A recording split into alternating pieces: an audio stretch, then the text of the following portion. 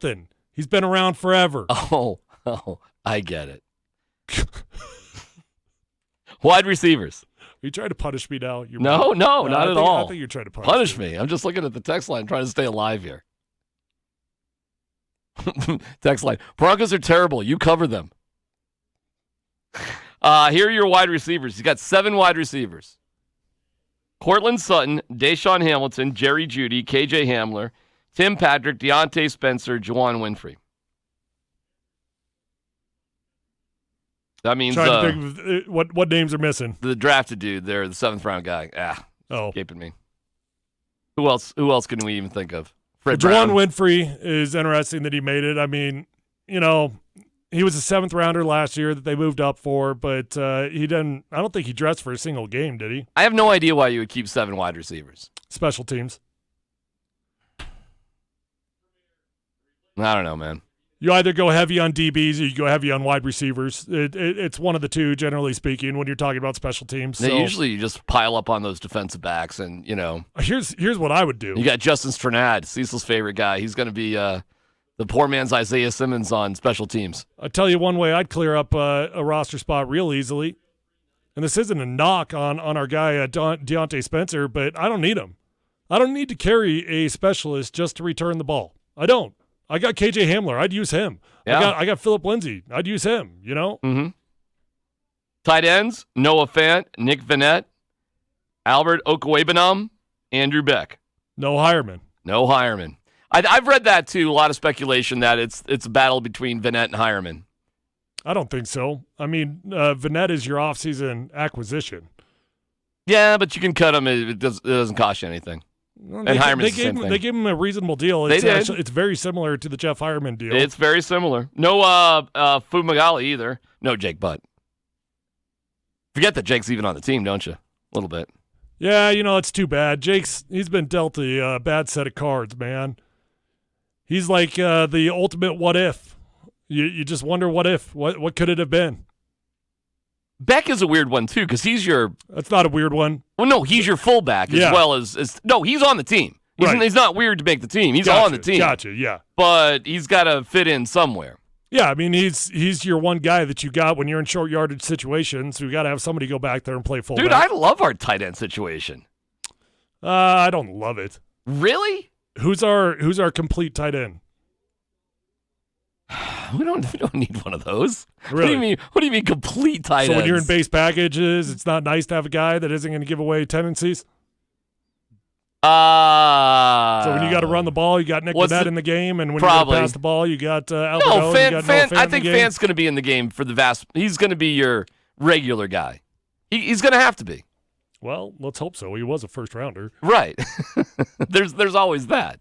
No, I think Fant's going to be your regular guy. Do you think he stinks at blocking? Do you think he's just that much of a detriment? I don't think he excels at it. All right, we'll get to the rest. I like this, though. Good job by Leggy putting it all together. We'll go through the rest of the offensive line and the defense. That's coming up next.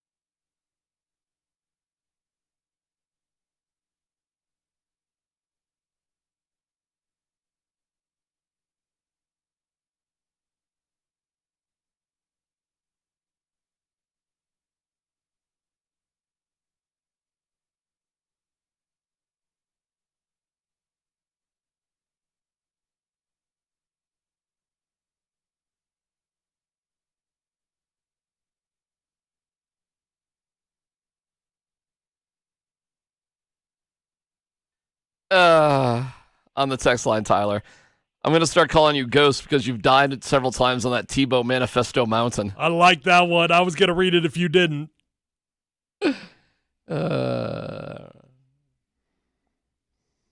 Remember when my wife and I asked, why does Tyler hate hockey? What? Huh? But then you guys started the hockey guy thing. And totally redeemed yourselves. Please apologize to the hockey community because we've become the hockey guys. What do you mean? I don't know. I think the hockey community loves us. I honestly don't even understand that. So much spite. I know. Can you give a shout out to Denver Deputy Sheriff George Rodriguez? He has retired after 28 years of service. Well, there you go. He's a huge Broncos fan and listener to the fan. Well, congratulations. George, my man, congratulations to you. Enjoy your retirement. When do we get to retire, Tyler? When does that happen? You know what, DMac? Whenever you're fat and happy, you know? Halfway there. Why haven't you guys done a live interview with Garrett Bowles in 3 years? I mean, to be fair, you kick him in the chocolate cake every day. Shouldn't he be allowed a rebuttal? I'd be happy to have Garrett on. I don't think we've ever said no. I would be more than happy to have him on. Yeah, we'd have Garrett Bowles on anytime. I don't know if he'd want to be on, but, you know, he's more than open invite. Invitation's out there. Who exactly from the Broncos who said they wanted to come on with us that we've said, I don't think so? Marquette King. Well, I would have loved to have Marquette King on. Are you kidding me? We had Emmanuel Sanders sit here in the studio with me, you know, before things have been. Yeah, now you guys are besties. Yeah. Now you got a blind spot.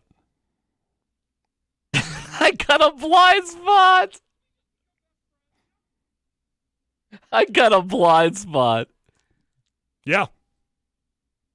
He's on the Saints. I like it when sometimes guys just I can, you know, be friendly with and they're not on the Broncos. I wasn't even really friendly with you, I suppose. We kind of knew each other, but no, you know what? We hardly knew each other. I came on the show a couple times. Yeah. We really didn't interact in the locker room or anything, but I came on the show one time, and afterwards you sent me a message or something like, hey, that was fantastic. Yeah. If you ever want any advice in post-career, Yep. hit me up. And I did. And then what happened within like 12 hours? Dude, that is the craziest story. It honestly is. So here's the story. I'll tell it real quick here, but I was in retirement. I've been retired for about 6 months. I'm sitting on the patio. It's late at night. It's probably like 10:30, 11 o'clock. I'm talking to my wife, and I'm like, man, I have no idea what to do. What the heck am I going to do here? I'm like, I've got a PhD in football. I'd hate to let it go. So I could go coach, or I could talk about football. I could become an analyst. Mm-hmm. And you know, we quickly made a decision that I wasn't going to get into coaching, although I flirted with it, and I actually got a couple opportunities to coach in the league, and it was really hard to say no to it because it's in my blood. Sure. But it's just a tough life, man, a really, really tough life. And so I said, well, I guess I'll try to get into broadcasting. I never thought I would ever be doing this. I didn't even have your phone number. I just recalled that you had told me one time that I was pretty good at this and to hit you up if I ever needed anything. Yeah. So I sent you I had to follow you on Twitter because I wasn't following you. and so I followed you on Twitter so that I could send you a DM. Yeah. And I was like, hey, man, got any advice? I'm thinking about trying this out. You know, you called me at 11 o'clock at night within 10 minutes. The next morning at 6 a.m., I had a breakfast set up with Armin Williams, the former PD over here, which you had set up. I had breakfast at 6 a.m. At 9 a.m., I was on air doing a trial run. No joke. I mean, that's an insane story, isn't less it? than 12 hours later, how crazy is that? I got a trial. That is such a great story. And I mean, that trial turned into like a full-time backup gig in which, Sandy Clough was gone for a period of time or something. And so they needed to fill in for a couple months. And so I filled in for a couple months and it turned into a career. Crazy. And lo and behold, here we are. 4 years later, I'm doing a show with you. Well, I compare this to like looking up at the moon and saying, hey, we should go to the moon. And then somebody else figures out how to go to the moon, and I sit there and I'm like, my idea. Right. I recognize that was a good idea. Yeah. It was obvious the talent that you had and how good you were. I It was appreciate obvious. And it's a fun story to hear because it wouldn't have – there have been plenty of other guys. By the way, you're not the only person. How about that? You're not the only person that's like reached out to me about stuff like that. I'm sure a lot of guys that hated you Not a during their lot. career, all of a sudden they're like, oh, I need something.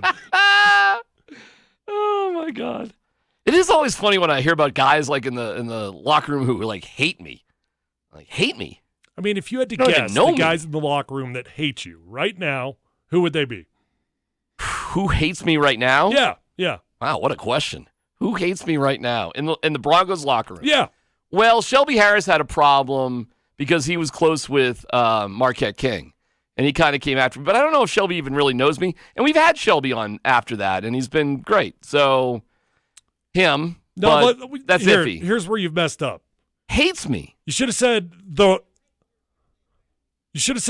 roster. The roster. Yeah, that's what you should have said. You think that's true? You know, I do think during the Marquette King period, there was a period of time in which, well, this entire station, it wasn't just you, but the entire station got blacklisted by everybody in that locker room. Everybody was trying to stand up for Marquette King. Right, But it was right. the irony with that is they didn't really know him. Well, Shelby knew him because they played together a little bit on the Raiders. But Marquette was new to the team. They didn't really know Marquette King. But again, they're trying to – listen, I get it. Even if you got a new employee here, you have their back. I mean, I totally understand it. What the players didn't understand who were sticking up for Marquette King are the other issues we knew about Marquette King. And some of those things we could talk about on the air, some we couldn't. But when we were saying it's a good idea to move on from Marquette King, it wasn't an uninformed opinion. And not only was that the case, and the Broncos did do that, but look at Marquette King re-entry into the NFL, which has been non-existent. So there are other things going on. We knew that, and we knew it was, but players don't know that. Sometimes players are the least informed people about their own teammates. Oh, 100%. Well, not only that, but we're the least informed about what's really going on out there because all we hear is like hearsay from people that do listen to the radio. And hey, did you hear what they were saying about you? They didn't. Right. They didn't tell them the context. They didn't tell them anything. Right. So it's very easy to hate media members. But here's what I found out too, which is really kind of funny. Tyler slid into DMac's DMs late at night. Well, that's actually true, I guess. Here's what is true too, though. Here's what I've learned. This is interesting. You may say you hate media members as a group of players. Like, as a group, we're all going to, like, hate this guy because for whatever reason.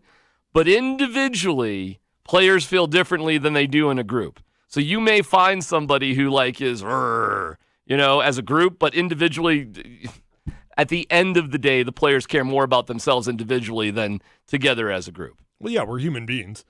Right. Although I did blacklist a few media members out there in Washington, D.C., and so I'm sure there were some offensive line members. I'll tell you this. There were this. some guys on my own O-line that felt a certain way about media members that was different than the way I felt, and I was kind of leading the charge of, hey, you're not ever going to talk to this guy. I think the most personal it probably ever got with me was probably me and Emmanuel. I did not have a good relationship with DJ Williams. I mean, that was bad. Vaughn, I think, tolerates me, but, I was calling it what it was when it was with Vaughn, when he was having trouble. The crazy side is how many great things, we've said about Vaughn over the years, because there's so many more great things than bad things. Well, I think Vaughn has had a major maturation process just in life, and I think he probably looks back on that period, and he's like, I understand why people were calling me out, Yeah, it was like 7 years ago this week. Remember that? When Vaughn was going through all of his troubles and came back, and that was is marijuana part of your life question. But that was like 7 years ago.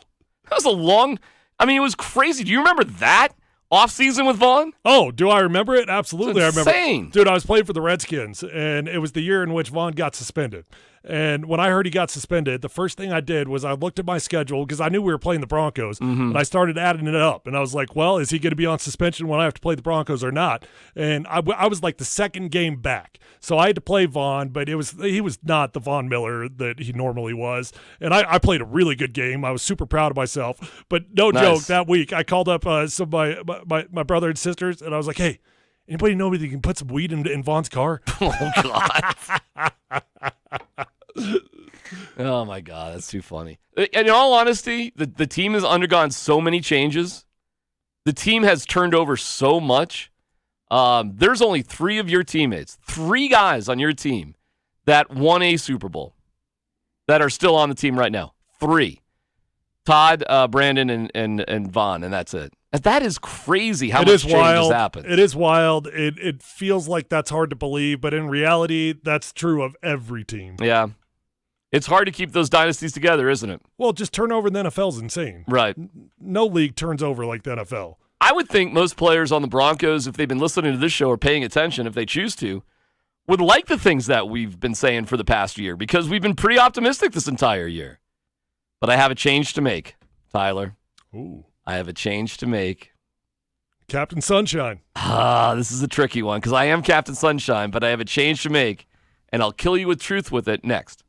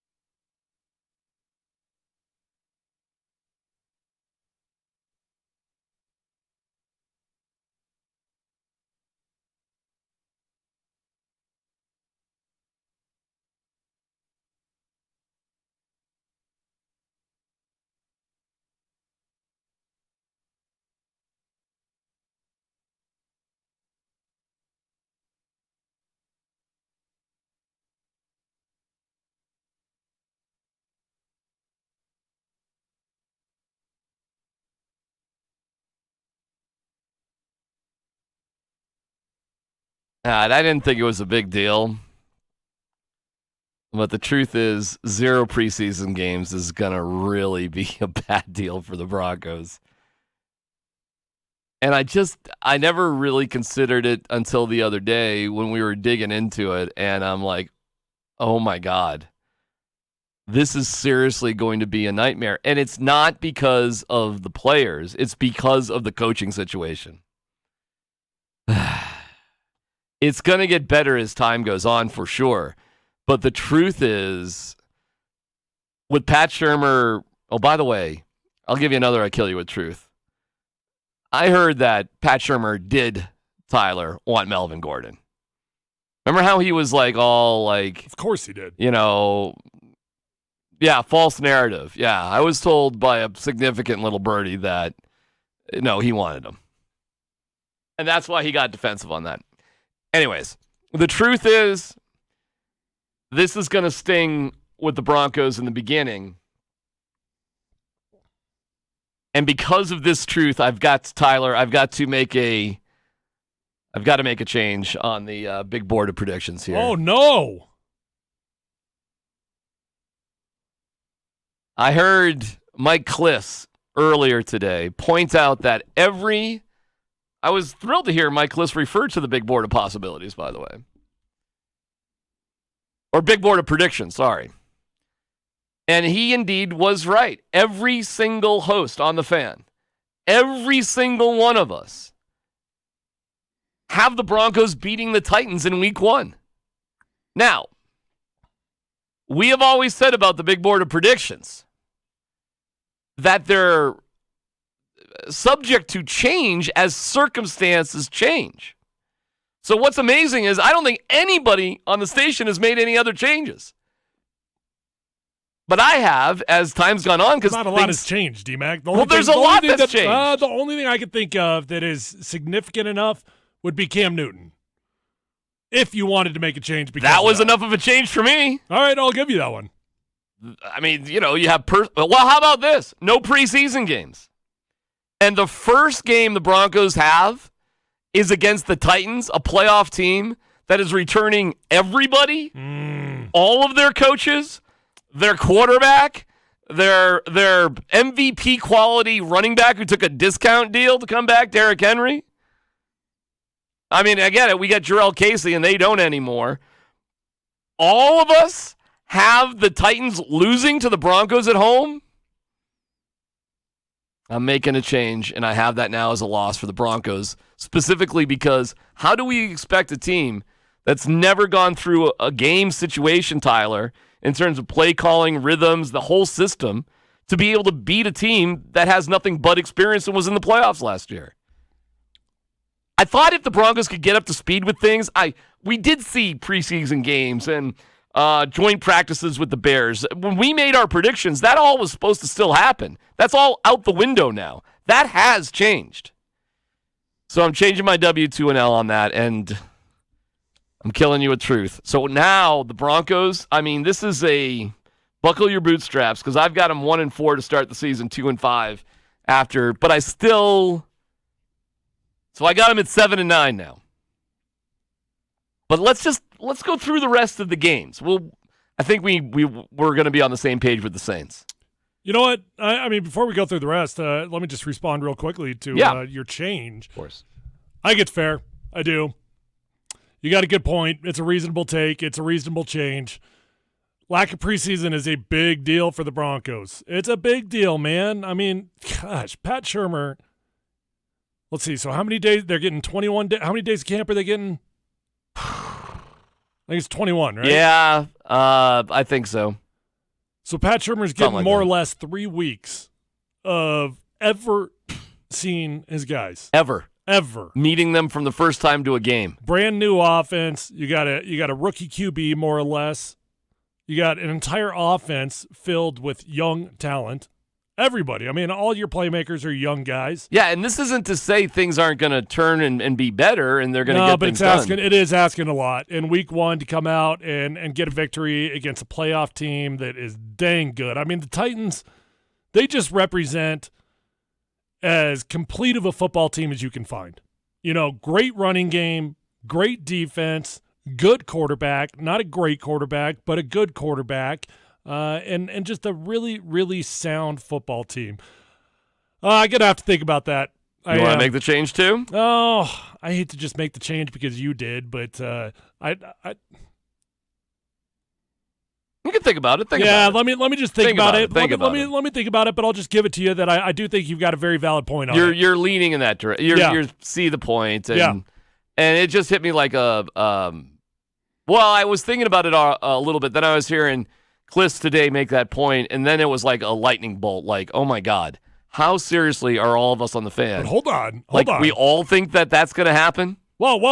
Hold on. Now, see, when I was gone, something crazy happened. What's that? And you know what? I haven't even talked to you about it on air because it just popped up. Well, then why don't you put a pin on it? And if it's something crazy that has happened, okay, and you got to address it. I see what you're doing here. If you got to address it, we can do that coming up next.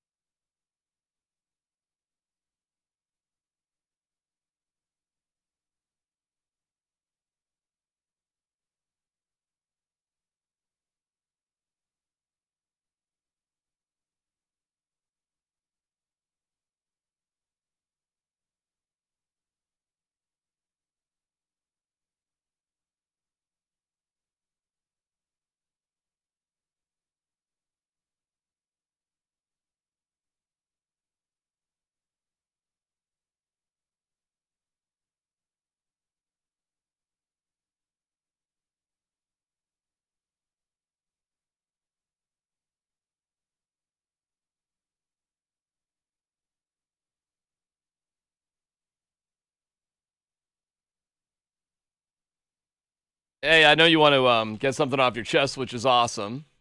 But just a little update with what's going on. The Nationals, who won the World Series last year, are hosting the Yankees, and they're doing their pregame ceremonies. It's interesting. You know, you have both teams out on the field, Tyler. They're doing the introductions. There are big, huge... You know when you go to like a Raiders game and they have to block off, half the seats with tarps because they can't sell those tickets? Yes. Well, that's what they're doing on huge portions of the seats, and it doesn't make it look quite so empty, sort of. And everybody's all spread apart as they're doing the announcements. I don't think they've gotten to the anthem yet. I am curious, Tyler. I am curious if we'll see anybody in this particular game take a knee. It's happened in some other Major League Baseball scrimmages, preseason games, but this is on national TV here in Washington. I'm sure you will. I don't know. We'll see. We'll see here in a moment. So this gets going as we kick off the baseball season kicks off tonight. How about that, huh? I know, man. Crazy. That's so awesome. That is so awesome. We got baseball back.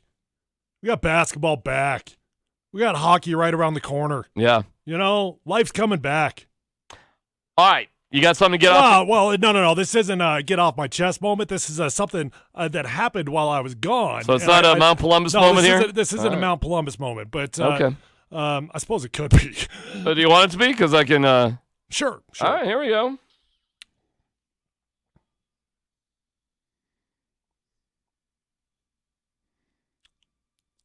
We got to make that. We got to make that better.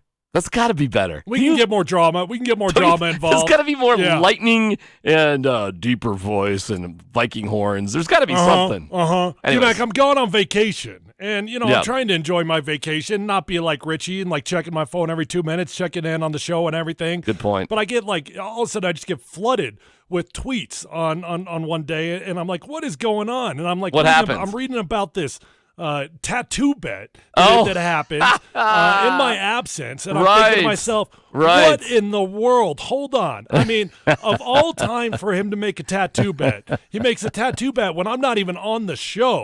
And what is he thinking right now? So you know what? I mean, I suppose this wasn't a proper Mount Polumbus moment, but I gotta figure this out because according to Mount Polumbus, when I'm way up high and I'm doing my math, and I believe the tattoo bet involved the Broncos winning over 8 games, right? Kind of, and that's why we have to sort of hash it out because the nature of the bet was Mike Evans saying, "I'm rooting against Drew Lock." Okay. See, in Mike's twisted logic, because yes or no? Do the Broncos have to win 8 games? No, just yes or no. No. No? Because it's contingent on Drew Lock. So, for example, if Drew Lock gets hurt and doesn't start, then it doesn't count. Okay, they have to win half of Drew Lock's games? Is that what the bet is? What's the bet? That's probably a good way to put it. That's actually probably a more fair way to put it. When I went into it, I was just like, it's 16 games.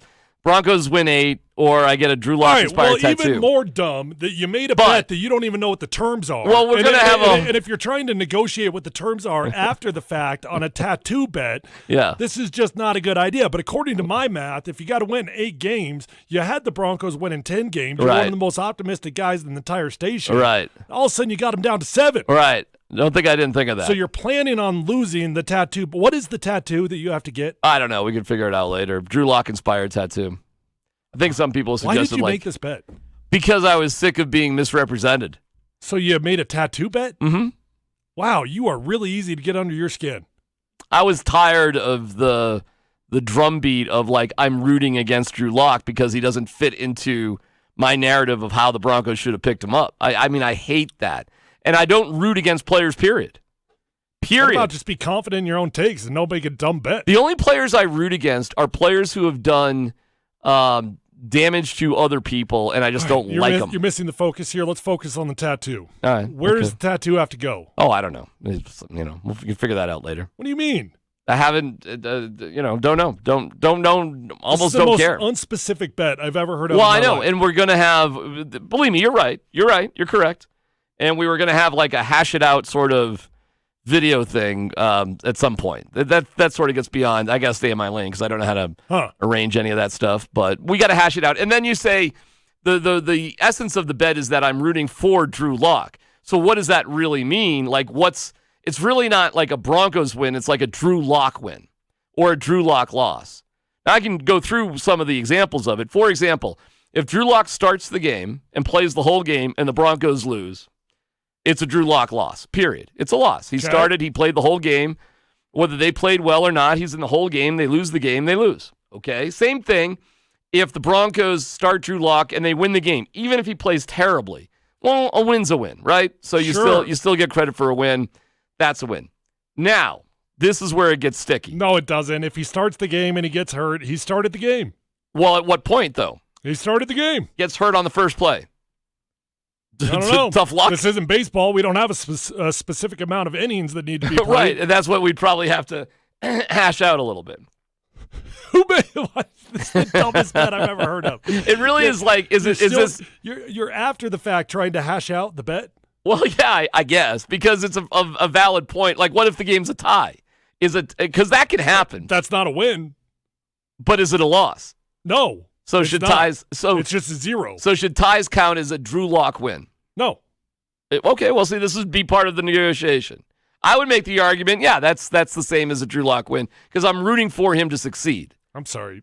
So since when in America is getting a tie succeeding? Listen, it's fuzzy territory. I get it. That's why we have to hash it out. Yeah, I mean, I hate the ties, period. Wait, who do you have to hash it out with, Chad? Or who's Chad, the bet with? Chad volunteered to be a moderator of it. And then, the bet was with the morning show, although there's no consequence for the morning show. They got nothing to lose. So it's not really much of a bet. I'm just kind of taking it on. Dude, they really do live in your head. They don't. I'm not going to lie. I swear they don't. absolutely live in your head. Mike Evans, he owns real estate. He does. Nah. You just willingly proposed a tattoo bet. Because you're trying to prove him wrong. I'm trying to prove that I'm not rooting, first of all, against the Broncos, which is ridiculous. And I'm certainly not rooting against Drew Lock. And I'm not rooting for Drew Lock to fail and Josh Allen to succeed, which is another one of Mike's ridiculous, arguments he says all the time as if it's true. It's not true. I want the Broncos to what win. If it has to go on the face? A tattoo on the face? Yeah. Yeah, we probably won't do it on the face. Neck tattoo? I don't know. Maybe. Where on the neck? I got plenty of it. Anywhere. If it was a chin tattoo, I'd be in trouble. Nobody would be able to find it. No, you could grow a beard. Yeah. That's true. Put it somewhere and just grow a beard over it. Yeah. The concept, though, all right, let me ask you this then as a philosophical question. Do you think if Drew Lock plays the majority, meaning is responsible for the quarterback performance in 16 games, like obviously if he gets hurt and misses 2 or 3 games, that's stupid. That shouldn't count against the bet. So you'd have to amend it somehow. But let's just say he stays healthy. Let's say he stays healthy and is the quarterback for 16 games this year. Right. How many games do you think the Broncos win?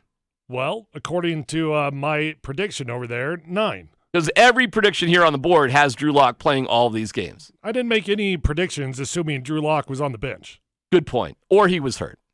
Right. All right. But if something were to happen to Drew Lock and all of a sudden our starting quarterback was Jeff Driscoll for whatever unforeseen reason, I mean, Drew Lock did get hurt in the preseason game last year. No. I understand. I mean, this bet is about Drew Lock. It's not about the Broncos. Correct. Correct. No, I understand that part. So saying Drew Lock, you think it's 9 wins, 9-7.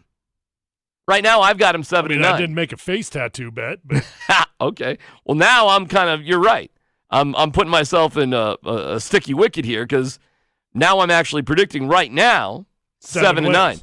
But we have to go through the rest of the schedule. We're on the Saints this week, and we'll make our final prediction for that. Then it's the Chiefs, Panthers, Bills, Chargers, and Raiders.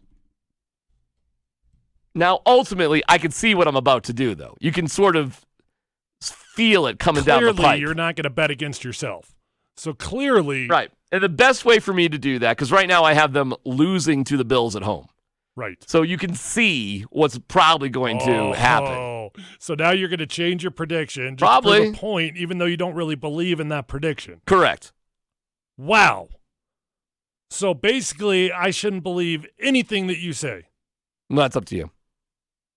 It's free will. You're making a prediction that you don't believe because you feel like you have to. Kind of, on that one. But do I think they could beat the Bills? Yeah, I think they could beat the Bills. So in all reality, we all know, even though you're going to make it a win, in the back of your mind, you really think it's an L, so you might as well just leave it as an L. Is it harder to beat a playoff team the next year or not a playoff team? What do you think in general? When you play a team and they had been in the playoffs the year before, in general, do you think they're a harder team to beat over a team that didn't make the playoffs the previous year? Weird question that I don't really know how to answer. Is there an advantage to or disadvantage to playing a playoff team? Playing a playoff team is more difficult than a non-playoff team. You just start there, right? Just sure. Logic. Are the Bills a playoff team? Yeah. Never mind how they got there, because as soon as I say that, everybody screams about how it was the defense and Josh Allen had nothing to do with it, even though he was responsible for 29 touchdowns against 9 turnovers. But everybody wants to ignore that fact and just say how inaccurate he was. Again, he produced 29 touchdowns and only had 9 turnovers. But he had nothing to do with their success. It was all the defense. Just look at that overtime loss in the playoffs on the road in Houston as evidence that Josh Allen stinks. Okay. Craziest logic of all time. Where are you going? If you took Josh Allen out of it and you just said the Broncos are hosting a playoff team from last year, on the surface that would be, oh man, that might be a more difficult game than if they played a team like the Cardinals who didn't make the playoffs, or the Raiders or the Chargers or whoever. Sure.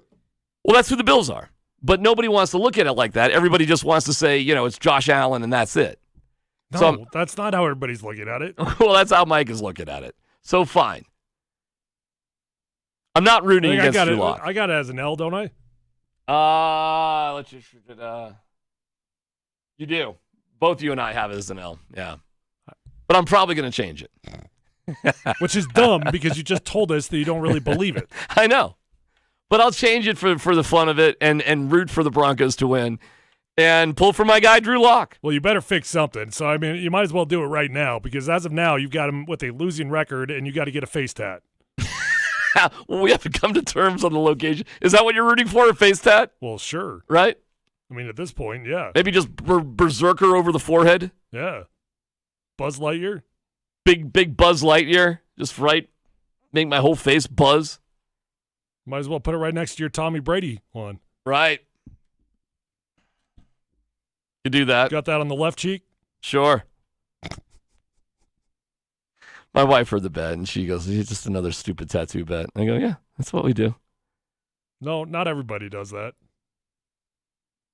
Just you and the guy that has real estate in your head.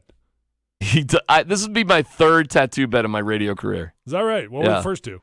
The first one was in Syracuse, of all places. And the overnight guy, I was doing mornings, and the overnight guy, Rob Fiorino, great dude, for whatever wacky reason, was a huge Dolphins fan. So the bet was something about the Dolphins against the Bills, and the loser had to get the other team's animal logo or whatever on their butt. So I'm assuming you won. I did win. I've never seen your rear end, but I did win. Did he get it? And he got it. I could not believe it. So this dude, Rob Fiorino, has a giant tattoo of a buffalo on his butt, like a Bills buffalo. I could think of worse. Dude, when it was happening, I could not believe it. I could not believe this was actually happening. All right. The other one was, I said, if the Red Sox, this is back early 2000s, before the Red Sox had ever won a World Series, they've won 3 now, but I mean, before all that, when, my grandfather's grandfather never saw the Red Sox win, one of those deals. Okay. The Red Sox win a World Series, I'll get a Red Sox logo tattoo. Did that. But I just got it all in red. It was just like the Red Sox, and it's more or less worn off, so you can't even tell.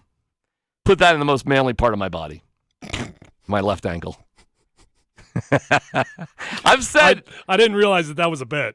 I've said if the Rockies were to win, I would do this. If the Rockies were to win a World Series, I absolutely 100% would get a Rockies tattoo. All right, we'll put that out there as well. I'd be so pumped if that happened. Hey, man, season gets going right now. So this is the 3rd one. So is that official? Rockies win the World Series, absolutely. you get a tat? I've said that for years, actually, so that's no big deal. I'd be happy to do that. We should all get Rockies tattoos if the Rockies win a World Series. Nah, I mean, that's all right. Dude, you wouldn't line up for a Rockies tattoo if they won the World Series? I didn't get a Super Bowl trophy tattoo after I won a Super Bowl. Why would I get a tattoo of another team? That's a good point. You get some ink, though. I do have one for my brother. Yep. That's like a nice, like, heartfelt meaning. That's like means something. It's not stupid. That's right. I'm in the world of stupid tattoos. Mm. My almost 18-year-old, my youngest son turns 18 August 6th, and he goes, the first thing I'm doing is getting a tattoo. Yeah, did you say as soon as you don't need any money from me? That's what I said. And then my wife keeps telling him how it's a bad idea. And I'm looking at my wife like she's nuts. And I got her one-on-one later. I'm like, Kim, the one way to guarantee that our son gets a dumb tattoo is for you to go on and on and on to not do it. Like, son, you know what? That's a great idea. Can I come with you? That is what I've been saying. I have been relentlessly encouraging we're not going to pay for it, but son, if you want to do it, go for it. But here's my wife just talking about what a bad idea it is, as if that means something. Oh, wait, mom doesn't like it. Yeah, shame on your wife for being a parent, you know? I think I'm being the better parent in this one. I'm being the better parent because I don't want to see him get a tattoo either. But she's pushing him towards it. I'm trying to neutralize the situation. Dude, if I put that out there, if we did a poll, who's the better parent on that one? I'm guaranteeing you I'm winning. Dude, you don't tell your teenager to not do something. Hey, it's 5 o'clock somewhere. KKFN HD1 Longmont, Denver. It is 5 o'clock somewhere. Go ahead, blow the whistle there, dude.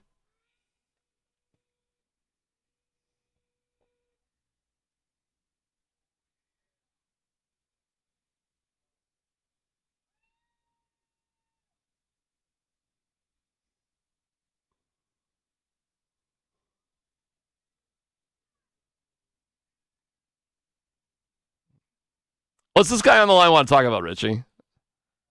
Oh, the guy wants to talk about the tattoos? Yeah. I do, yeah. Hey, Rob, what's happening, dude? Hey, what's up? What's up? I've got a solution for your tattoo dilemma. I've been listening to the whole thing with you and Mike in the morning. Yeah. Yeah. And I think we ought to do it like a baseball pitcher. Okay.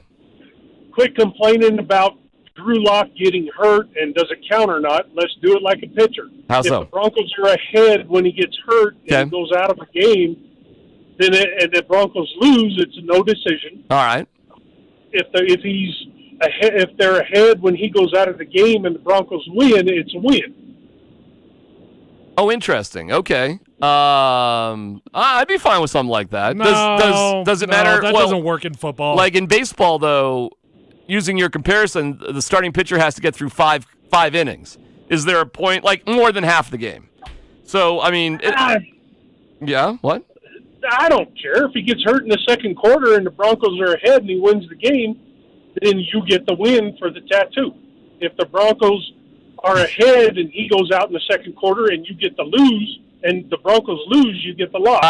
What if the Broncos, so it's halfway through the second quarter, Broncos are winning 14 to, oh no, they're losing 14 to 13. Okay. Drew Lock gets hurt, leaves the game. Jeff Driscoll rallies them to a 27 to 24 victory. Do I get the win or the loss on that one?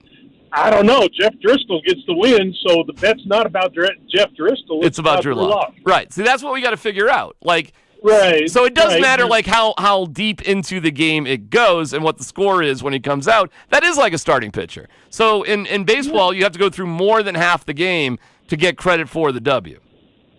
I think that actually makes sense for this particular bet. Like if I do too, because I don't want you to see you lose to Mike. But I appreciate that. Thank you. I appreciate that. You know what? Okay. All right. Fair enough. I mean, if he Thanks for the call. If appreciate he plays it. into the second quarter and he's winning, he's up by 7 points, well, I guess you got the W. See, I would disagree with that. I would think he hasn't really gone long enough. He would have to get through more than half the game. And that doesn't make sense to me. So they're up 17 to I just don't know how to quantify it in football. I think it might have to be like a case-by-case basis. That's why Chad Brown has You can't do case by case with a bet like this. It has to be definitive. It has to be written in stone. These are the bylaws, and they can't be changed. Let me tell you, who would be more fair judging it, you or Chad Brown?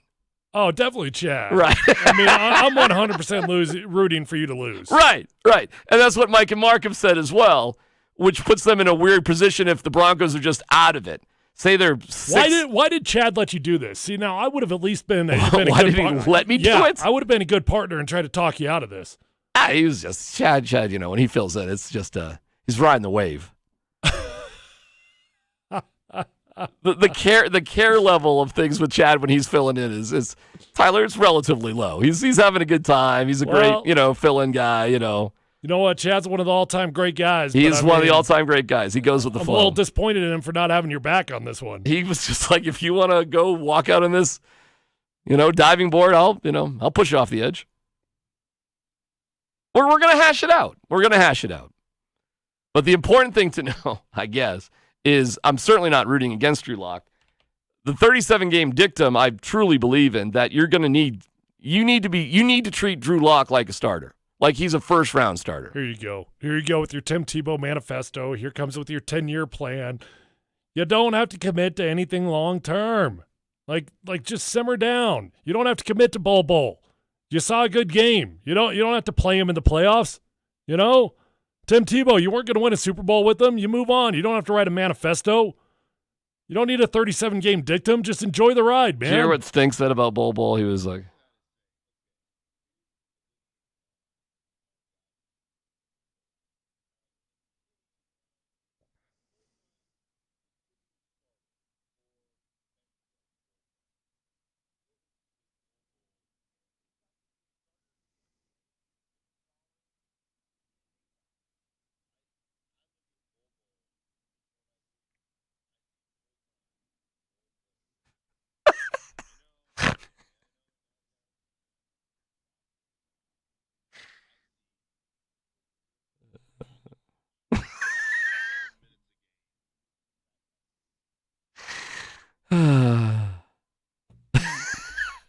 what are we supposed to do with these guys? They're great, obviously. They got a great show. They do really well, all that stuff.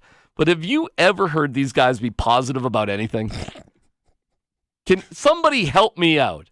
What was the last thing you heard Mark and Mike talk like in a positive manner about?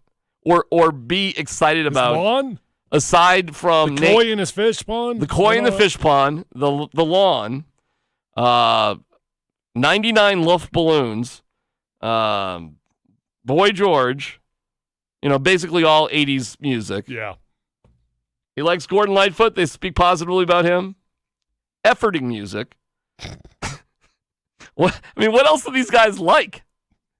Seriously, when it comes to a sports take. It's a little strong, dude. I'm not going to lie to you. See, I have a hard time with it because I actually align closer to them on this than I do with you because I'm like, slow your roll, man. Like simmer down on Bowl. He's exciting. Simmer down. All I said is it's exciting. Zach By said. No, you didn't. You have done way more than that. Don't act like all you've said is he's exciting. He's exciting, and I'm looking forward to. You guaranteed that he's going to be a part of the playoffs. Well, I said he could be. Well, me. I said, he could be part of the playoffs. No, why you wouldn't said he will be. He will be part. Zach says he won't play for 1 minute. Yeah. Zach's got coffee for a week on the fact he won't play for 1 minute in the playoffs. I mean, if I had to guess on who's going to be right, I'd guess on Zach. Oh, okay. I don't think Coach Malone's going to go with the guy that he hasn't had in his building all year long. Richie, put it in the book. Tyler's with Zach. You got the book? He's got the book. He's got a book now. We got a book. Nice. I mean, I gotta sign it and I gotta date it though. I haven't signed and dated anything. There has to be documentation. Yeah, I can write down anything. Richie, have you been notating and dating? And what are you doing there, Richie? What do you got going? I've got dates. I've got what the bet's about. I've got the over-unders or the descriptions. What there you the payoff is. It's detailed. Nice. Now we're really doing it. I'm not in on this bet, for the record. The Bowl bet. This is your bet with Zach. Well, you just said you're with it with Zach. I just said if I had to predict who's going to win. Yeah, it's too late. You're in the book. You're part of it. Fine. More of Evans.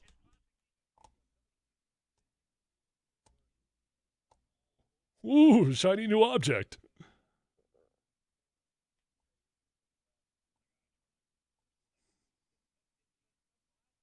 Such as? Like who? Who's he even talking about? Paxton Lynch. I didn't like Paxton Lynch. Yes, you did. Oh, my gosh. You wanted him to start him. Yep. Go on. Hold on. Hit something harder. Try that wall. Try the wall. Oh my God. See how that one feels. Use the corner. Okay. Easy. Easy. We got to pay for this. Stop. Ow. I'm worried about you. My head. Ow. Ow. I wouldn't have selected Paxton Lynch where they select. I wouldn't have selected him, period. True or false? Or false? Once they selected him, now you're committed and you've got to do something with him. True or false? Did you want them to start Paxton Lynch? After they drafted him in the first round, yes. Thank you. That doesn't prove anything. Sure it does. James Marilat's with us. Hi, James. Hey, fellas. I wanted him to start Paxton Lynch, too, for the record. Yeah, I know, but you actually thought he was good. No. I didn't think he was good, but it was. I knew Trevor Siemian was the HOV lane to nowhere, so what was the point of that? There is no point. You made a commitment to this guy in the first round. Yes. You got to see your plan through. Yes. And logic. I started this whole show out by saying I like logical decisions. I'm a boring guy. Things. Here, I'll give you guys some logic. If you draft a guy and he's bad, you don't play him. There's some logic. Oh, no. Not if the guy you're playing ahead of him. I mean, that was what was so frustrating about that situation. Not to go down this path necessarily, but it was that they were playing a guy who was good at the whiteboard, but he was never going to take him anywhere. So I would have rather gone 4-12 with Paxton Lynch. At least you find something out. You get a better draft pick. You know for sure he can't play. Than 9-7 with Trevor Siemian. I didn't see the point to it. It's he gives us the best chance to win. The best chance to win what? 8 games? Who cares? That's not the ultimate goal. Correct. Yeah. And you got to stick. My biggest issue with Elway and Russell and the wandering misfits of management that have been the Denver Broncos, the Tim Tebows of management for the Denver Broncos, is their lack of sticking to any kind of plan. You're assuming they have a plan to begin with. Correct. Which I'm not sure has always been the case. I think. All right.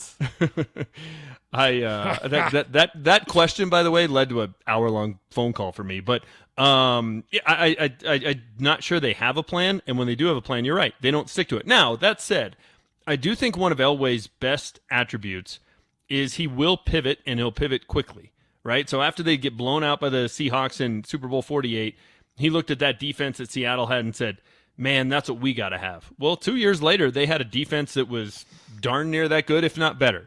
And I think he's looked at this offense the last couple of years and said, we can't win with defense. We that was an aberration. It's not something we can do every single year. And in the last 2 years, he has totally rebuilt this offense. Now, a different way. The defense, he did it by spending money in free agency, and the offense he's done via the draft. But you look at this offense on paper right now compared to what it was heading into the 2018 season, it's night and day. I mean, I think Garrett Bowles is the only guy who's still here. So I will give him credit for that. He's not one of those guys that stubbornly sticks to his system come hell or high water, and I think that is a good attribute. All right, Bowl, go. Yeah, I was at 24 Hour Fitness last night. Saw a guy put up 16, 10, and 6. It's like, who cares? So it hasn't happened. It hasn't happened for a rookie in 20 years, but who cares? No, well, look. In all honesty, I was excited by what I saw. I was like, man, this is pretty intriguing. This could be fun. But that game made an all-star game look competitive. I mean, those were guys just trying to get some, running up and down the floor in. It wasn't particularly competitive. Do I think he's somebody that down the road can be an interesting piece that, makes the Nuggets tough to defend and kind of makes them a unique team, kind of like Jokic does, that they have a center that they can run their offense through? Yeah. Do I think he's going to have any impact on the rest of the regular season and into the playoffs? No. And I think, Tim Connolly's been telling us for a year. The big thing the Nuggets have going for them is cohesion, right? It's the same guys. It's the same group we've had for a couple of years. Everybody knows each other. We look at, down at the bubble, it should be the same group that essentially played against the Blazers last year other than Malik Beasley. whereas the Lakers are bringing in new people, all the teams seeming to having to add a guy or two. If you've been telling me that's your strength, then I don't know why you go away from it to bring a guy in. I'll give you a scenario. So why you do it, I'll give you a scenario. Fire away. You're up 5 points, and your opponent calls a timeout. They've got the ball, and you need a defensive stop and a rebound. Okay, I'm fine with that. So, okay, then you're playing bull. Well, sure, but and I said this when I was on with Orlando today. Do I think he should be in uniform and on the bench? Yes. Yeah, because there's situations where he would be a gargantuan advantage to have in the lineup. And so he's going to play a minute here or there. All right. I have no problem with that. Is he going to play 15 minutes, 10 minutes? No, he's not. But would I put him in? He's like a defensive substitution in baseball. Okay, I got no problem with that. So, sure, in that scenario, could he get off the bench? Could he get into the game? Yeah, I mean, heck, put him in along that same line, DMac. You're up by 5 or you're up by 3, right? Okay. The other team's trying to inbound the ball. Have him guard the inbound passer. Right. Fine, I'm good with that. So, he should be in uniform. He's one of your top, whatever it is, 10 or 12 guys, but he's going to be very situational. He's not going to be an integral part of it, but that doesn't mean he can't play a key role in a very specific moment. I will give you that. He's 20 years old. In 3 years, will he be a starter and an impact player in the NBA? Oh, boy. He looks a lot like Sean Bradley to me. Just too big, too tall, and too skinny. Will he be a starter in the NBA? If you made me bet, I'd say no. What years did Sean Bradley play? Oh, D-Mac's going insane right now. Well, it's a different game. Well, you're talking about Sean Bradley. That was like 25 years ago when everybody was about low post and muscling and the mailman Malone. The NBA is completely different now. Nobody has an offense like that. Nobody plays basketball like that. I get it, but, Kevin Durant is essentially a 7-footer, and he stands out and shoots jump shots. Dirk Nowitzki was a 7-footer that stood out and shot jump shots. Yeah. Bull's athletic. He's not in the same league athleticism-wise as those two guys. It's not even close. I mean, those two guys, you never watched them on a basketball court and thought, that looks a little awkward. Bull still has a lot of awkward in him. So, he's 20. I said at 23 in 3 years. Mark Schlereth says he's never getting off the bench. Mark, see, here's when you look at Bull. Here's the biggest problem I have with people right now looking at Bull. They think Bull picked up a basketball like 6 years ago. Right. Because most guys that look like him, he's absolutely, in my mind, getting stereotyped as somebody who has barely played basketball. Bull has played basketball since he was like 3 years old. He's been handling a basketball, dribbling a basketball, playing competitively, playing on the AAU circuit, playing at the highest level he possibly could in America his whole life. He's not like his dad or some of these other guys who come from other countries and barely touch a basketball, like Taco Fall, who really was relatively new to basketball by the time he was a teenager. It's a different situation. No, and and that gives him a chance. I mean, there's a reason why he's a good outside shooter. You're right. He's been playing basketball a long, long time. So that part of it I get. I think my biggest concern with him, and man, I'm going to sound like an old, boring basketball coach. You're getting there, pal. When I say this. You're getting there. You're joining Mike Evans on the porch. You're shooing the raccoons off the porch with old Yeller sitting under your rocking chair, but go ahead. Talking about Sean Bradley and how good it was in the 80s. You made a Sean Bradley reference. I'm a little concerned defensively, right? Other than playing zone and putting him in the middle and let him have the 7'9" wingspan. He can't guard anybody in the low post. Who's he going to stop off the dribble? Dude, I feel you on that. I brought that up to DMac yesterday. Yeah. Who's he going to stop? I brought that up to DMac yesterday. I was like, what's going to happen if he gets out in space? And DMac's like, you don't let him get in space. Right. Well, how do you not let him get in space? What do you mean? Going to hide him in a zone against the Warriors? Give me a break. They'll knock down jumper after jumper on you. It's just not going to work. Okay. So you don't put him out there for that portion of the game, I guess. But, I mean, who's going to stop him off the dribble? Who's going to stop any of these offensive players off the dribble? These players are so good these days. Well, hold on, but I thought you wanted to play him for his defensive prowess. Just hold on. Who's stopping James Harden off the dribble in the NBA these days? No, hold on. You said you wanted to put him in with 5 minutes to go because you needed a defensive stop. Hold on. What 7-footer out there? Hold on. You hold on. What 7-footer off there stops guys off the dribble in the NBA right now? Defensively. Who is that guy? How many 7-footers are there even in the game right now? Every team's got two. No, but I mean, like, legitimately, like, a superstar plays, you know? But how's he going to stop, Who? Joel Embiid and Karl Anthony Towns in the low post? How's that going to He's happen? going to stand there with his hands up in the air. I just don't think it's that simple. I don't think it's going to work that well. If they run him over, it's a charge.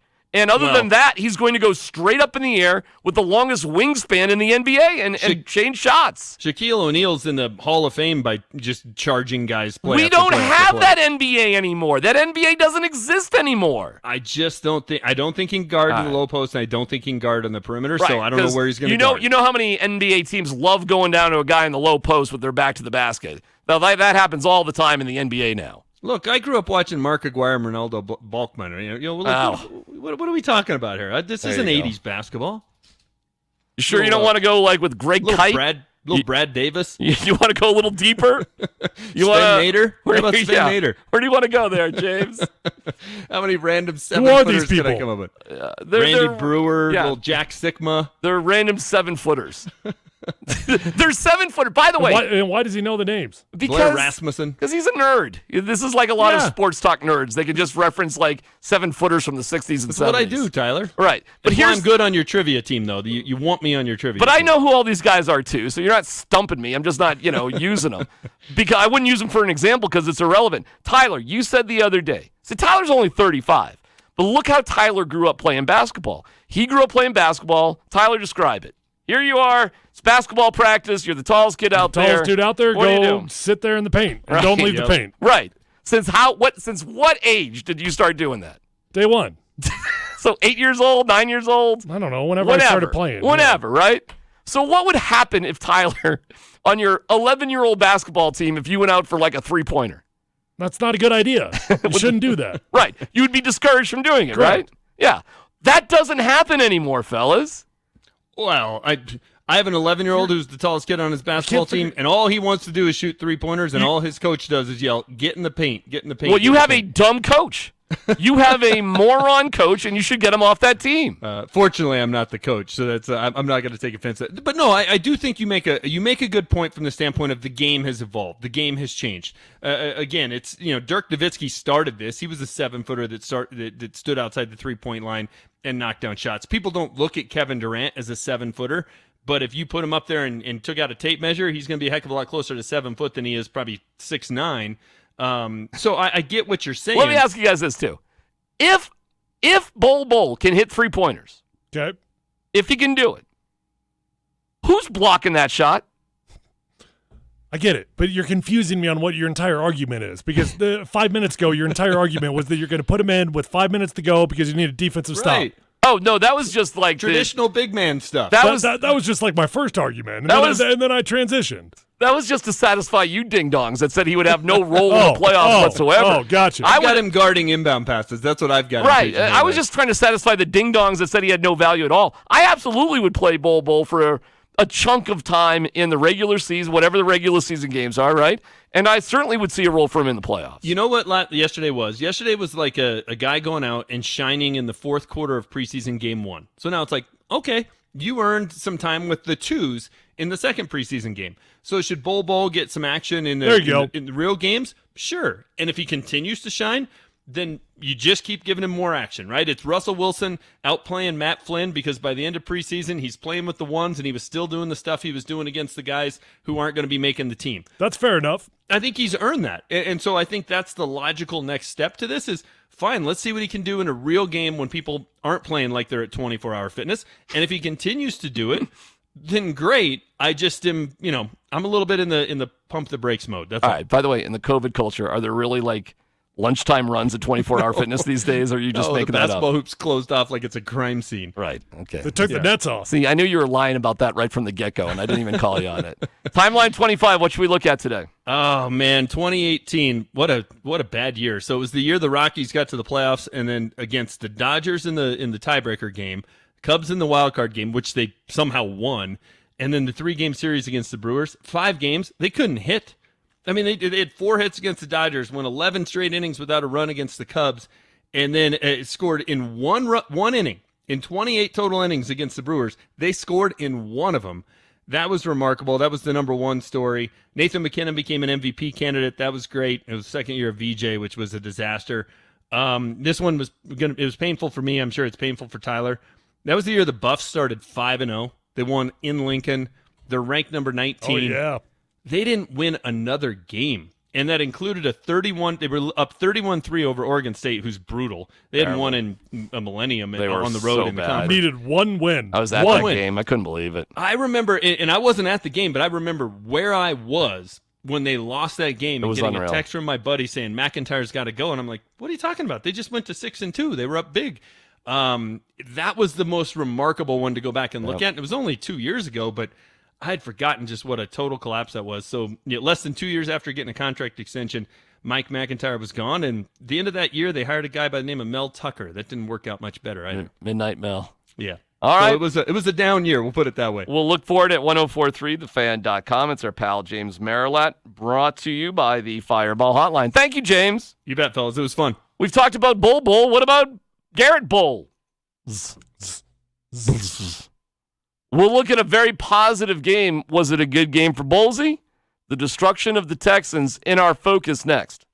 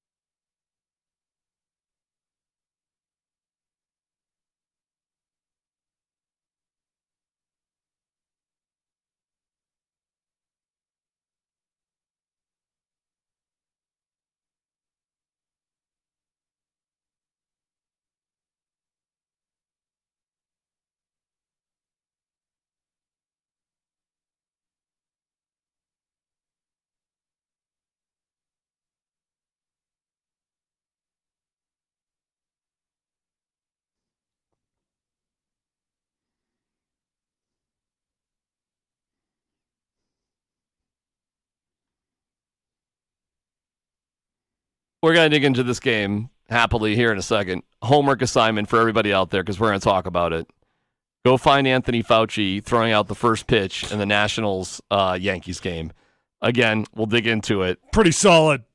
Don't give anything away. Pretty solid. Coming up, Fauci, first pitch, homework assignment, and we can all be in the loop here.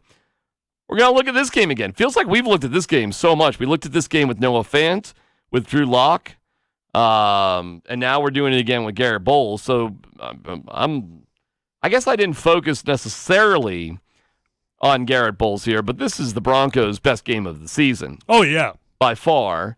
And it's the 38-24 victory over the Texans. It's really a game of two halves, as the Broncos were winning 31-3 going into halftime. Juwan James played the entire first half. Then he self-sacked himself. We did notice that. Oh, yeah. He tapped himself out. Well, we didn't really notice it because we were trying to figure out where exactly he got hurt. It was actually hard to figure that out, but we did notice he was not in the game. Well, and when we were breaking him down, too, looking at this game, we noted, he's on the sideline, and he really did look like he was like, I'm good. It did look like that. Anyway, Garrett Bowles here. Now, this is the best game the Broncos had all year, although in the second half they had some issues. But again, they had such a massive lead, you could virtually do anything and be fine. I mean, they did get outscored, 21-7 in the second half. But that being said, what did you see out of Garrett Bowles, and what was the best game of the year for the Broncos? Well, not really surprising. When things are going well offensively, life is easy as an offensive lineman. So a good game for the Denver Broncos on offense, generally speaking, is going to lead towards a good game for the offensive linemen, and I would say that was more or less true. I think that Garrett played a very good game against the Texans.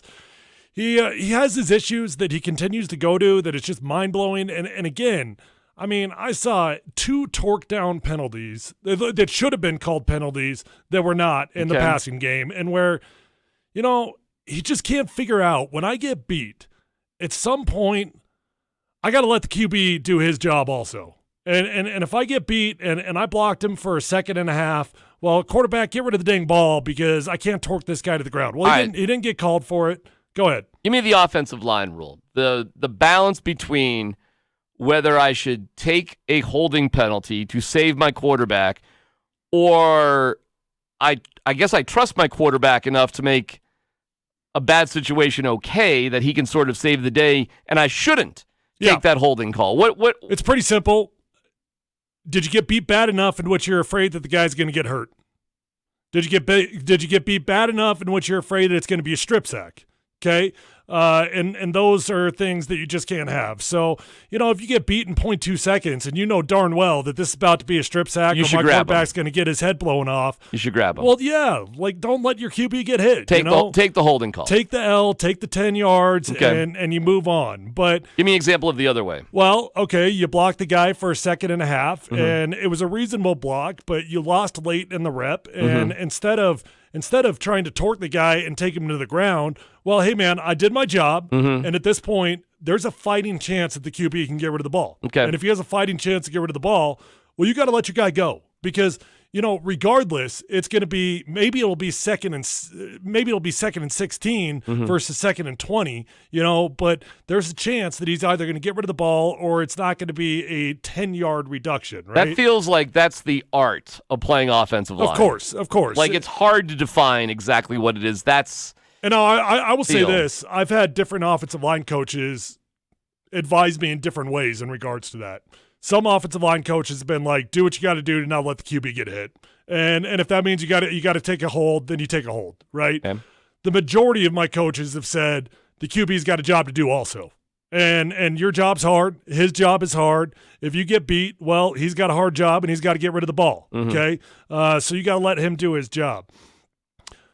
I don't really mean to start on all the negatives because for the most part, Garrett did a nice job in this game. Okay. And I think he stonewalled this guy a handful of times. I guess the part that is not encouraging to me is that it just felt like he was getting away with the same bad set. He just wasn't getting in trouble. He's punching with his 2 hands on the outside. No, he's not punching. He's catching with 2 hands on the outside. He's grabbing the shoulders. But at least his shoulders were parallel to the line of scrimmage, and that was a big improvement. Let me ask you this. You've played at every single level, and you've coached at a pretty high, at least high school level. Not that you couldn't coach at the professional level. You've been offered jobs. At what point in your coaching life, technique and mechanics-wise, do you coach whatever the bad thing is you're talking about out of a player? What level does that happen? What level do you start teaching it, and when is it usually a guy's done with it? High school, man. High school. Definitely high school. This is like high school stuff. Oh, we're talking about elementary things. If you're going to punch a guy and you grab onto him, hey, man, here's the dream as an O-lineman. You punch with two hands and you get both hands on that breastplate and you clamp down. Matter of fact, you can get your fingers on the inside of that of the shoulder pads and you hold on to that for dear life and you will never, ever get called. That is an absolute dream. You get two hands on the outside, everybody and their mother can see that your hands are outside and they're going to call a penalty. So your starting target always is the inside part of that breastplate. Of course. Always. 100 times out of 100. 100 times out of 100. And Yeah. is he doing that? No. Rarely ever. Rarely ever. Yeah, rarely ever. It's almost always a two-handed catch. I've played with catchers. Matter of fact, I tried to catch for probably my first 2 or 3 years in the league until I realized I wasn't going to survive unless I learned how to stonewall this guy with my punch. Mm-hmm. And I know why you do it, because you're afraid if you punch, like if you go for a really aggressive punch and they swat your hands down, dude, it's done. You're over. It's toast. So you think like, all right, well, I'm going to be a little bit safe and I'll take on the bull rush, but I'm going to make sure that I get my hands on the outside so that he can't get the short corner on me. In reality, you're doing yourself a disservice, but it feels like at the time it's the safe thing to do. All right, let me ask a little guy asking mechanic questions Okay. here. Does your punch come before your first kick step or after your first kick step? Usually it's about on your third kick step. So so your lower body goes into this big time. You've got to get in the right spot to be able to put your hands eventually in the right spot. Is Bowles doing that? Yeah, I think in this game, that's where I saw some improvement. In this game, I saw him take 2 or 3 kicks and his shoulders would stay parallel to the line of scrimmage. Previously, what he was doing was he would take one kick, he would open his shoulders, and all of a sudden they would be perpendicular to the line of scrimmage, and you gave the guy a two-way go. You've made yourself soft, you can't stop a bull rush, and you gave him a short corner, and if he wants to take the inside, he can because you can't recover. You've already made your shoulders perpendicular. Well, half the battle is getting yourself in a position pre-punch where you can be successful. And, yeah, I would say that was encouraging in this game. I felt like his sets looked much better. Coaching? Maybe, or maybe he's just starting to get through to him. But again, this is high school level stuff. Yeah. I mean, it's harder than it sounds. Oh, I mean, for me, it sounds impossible. I don't know how you would do any of it. You're playing against super freaks. I mean, pass rushers, defensive ends, outside linebackers. In my mind, they're the best athlete on any given football team. They're 250 pounds, 270 pounds. They run a 4.6 40. They can bench press the house. It's the best athlete on the football team. So to get yourself in a position where you are not outclassed with your speed, that's difficult. What grade would you give him on this game? Well, he did have a block in the back, so he did have a penalty. And there were 2 more that should have been called for a penalty. Yeah. They weren't. So no harm, no foul, B-. And tomorrow we do another Broncos win, the final game of the year. So we'll juxtapose where we started, and we'll wrap it up, being fair, looking at it objectively, and we can talk even tomorrow about the likelihood that this is a legit competition between Bowles and Wilkinson, and go from there. You've been doing great on this, by the way. It's awesome to hear your perspective. You're doing a great. It's fun to watch it, man. You're doing a great descriptive job because I don't think most fans understand what actually goes into it, because I think it just looks like 2 huge men running at each other. Right. But the concept that you've got to be in a certain position to do a certain move, and it is interesting to have you and Mark talk about it, because it's hard for people, and who really seriously in this world plays offensive line? Seriously. I mean, who really does do that? Oh, people that like being blue collar, doing the Lord's work, and just you don't need any sort of credit. You're just the kind of perfect people on planet Earth. Those kind of people. You are the 1% of the 1% of the 1%. I mean, it's rare. The best people of the best people. Yeah. Right. And when they make a movie about you, you don't watch it. You don't watch it. Fauci, have you seen it? I saw it. Dude, we'll get to it next.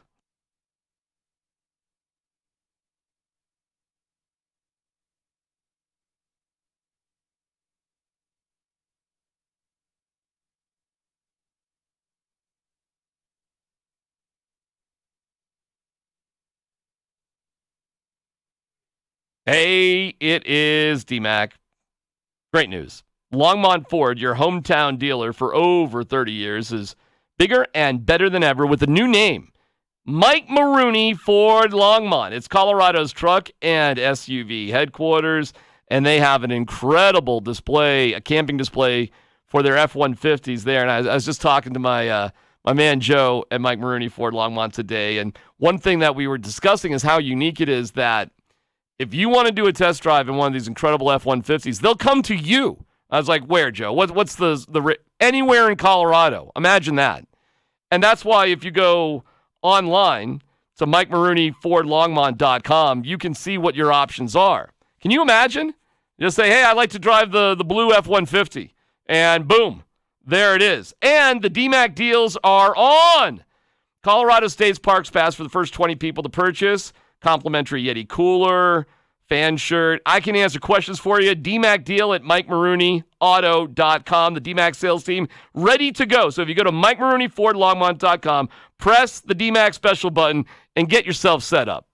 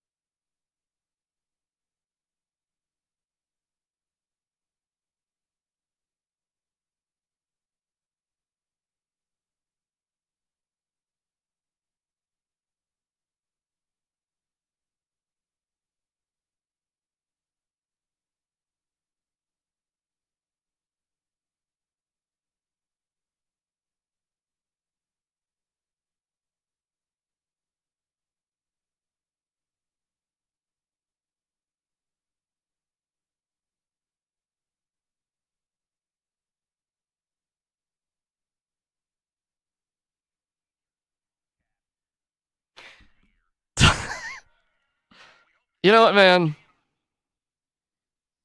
Can I tell you something great about sports, Tyler? Please.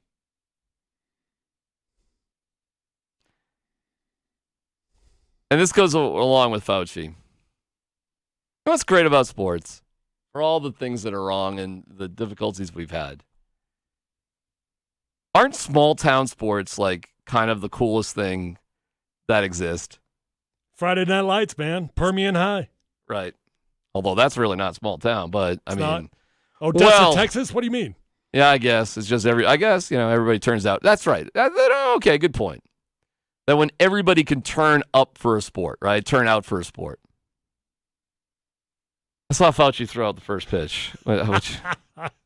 So the game, by the way, it's the Yankees 2, the Nationals 1. It's the top of the third.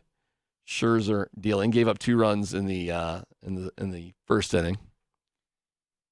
Dr. Fauci was out there throwing. He had his mask on, throwing out the first pitch. How old is Fauci? Don't know. How would you? Not a spring chicken. Not the biggest dude in the world. 79.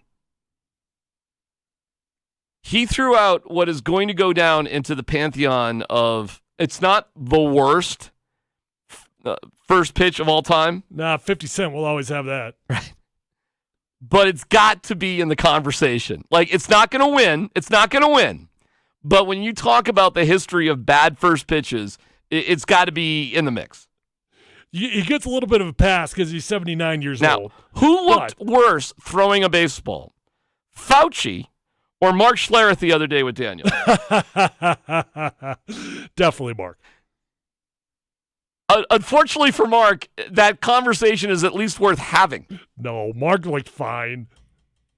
Mark had the same sort of push the ball. So neither one of them really threw the ball. Mark looked like he'd had about 150 shoulder surgeries, and yeah.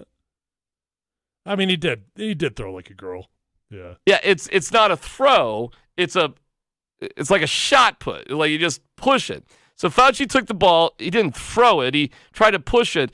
It was at least 15 feet short of the catcher, and he's not on the rubber. He's on the front of the mound. He's not touching the dirt. Yeah, I mean, not only 15 feet short, but I mean at least 15 feet to the left as well.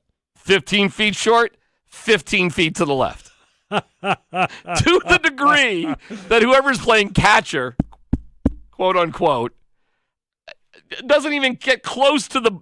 Like sometimes it'll dribble to the catcher or be a little bit to the left or a little bit to the right, something like that. But it's to the degree where the ball is just out of the frame of the camera completely. Well, I don't think the ball even dribbled to the first baseline,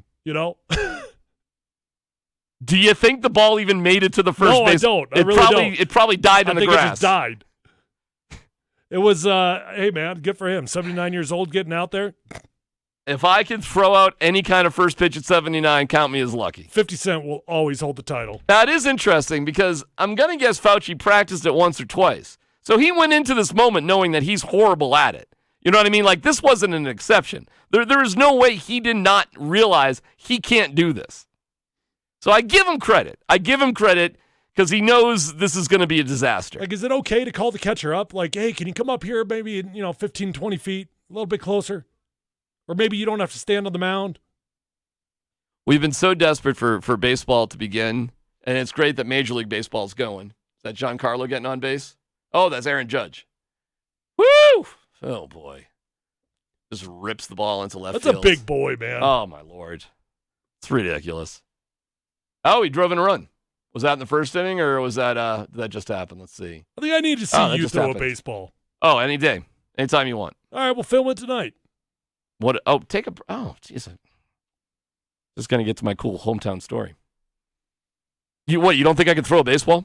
Nah, I mean, I know you can throw a baseball. You've coached baseball for a long time. I'm not like I can't throw it. I just don't know that it's going to look as good as you think it does.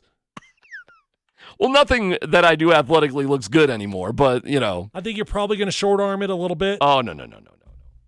Full extension, ball out. Sure, if I needed to. The problem is fingers out. I've just thrown so much in my life. I'm done being able to do it, over and over and over again. But if we were just to go out in the parking lot and you were like just, throw one from the pitcher's mound, it would be no problem. All right. I mean, it'd be easy. Prove it. Sure. You got a ball and a glove? You got I might have something in my plenty trunk. at home. Sure. Anytime, any place, anywhere. I'll Don't bring worry a about glove tomorrow. it. Okay. I guarantee you I'll look better than Mark Schlereth throwing the ball back to Daniel. Okay. Guarantee All right, see, that's you. what I wanted to hear. That's what I really wanted to hear. It. Guarantee it. I got you.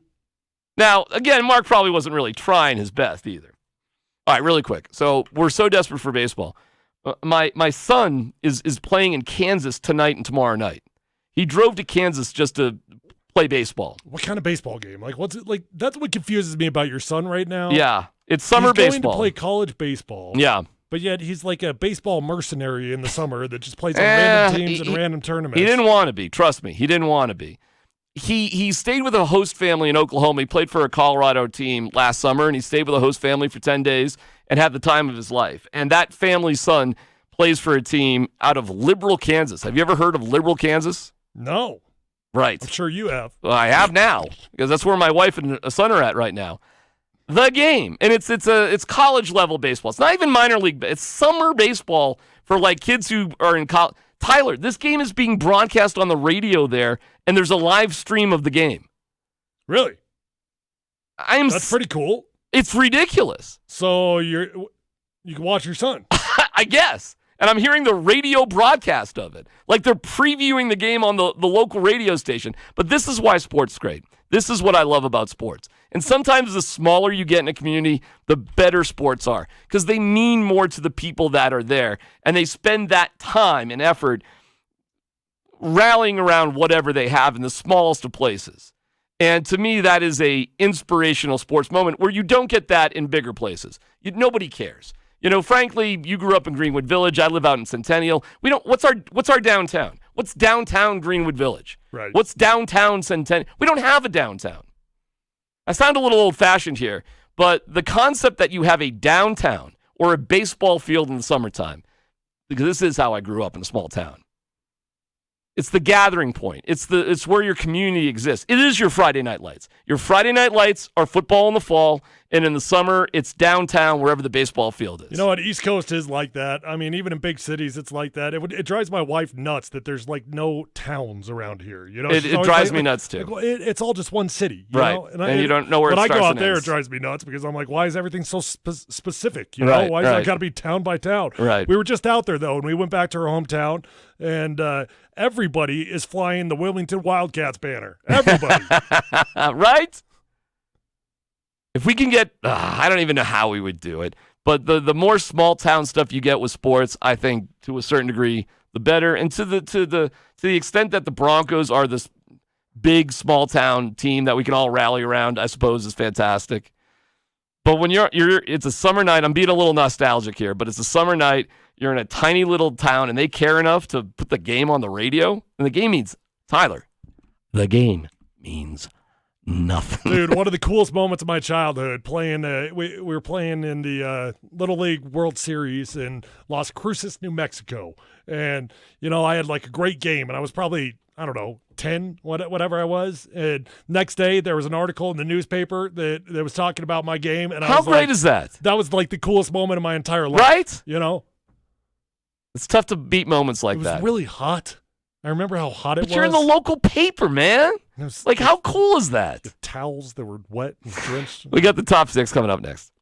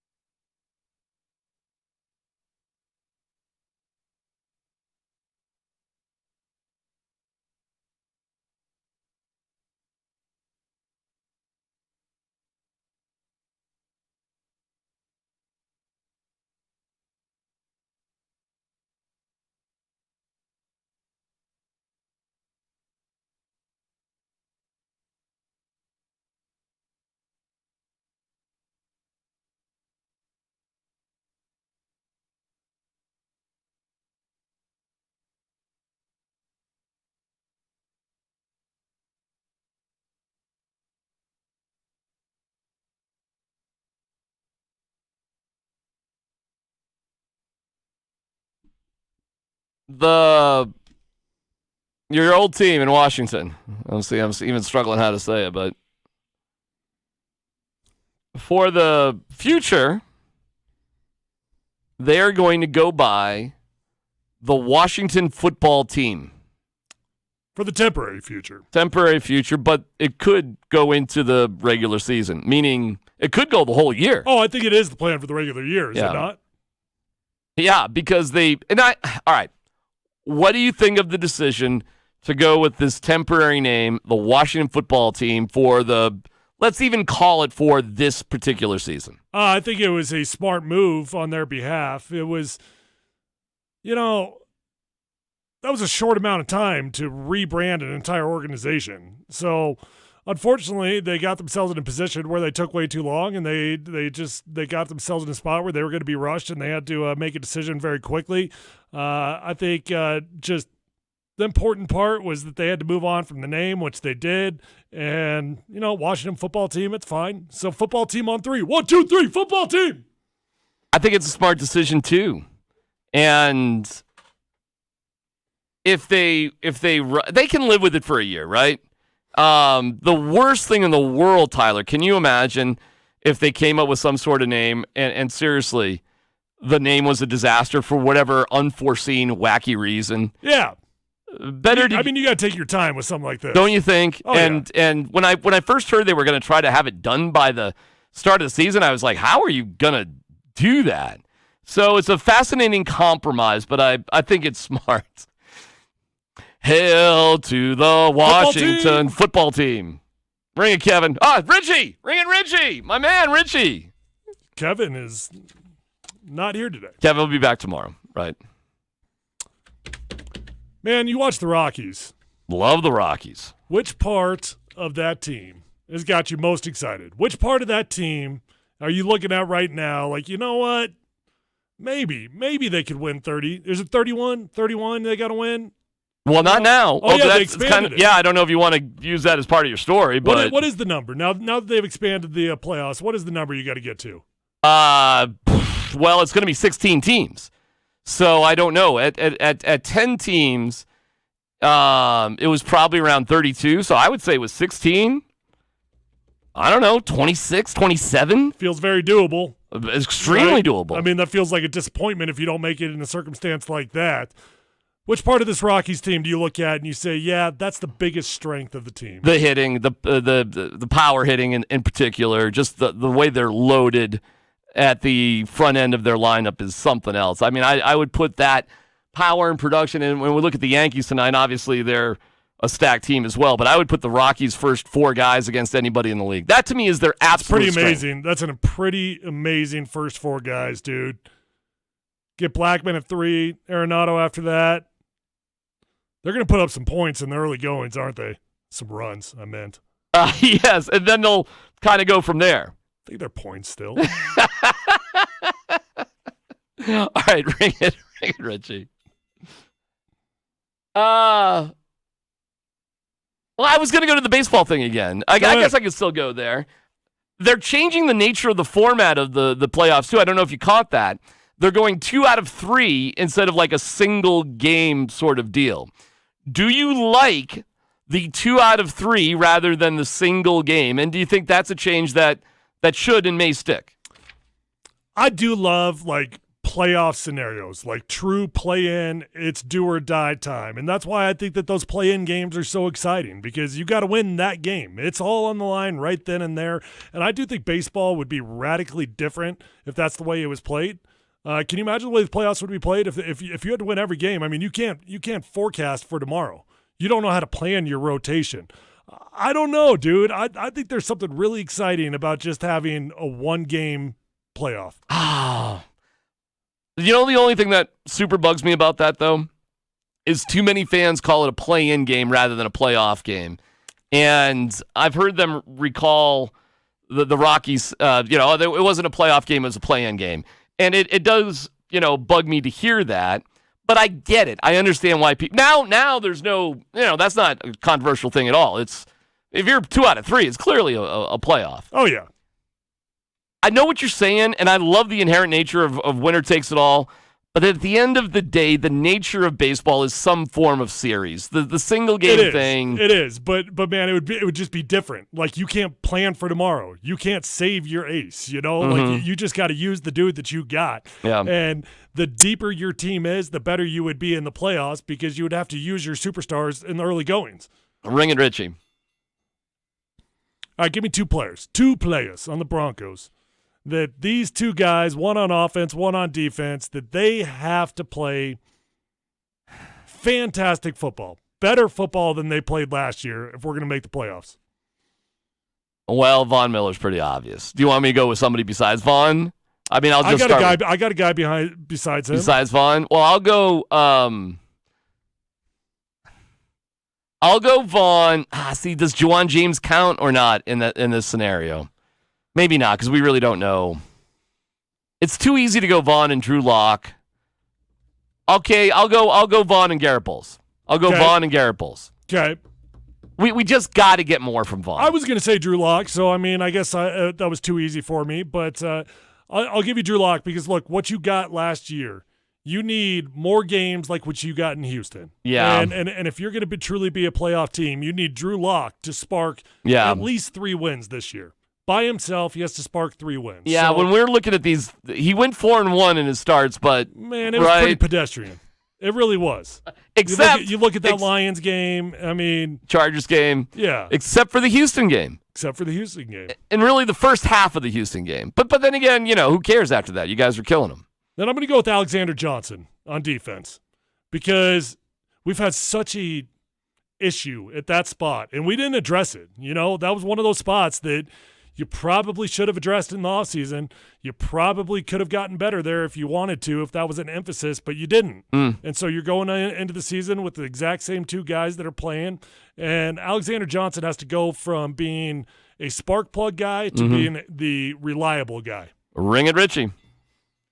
Tyler, I wish sometimes I had a DeLorean and I could go back in time. And if I could get in that DeLorean and go back to the beginning of the show, I'd like to do a segment over again. Oh, yeah, me too. I'd like to do a couple of things over again at the beginning of the show. But there's a lot of things different. In particular, I'd like to do this question and segment over again, and this is how I would do it. How awesome is it going to be to watch 54-year-old Mike Tyson and 51-year-old Roy Jones Jr. just battle it out for 8 incredible rounds? Dude, I am stoked! I love that you wanted a do-over on this. Hey, man, I'm excited for it. For those that think it's pathetic that guys would be so desperate to get attention that they need to be what this is. Bashed in the head, I think those people are wussies. This is going to be awesome. These guys, they're not desperate for attention. Mike Tyson isn't doing this to make money. He's not doing it for anything other than the fact that he loves fighting. Box. He loves getting hit in the head. And look, have you seen the videos? Have you seen the videos? I've seen the videos. Have you seen the videos? Seen those mitts? Those mitts were hurting. Have you seen those mitts? Oh, yeah. And the fact that this thing is on Triller is fantastic. Ring it. See, that's how I should have done that at the beginning of the show. I agree. I should have done it like that. I agree. I don't even know what to say to you. You know what I've learned here, Tyler? When it comes to, hitting people in an organized fashion as part of sports, I should always endorse it. Yes. Right. Okay. Yes. Go ahead. Last one.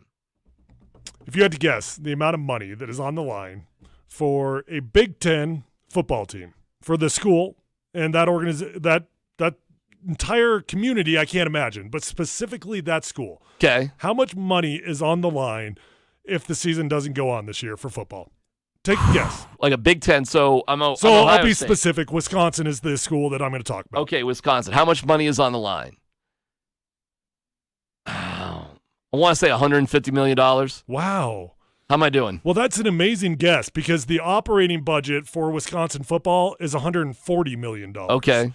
But Barry Alvarez has said that if there's no football, that they're looking at losses of over $100 million if the upcoming season is canceled. Okay. Well, I believe it. There's my guess, right? Well, think about just the trickle down from that. Right. Well, here's how I did that math very, very quickly. How did you do that? That was impressive. I'll tell you because I know that for non-conference, like when, for the sake of argument, UNC plays CU, okay, or Washington State or whatever. sometimes that can be worth, Tyler, $2 million for the road team. I know. So I just took that and said, well, it's got to be so much more for the home team. I thought of national broadcasting rights, and I just put in my head, $15 million a game. But maybe that's too much, maybe $10 million a game. But seriously, it's like that many millions of a game. If it's worth that much to the road team, Tyler, it's got to be 10 times worth that to the home team. Well, it's a pretty staggering number to think that a university has got an operating budget of $140 million for a football season. It does make you wonder what is the trickle down for the entire economy of a place like that? Like a school like Alabama, or I don't know, man. I mean, one of the cooler things. This could be a staggering deal if there's no college football. CU's wonderful, and so is CSU, Air Force, these places. But it is very interesting to go. CU's pretty close to it, but I was lucky enough with my son. We got to chit chat with the Ohio State baseball coach. So we were in Columbus, my first time in Columbus. Okay. I just could not believe, Tyler, the footprint of the football stadium. Talk about awesome. Have you ever seen a game at Ohio State or been there for any reason?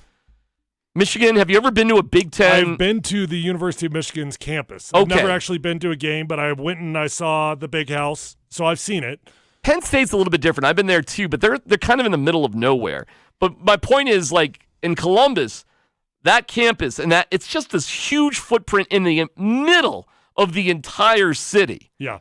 So not that that's not important in Boulder, but it's not 100,000 seat stadium and everything that goes with like 100,000 seat stadium.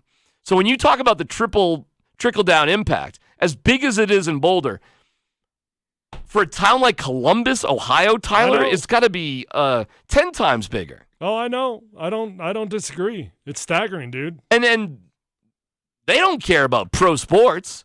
They could care less. That's all they have. I mean, they don't have any other sports. They've got other college athletics that go on, but I mean, it's football. It's football. That's what's making the money for the entire university. I wonder what the carryover is going to be in a 3 to 4 year horizon for some of these schools. I tell you, I see what the conferences are doing. They're thinking about just a 10-game schedule, just conference play. Boy, they are trying, Tyler, as hard as they can to have major Power 5 college football. I don't know how there will not be out-of-conference play. Ring it, Richie. We can talk about this. Ring it, Richie, though. Wrap it up.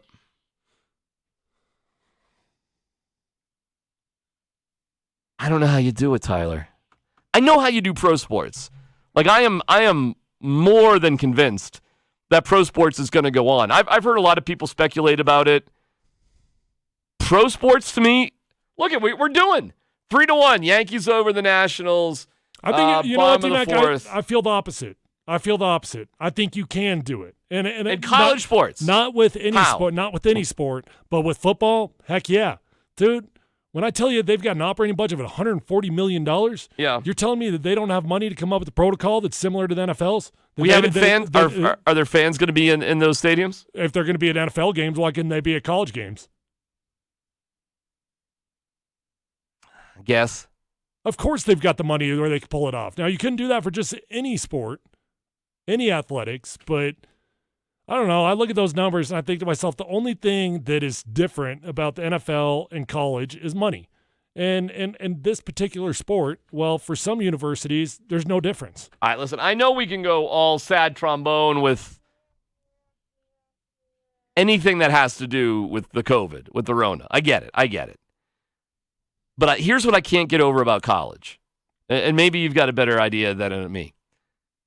I see the reason why pro sports will continue and be successful, including the NFL, is because at the end of the day, either you're in a bubble, literally like they have in Toronto and Edmonton for hockey, or in Florida for soccer and basketball, or you have what we read about Major League Baseball, kind of a virtual bubble, where you're so limited in your day-to-day activities, you really are in your own bubble.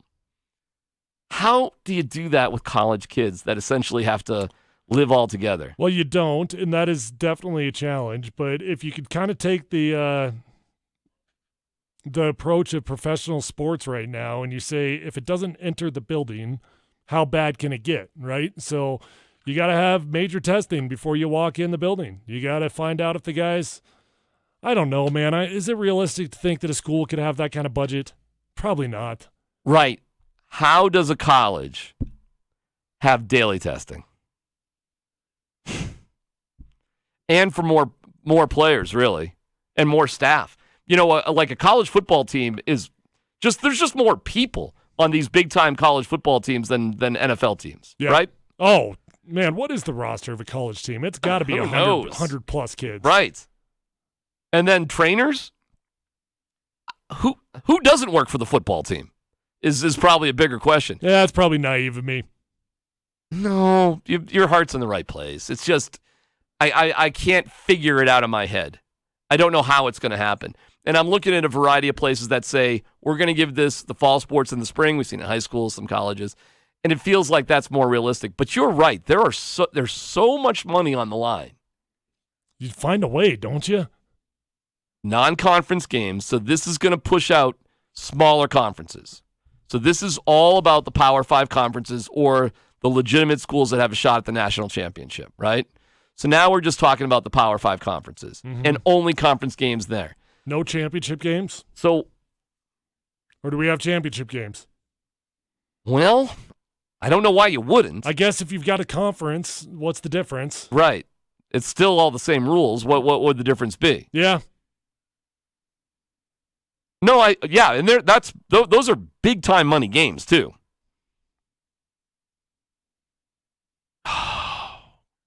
You can see what would happen if it happens. It's just going to push out all the smaller conferences in football. And you really only have that would 60 teams that are really competing? That would be a bummer to see that. That would be really hard to watch. You could see it coming, though, couldn't you?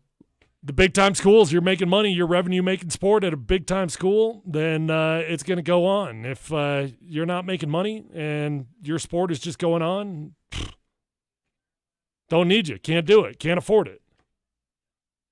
That's going to be tough to see. You could do it with the big-time places. Right. I'm thinking of the big-time places. You could do it. I mean, all the Power 5 schools. All the Power 5 schools have a lot of the same things in common. They have bigger facilities.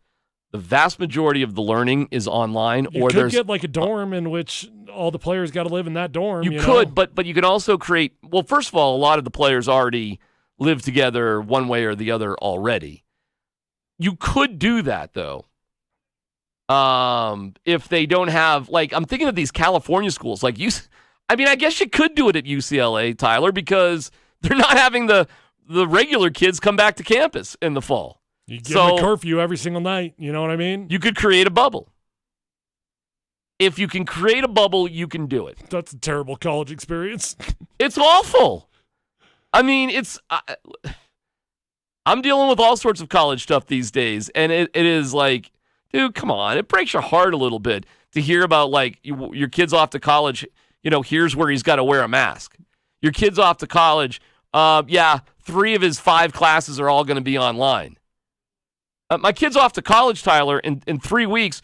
He has 1 class in person a day. 1. See, like, I don't even know how CSU is going to have sports because they're bringing their kids back, but I think at the holidays or something, they send them home and they do the next semester from home or something like that. It's weird. I'm not sure. There was a lot of talk. You send them home at Thanksgiving, and then they don't come back. Right.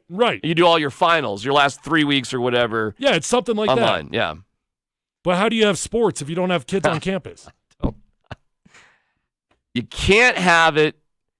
You can have sports if you can create a bubble, and part of that bubble is a rigorous amount of testing and other strict protocols. You know what? Maybe it'd be easier to have sports if you don't have the kids on campus because you could legitimately create a bubble. Yeah, you could.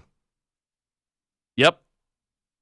But what are you going to do? Tell the regular students stay away, but all the athletes come here? Of course not. And then what sports are you going to do that with? Are you going to create the same Title IX stuff, Tyler? Are you going to create the same situation for the women's soccer team as the men's football team? That's a tough one. Right? But you have to do that. You by law, you have to do that.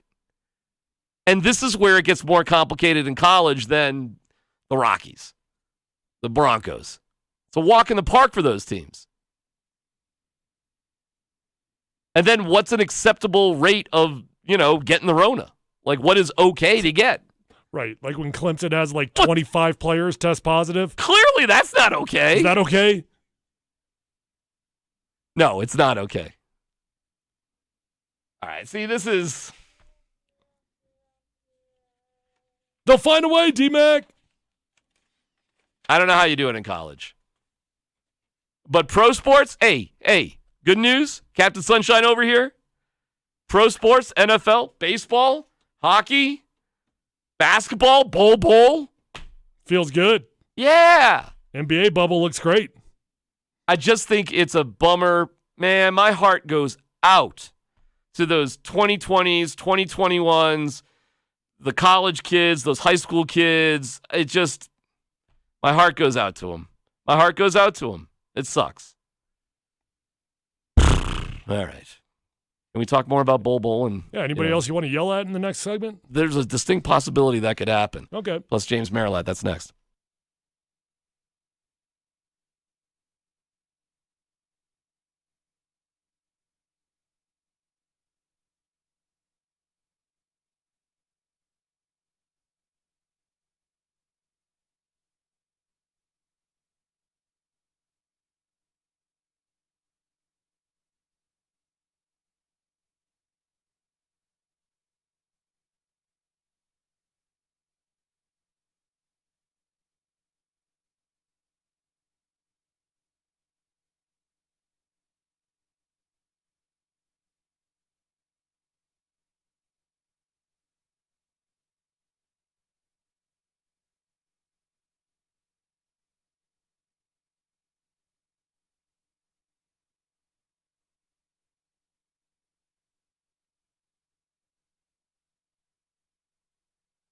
Hey, DMac for Gold and Spike Roofing. And what a gorgeous day today. It looks like we're going to have a nice night too. So, man, check that one off. Awesome. But if we have some bad weather, if that rain and hail comes in, if it does a number to your roof, who are you calling? Ghostbusters? No, that would be terrible. They're not going to help you.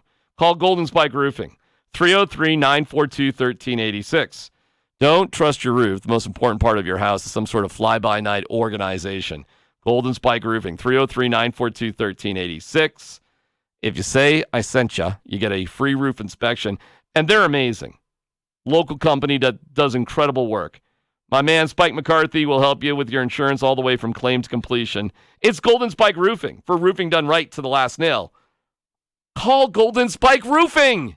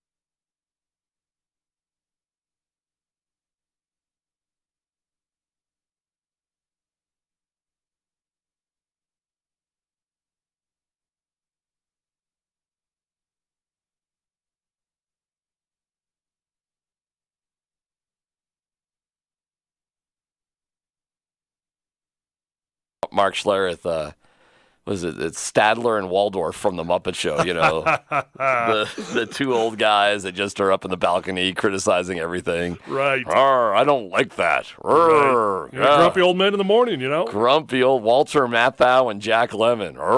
I don't like that. I don't like that. Whatever it is they don't like. I don't want to do that. Let's not do that.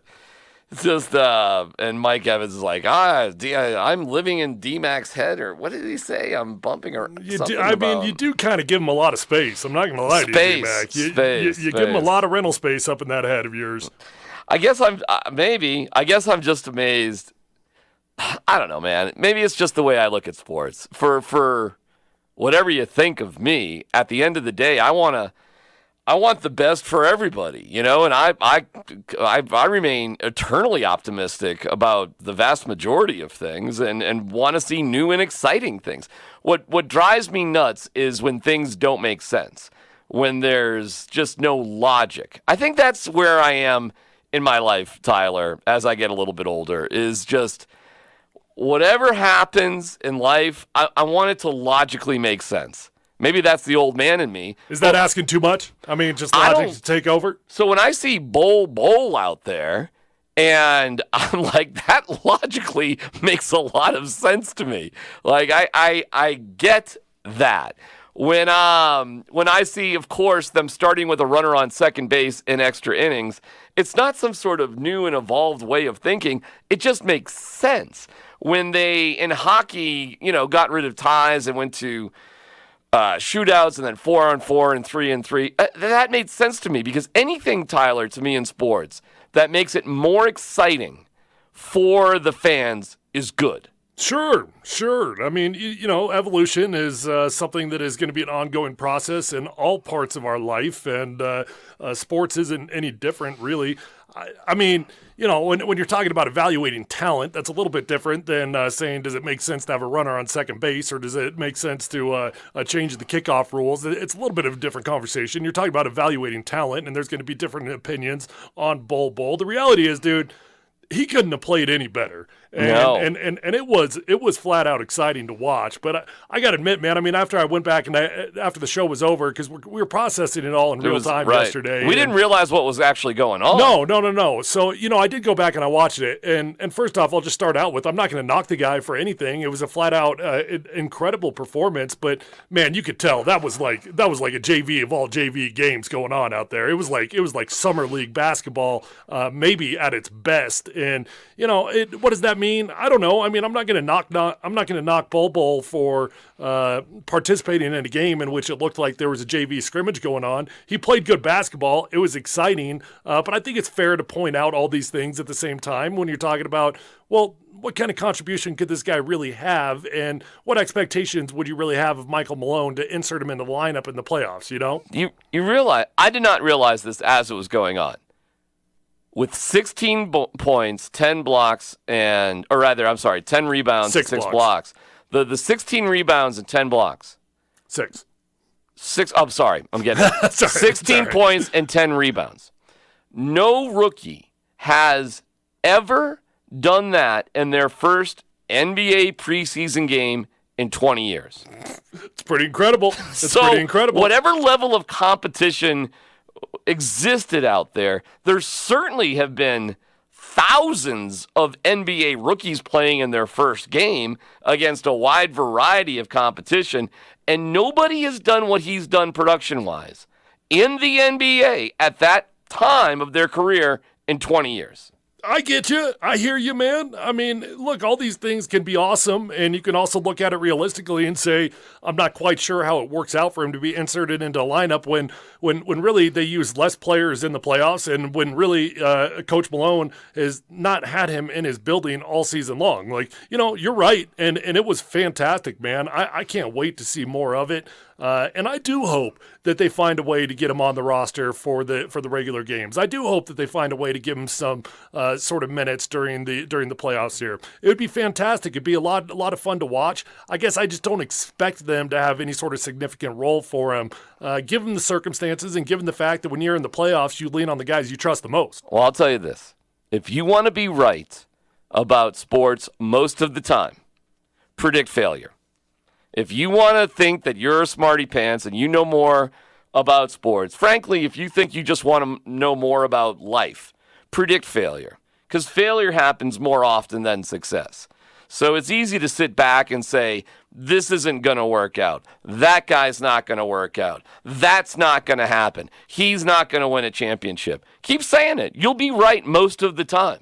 Because most of the time in sports, as in life, it's mostly filled with failure. That's what makes the successes great stories. If it was easy to win, then who would care to watch?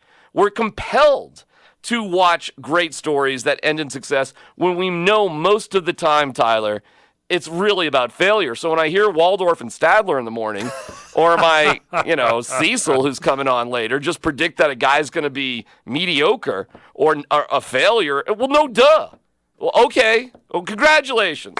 Way to go. You've predicted failure. You have taken the easy road when it comes to predicting what's going to happen. What's going to happen to the Rockies? They're not going to make the playoffs. Well, you're probably right. They're not going to win a Super Bowl.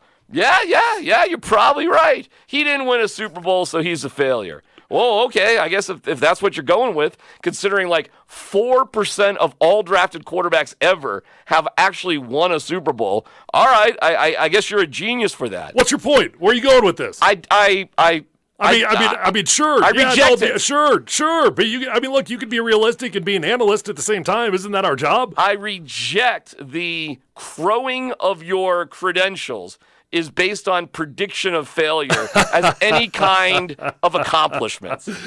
Right? Because if you hold on, well, let me ask you this: what's so wrong with acknowledging the fact that yes, it was awesome. Yes, he went out there, he was doing things that were a lot of fun. It was hard to imagine a guy having a better performance, but at the same time, realistically saying, hey, dude, we're going into the playoffs, and they don't use many guys in the playoffs. And for Coach Malone to go to a guy that wasn't on his roster all season long and give him significant minutes, it's not that likely. Like, what's wrong with acknowledging both those things at the same time? Got me.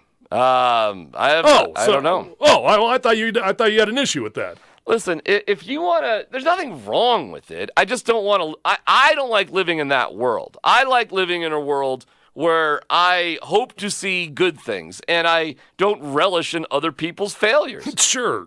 And I don't sit there and, what are the criticisms that I get is, you believed in Tim Tebow.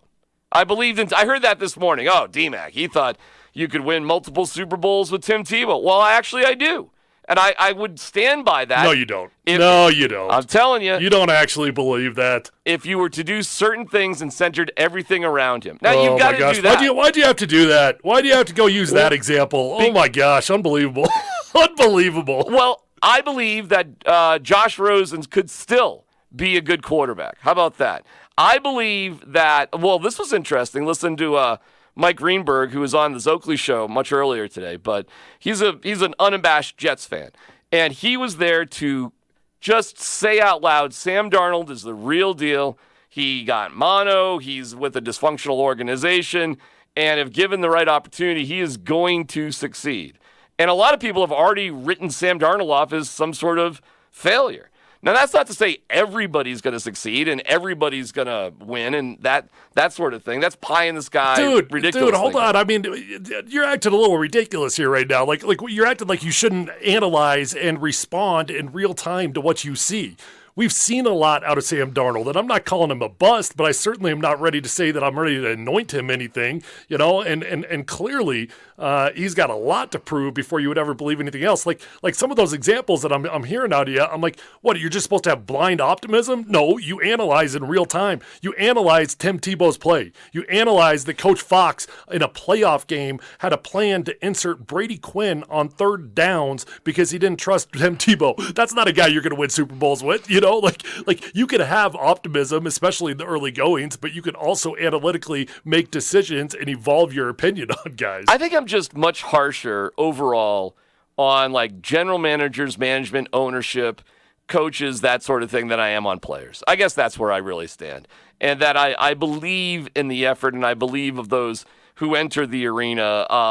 But I do call out management when management just does obviously illogical things. That's my problem. When illogical things happen. But to root against a player just feels weird, man. Like to just say that guy's not going to be any good or that guy's not going to, before anything's ever happened. I mean, Tyler, what would you have been if everybody just said, he wasn't drafted, he's not going to be any good? You know? Oh, trust me, I had plenty of people saying it. Right. So for what purpose? Like everybody who is critical of you for those reasons, why? Especially in the beginning of your career. What was the point? Well, you're just making an evaluation. You're making a judgment. I mean, I'm not mad at anybody that said it. You know, like they made their opinion and they went out there with the opinion. I really don't even understand what your point is right now. Like this isn't this our entire job? Our entire job is to keep it real and tell the truth. Sure. That sort of thing. Sure. So keep it real about Tim Tebow. You got to keep it real about Tim Tebow, you know? Well, Bull, hey, man, I'm with you on that one. Morning Show trying to say that he's never going to be anything but a bench player. Hey, man, I think that's a little bit strong to come out with an accusation like that. But it's also fair to say, hey, regardless of what he did in these exhibition games or in the first one and whatever he's able to do here, it's probably not realistic to think that he's going to have a significant role in the playoffs. Like, all that could be true at the same time. Well, we'll see. We'll find out, won't we? Sure. But the guy, what's your problem, though? I mean, guy just had the best debut of. It was so exciting to watch. And I enter like this Rocky season with optimism, especially if they expand to 16 games. I look at Drew Lock, and I can't wait to see what Drew Lock is going to do.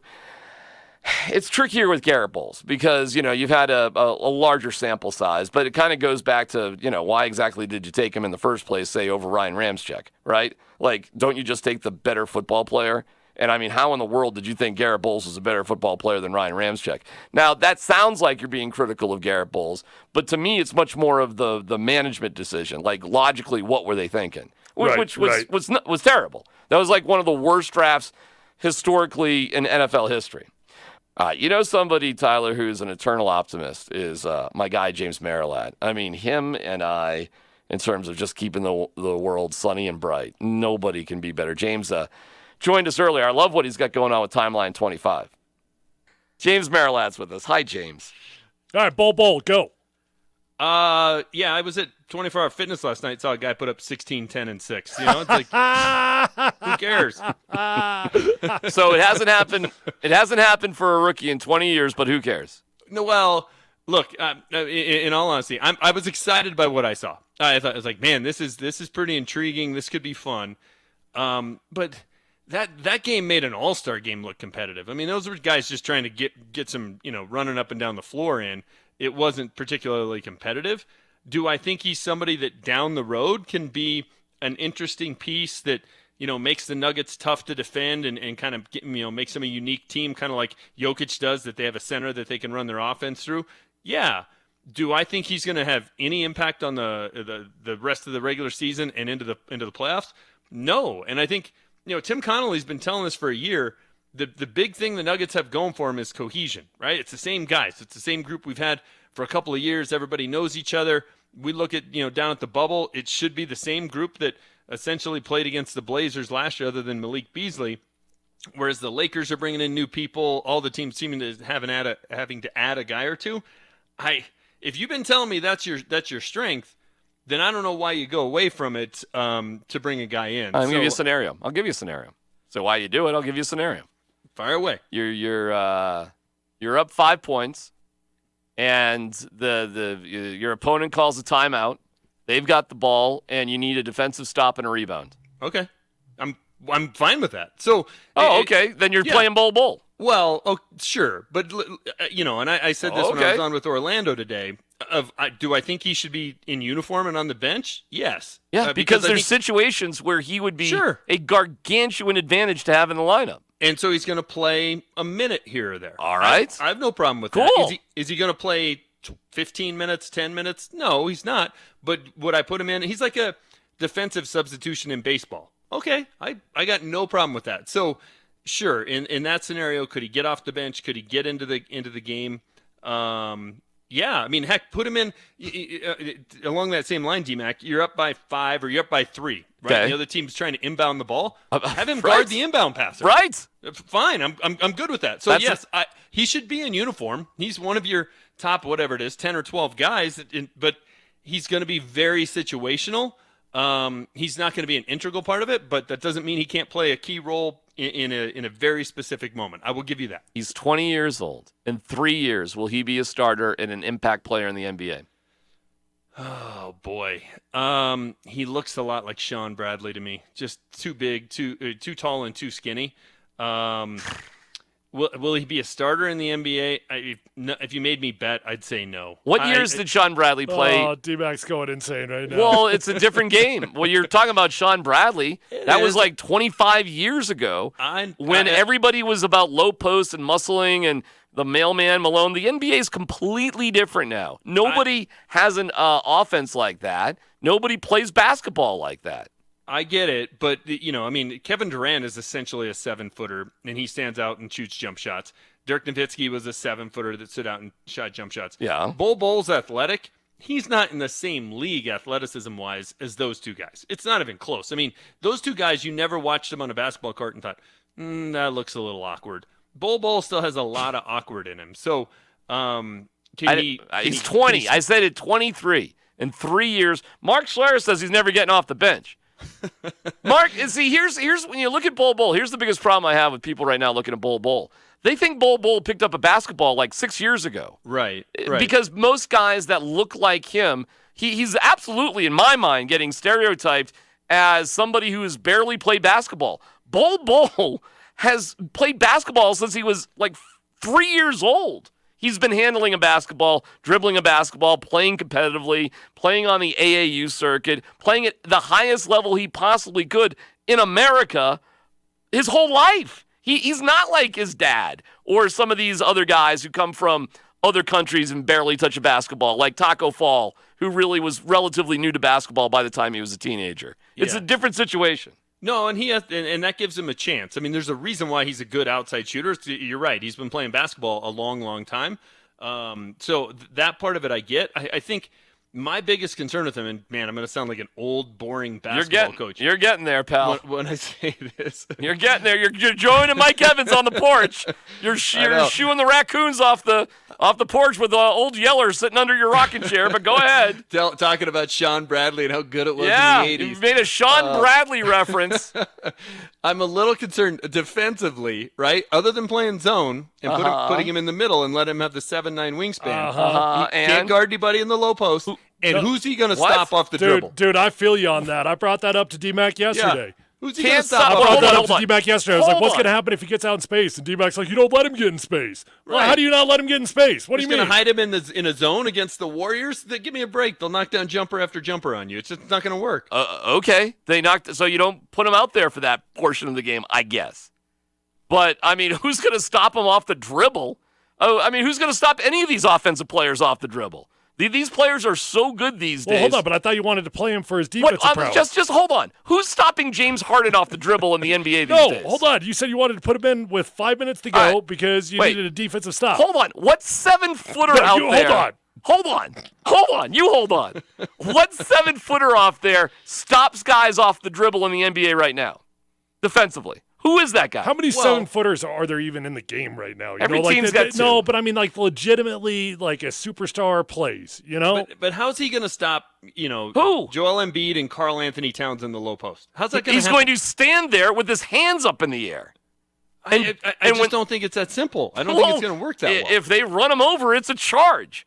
And other than that, he's going to go straight up in the air with the longest wingspan in the NBA and change shots. Shaquille O'Neal's in the Hall of Fame by just charging guys. We don't have that NBA anymore. That NBA doesn't exist anymore. I just don't think. I don't think he can guard in the low post, and I don't think he can guard on the perimeter. Right, so I don't know where he's going to go. guard. You know how many NBA teams love going down to a guy in the back to the basket. Now that happens all the time in the NBA now. Look, I grew up watching Mark Aguirre and Ronaldo Balkman. What are we talking about here? This isn't 80s basketball.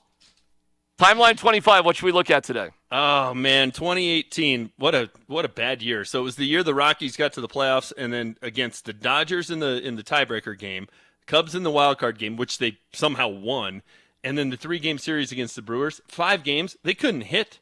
I mean, they had 4 hits against the Dodgers, won 11 straight innings without a run against the Cubs, and then it scored in one inning In 28 total innings against the Brewers, they scored in one of them. That was remarkable. That was the number one story. Nathan McKinnon became an MVP candidate. That was great. It was the second year of VJ, which was a disaster. This one it was painful for me. I'm sure it's painful for Tyler. That was the year the Buffs started 5-0. They won in Lincoln. They're ranked number 19. Oh, yeah. They didn't win another game. And that included they were up 31-3 over Oregon State, who's brutal. They hadn't won in a millennium on the road so in the bad. conference. Needed one win. I was at one that game. I couldn't believe it. I remember, and I wasn't at the game, but I remember where I was when they lost that game and getting unreal. A text from my buddy saying McIntyre's got to go. And I'm like, what are you talking about? They just went to 6-2. They were up big. That was the most remarkable one to go back and look at. It was only 2 years ago, but I had forgotten just what a total collapse that was. So less than 2 years after getting a contract extension, Mike McIntyre was gone. And at the end of that year, they hired a guy by the name of Mel Tucker. That didn't work out much better either. Midnight Mel. Yeah. James Marilat on the Fireball Hotline. Yeah, Tyler, it's a great day. It's another great day because we're closer to pro sports coming back, and that excites me. Yeah, buddy. I mean, how about that, man? We've got sports all over the place right now. And how about Jerry Jeudy getting a check today? I guess he got it today for like $8.6 million. Yeah, there's been worse days than that. I can imagine a worse day than that. Are you kidding me? Can you imagine that? Hold on. Wait a second. Can you? No, dude. Okay. I didn't even come close to that in career earnings. No, not even close. All right, my man. Have a great night. Richie Carney. We missed our guy, Kevin Kistner, today. He'll be back tomorrow. Can't wait. We have Cecil and Nick up next on Sports Radio 104.3 The Fan.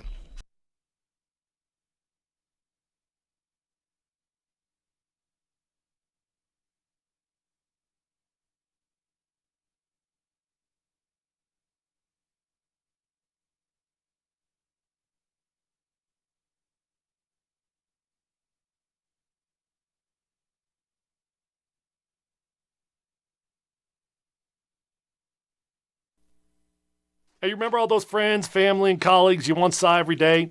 But now, well, you haven't seen them in months. Hey, what about taking advantage of this downtime and calling up Advanced Hair Restoration, where you can take advantage of their advanced FUE treatment, which is going to surprise everybody when you finally reconnect. But now you got a full set of hair. Advanced Hair will address your balding, receding, and even thinning hair with the same one-day treatment I'm going to receive next month. And yes, they can help women as well. There's never been a better time than right now to make sure you come back to your social and work life just feeling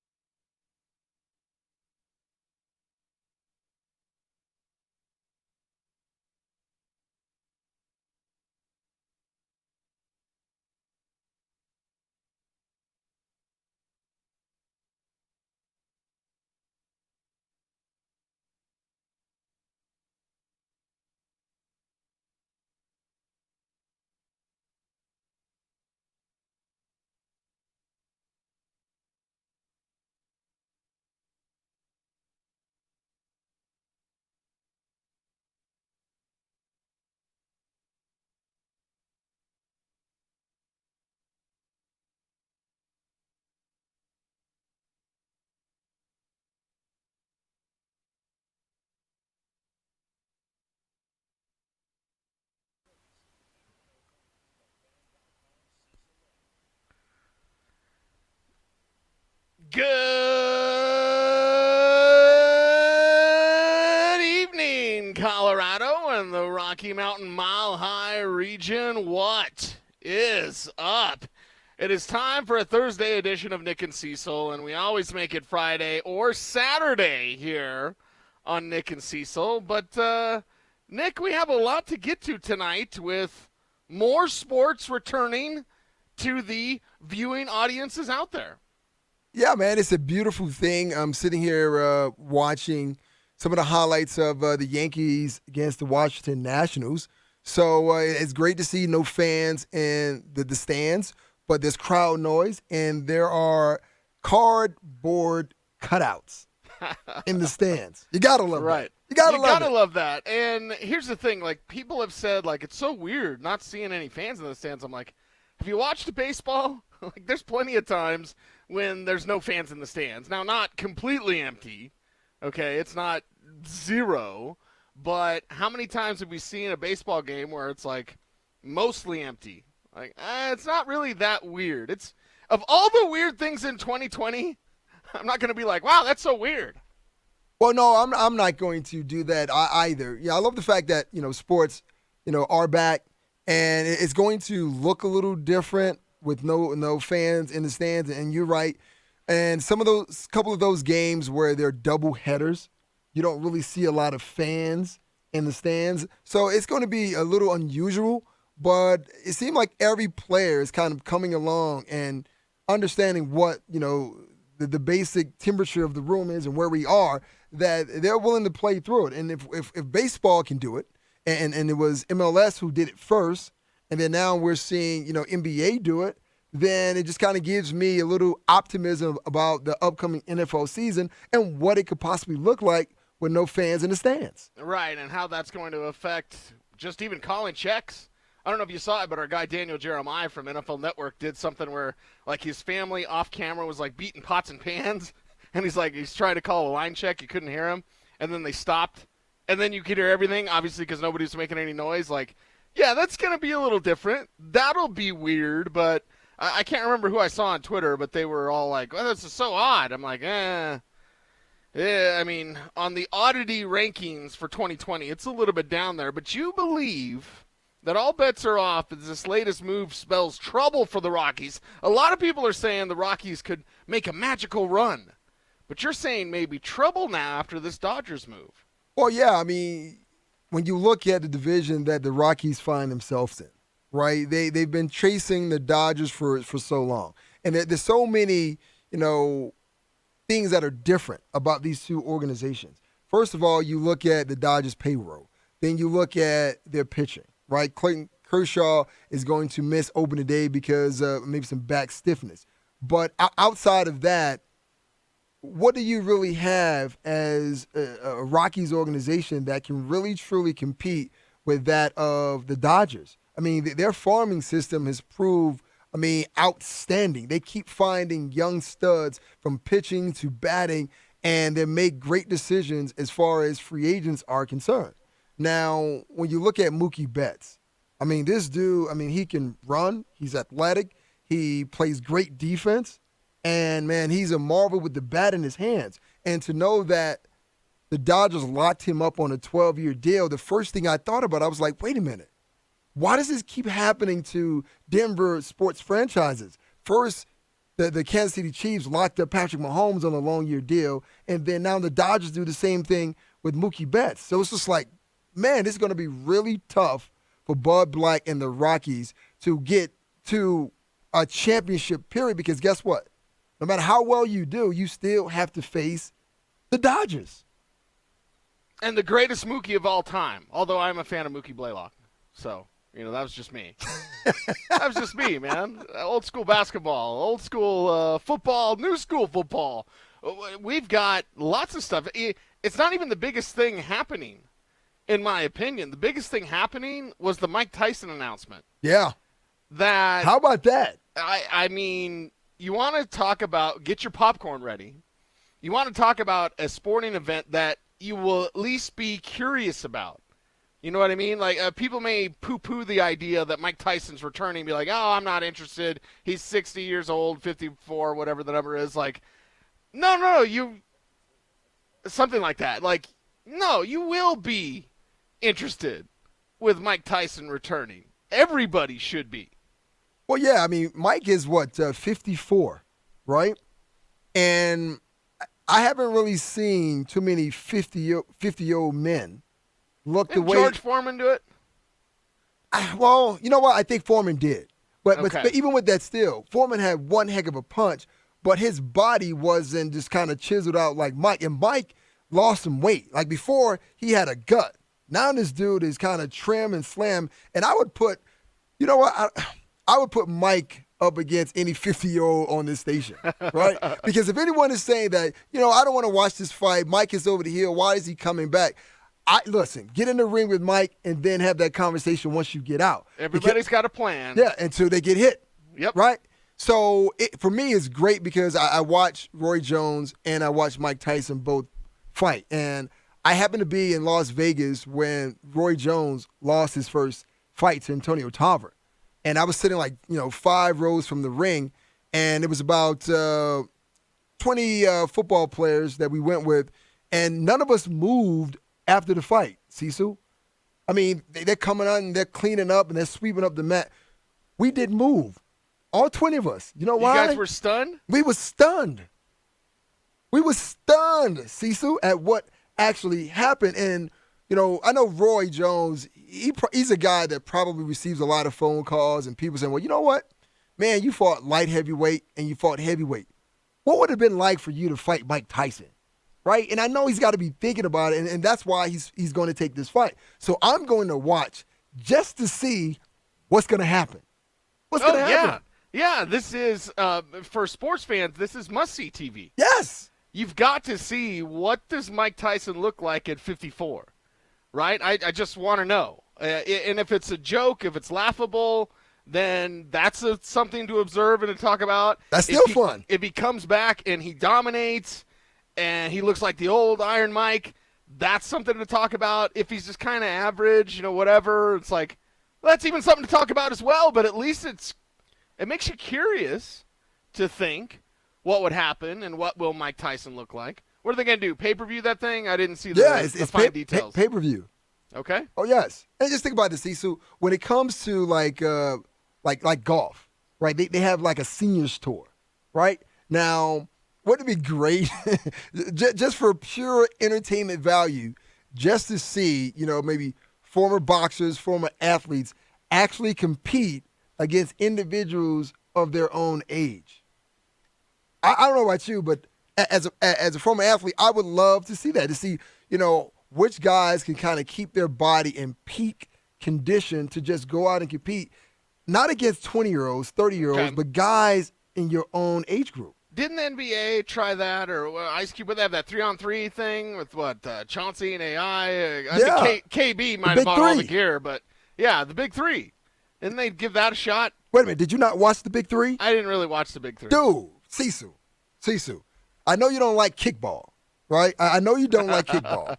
But, dude, this Big Three was amazing. At first, I questioned how they were going to work that out. And was it just going to be like me as a kid, watching some old guys, try to relive their days at the park? But no, it was entirely different.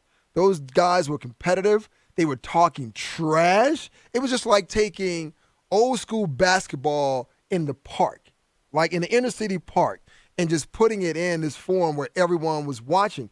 And once an athlete, always an athlete. And if someone dunks on you or shoots a three-pointer in your face, guess what? You got to get him back. You got to respond. You got to get him back. Mm-hmm. So, Cecil, man, I think that the whole COVID-19 just kind of took that away because it was going to be really big or bigger, this year. But you need to go back and watch some of that footage from the Big Three. It was amazing. Okay, I'll do that. But and that's the thing, like an athlete like Mike Tyson, what happens if he gets punched in the mouth? He's going to punch back. Got a plan. He's going to punch back. And when Mike Tyson punches back, I want to see it. I want to see if he whips. I want to see if he connects. I just want to see it. Well, I think people are going to watch because they want to see if he's going to throw a punch like we saw in The Hangover, right? That's what people are hoping. Is he going to give an overhand right and just going to put Roy Jones down? Yeah. But Roy Jones, I mean, he's a guy who's a talker. He's a showboater himself, so he doesn't want to leave the ring and then say, "Hey, listen, everyone was waiting for this fight, even though we're old, up in age, but I'm not going to allow Mike Tyson to outdo me." He's not, because he's a competitor, which is going to make for if the least that we get, it's going to be entertaining because someone's going to get punched in the face, and it's great sometimes when you're watching boxing, watch someone get punched in the face. Yeah. Because that's what it is. That's what it is. Now, you said you put him up against any 50-year-old at the station. Well, I mean, we don't have that many 50-year-olds, although, Stink? I don't think Evans is 50 yet, right? I don't know. So, I don't know. Could Stink put a wrestling move on him? Because he broke to Huff's ribs. See, that's different, right? This isn't UFC, right? And that's not the Huff out there. Right. That's Iron Mike Tyson. This is sanctioned boxing. It's like what Mike did to Holyfield a couple years ago when he was losing. Then he bit his ear. So you're saying if Stink was in the ring with Mike Tyson, he was losing, he just kind of put him in a suplex move? Yeah, he'd grab him one of those wrestling moves, right? Throw him down on the mat. Stink would do that.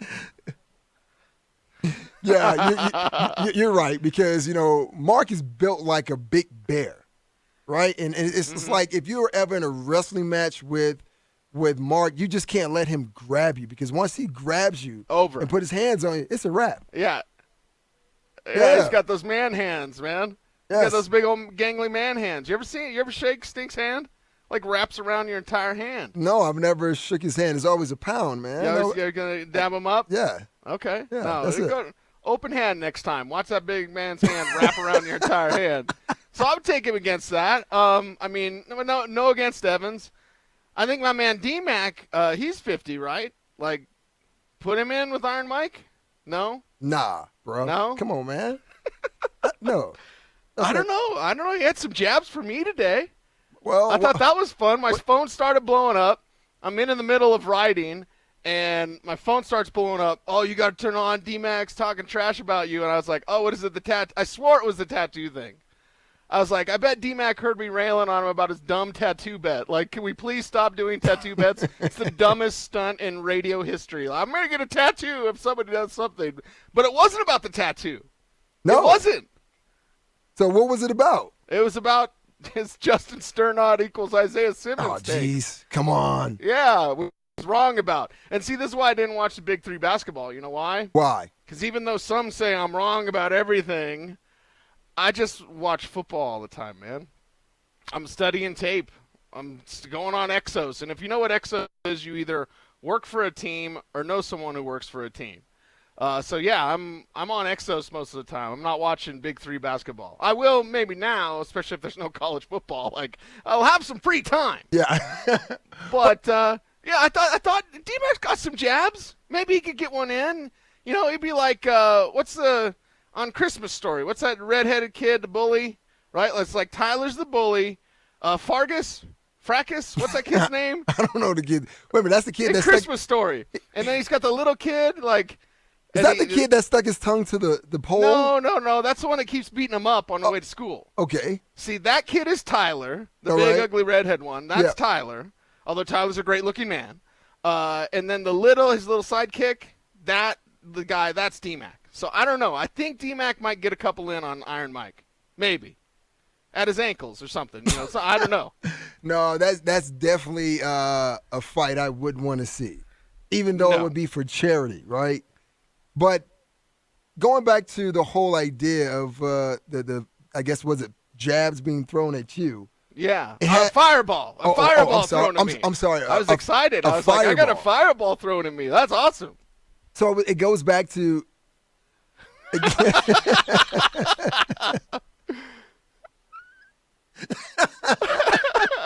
oh, that's great. So it starts with Justin Sternod, right? Mm-hmm. An idea of Isaiah Simmons. Yeah, he's got skills like Isaiah Simmons. I'm still not exactly sure what the point is, but Isaiah Simmons, Justin Sternod should not be in the same sentence. I'm sorry. The only reason that they would be in the same sentence is because they were both collegiate athletes, and they're both, okay, they have that in common. Yeah, both linebackers, but Isaiah Simmons is a lot more versatile in his gameplay than that of Justin Sternod. And it's a lot more explosive. His broad jump and his vertical jump are over 10 inches further than Justin Strnad. So I don't, it's just me. I've only seen every game he played in, but, just me. I don't know. Could be wrong. I regularly admit that. And I said yesterday, hey, if I'm wrong, great. It's great for the Broncos. But there's no way in hell that guy is got traits like that when he has a broad jump that's almost a foot shorter than Isaiah Simmons and a vertical jump that's almost 10 inches shorter than Isaiah Simmons. Like, come on now. Come on. You ain't got to lie to kick it, Craig. You ain't got to lie to kick it. Well, they're not – the characteristics of each player, they're definitely not similar, right? And I think that is wrong to put Strnad in a category or even mention him in the same breath as Isaiah Simmons, even if you want to call him a poor man's version of Isaiah Simmons. And for me, once again I go back to what I saw on tape watching Justin Strnad, could he develop into a decent linebacker in this league? Absolutely. Sure. And, what we do in our job is we tell the truth on this show. Right, we're not going to give you any fluff and no frills or whatever. We're going to keep it real with you, even if you don't like our take, and that's perfectly okay. But our job is to be real and give you the reality based on what it is that we see. And currently, coming out of college, here, the things that we saw, we didn't really view Justin Strnad as being in that category. And if the Broncos did, or any other team, they would have taken him sooner than he was taken in the draft. So the idea is to look at a player, give your realistic point of view on what you are actually seeing. Does he fit into the defense? How does he fit into the defense? Will he be able to cover some of these hybrid tight ends, a.k.a. big wide receivers? And the answer to that question is no. Does he fit into what Fangio wants to do with his defense? Absolutely. He fits into the zone type of scheme, but you're not going to match him up one-on-one with Darren Waller. You're not going to match him one-on-one with Travis Kelce. You're not going to do it with Cameron Brate or you're Hunter Henry. No.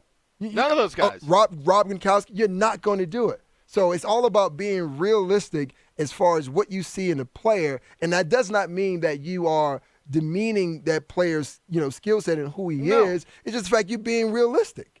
Right, and I think it's almost unfair to Strnad because it creates this idea of this incredibly high.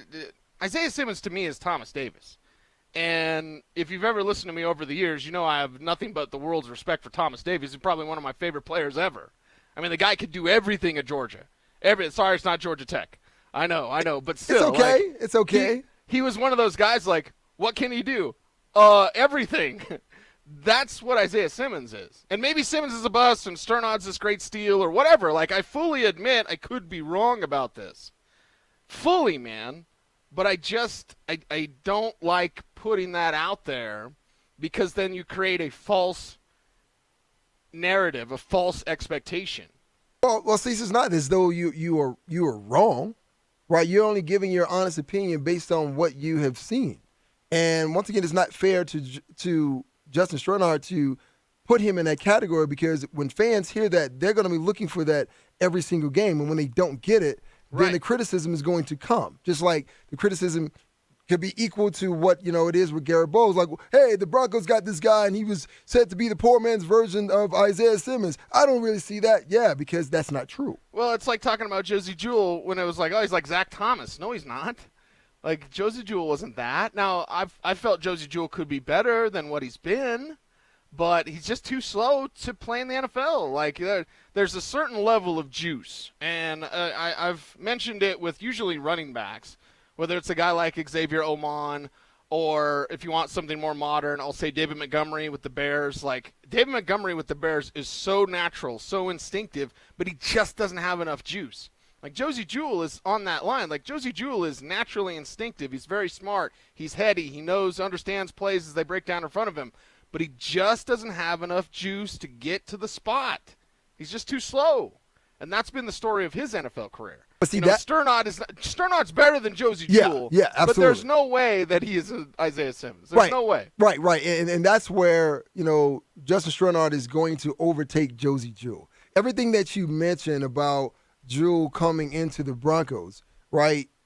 Justin Strnad has that. That's why the team say, okay, well, they identified him as their guy. And they said, well, if we're going to have a guy in waiting who's going to be our special teams, could be their special teams ace, and now that guy can get to the point of attack a lot quicker than Josie Jewell can, but not as quick as a guy like Isaiah Simmons. So if you're going to put Justin Strnad in some type of category or group him or link him with another player, do it with someone that is kind of equal to his ability, not someone that's, far superior than what he is. Yeah, and so we've got a lot of stuff going on today. We haven't even brought up Jerry Jeudy signing his deal. Get paid. Getting paid and getting out there on the football field for the Broncos. That's what I can't wait for. I can't wait to see Jerry Jeudy because that kid is special. If you want to compare him to the upper echelon of the upper echelon, that's fine. Go right ahead. That's fair. That's who he is. And he's going to be the most exciting Bronco to watch this year. Is he? He simply is. Is he? He is. Really? Who's going to be more exciting than Jerry Jeudy? Drew Lock. Give me one. I gave it to you, Drew Lock. Drew Lock, the guy that distributes the ball to Jerry Jeudy. Okay, that's fine. Wait, you asked me to give you someone. I gave you someone. Well, I think Jerry Judy's going to be even more exciting than Drew Lock. Oh, really? Do tell. Yes, because he's the type of guy that can score from anywhere on the field. He could take a dump off, screen pass, tunnel screen from Drew Lock and take it to the house. That's who that guy is. And I know he's going to do it. So I just can't wait for that first time. Not to say I told you so or anything like that. Everybody should be on Jerry Judy's bandwagon. Everybody. And there should be no fireballs thrown between any hosts on this station because we all should be in unison when it comes to Jerry Jeudy equals stud. Period. Well, see, so you do know that there were not too many who were really high on the Broncos making that pick in the first place. So why? Well, because everyone wanted at that time that, hey, the Broncos should go out and take an offensive lineman because the idea that, well, Garrett Bowles is not going to be the tackle for 2020 and beyond, so we needed someone to kind of cement that left tackle position. But for me, I was always like, look, I get that. You can always throw someone in there and kind of make do and make it work, but you can't miss out on, I would call, a once-in-a-generational talent. And for me, that's how I look at, Jerry Jeudy. He can definitely change, as though you so eloquently put it, that, how you play and how you defend the Denver Broncos, because if you have a guy that you can throw a 5-yard hit screen. The simplest of throws. Right. I mean, that's an easy 1-2 step, turn, pivot, and throw. All right, Sierra. What are you talking? Give me that 1-2 step. Yes, that's all it is 1-2 step, turn, throw, rhythmic throw, and you put it right in the hands of Jerry Jeudy, and he can make something special happen. I'm probably going to make myself hungry by making this. There you go. There it goes, KP. Well, keep it up, man. Yeah, You're going to turn it down man. unless it's not edited. Yeah. That's Drew Lock 1-2 step. Drew Lock 1-2 step. That's all you need to do, man. Put the ball in the hands of your playmakers, man, and let them make you look good. That's it. That's what Jerry Judy's there for. He's there for the 1-2 step. 1-2 step. Don't get me dancing up in here, exactly. Cecil. Don't get me started. Take the music away. Yes. Come on, scratch and sniff. See, now that should be a promo. Instead, we'll make one about tattoos because that's awesome. Let's have a tattoo bed, everybody. I just want everyone to look like Post Malone. Everyone on this station look like Post Malone so we can stop with this silliness, please. Can we please do that? How about that? Oh, man. Right? Yeah, you didn't remind me, man. I forgot my... You didn't get the Cracker Jacks? No, man. You're supposed to get the Cracker Jacks. Come on. Dude, I forgot. Nick Ferguson. I went to the store, man, and I was saying I'm forgetting something. And I was like, I'll remember later. I just went home. So wait a second. I got to send you a grocery list now? Yeah. Hey, Nick, if you're out, can you grab some Cracker Jacks, please? Yes. Some milk, some bread, We got to get some for KB, though. Yes. We can't leave our man DJ Scratch and Sniff out of this. No, of course. We all got to get like a Post Malone Cracker Jack tat for like a week because the Broncos did something, and that's what you do, right? When the Broncos do something, you get a tattoo. I mean, that's the coolest thing ever. So are we going to start that like during the season, like every time? We should do it every week. So every time Drew Lock throws a touchdown, we come in with a new tattoo. Jerry Jeudy makes a house call. It's like, new tattoo time. Yes. I made a bet. the Broncos would do something. I got a tattoo. That's awesome, right? But that's the only Cracker Jack box tattoo. Yeah, of course. Okay, there. Yeah, okay, yeah. there it is. We will be talking to our resident sleeve expert, John Davis, coming up at 8:10. So everyone stay tuned for that. Also got to remind you about Mile High Memories presented by ROX, Rocks Heating and Air. Orlando Franklin guest stars on episode 12, looking back at the 2011 playoff win over the Steelers.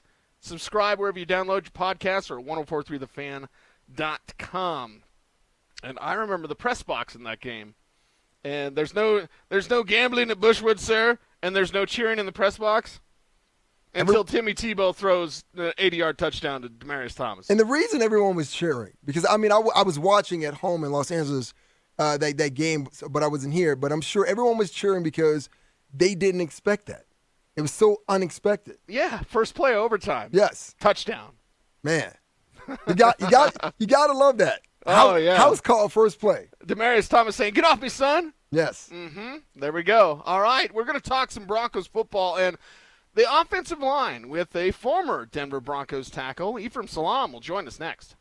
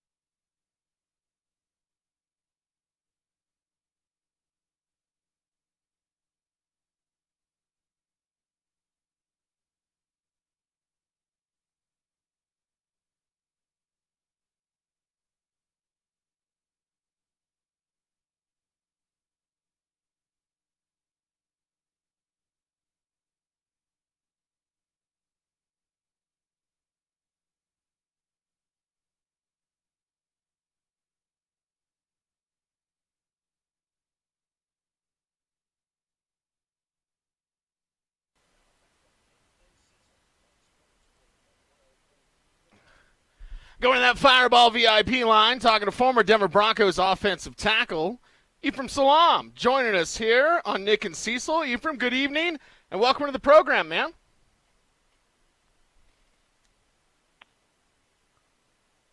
Hello? Hey, are you there? We got you?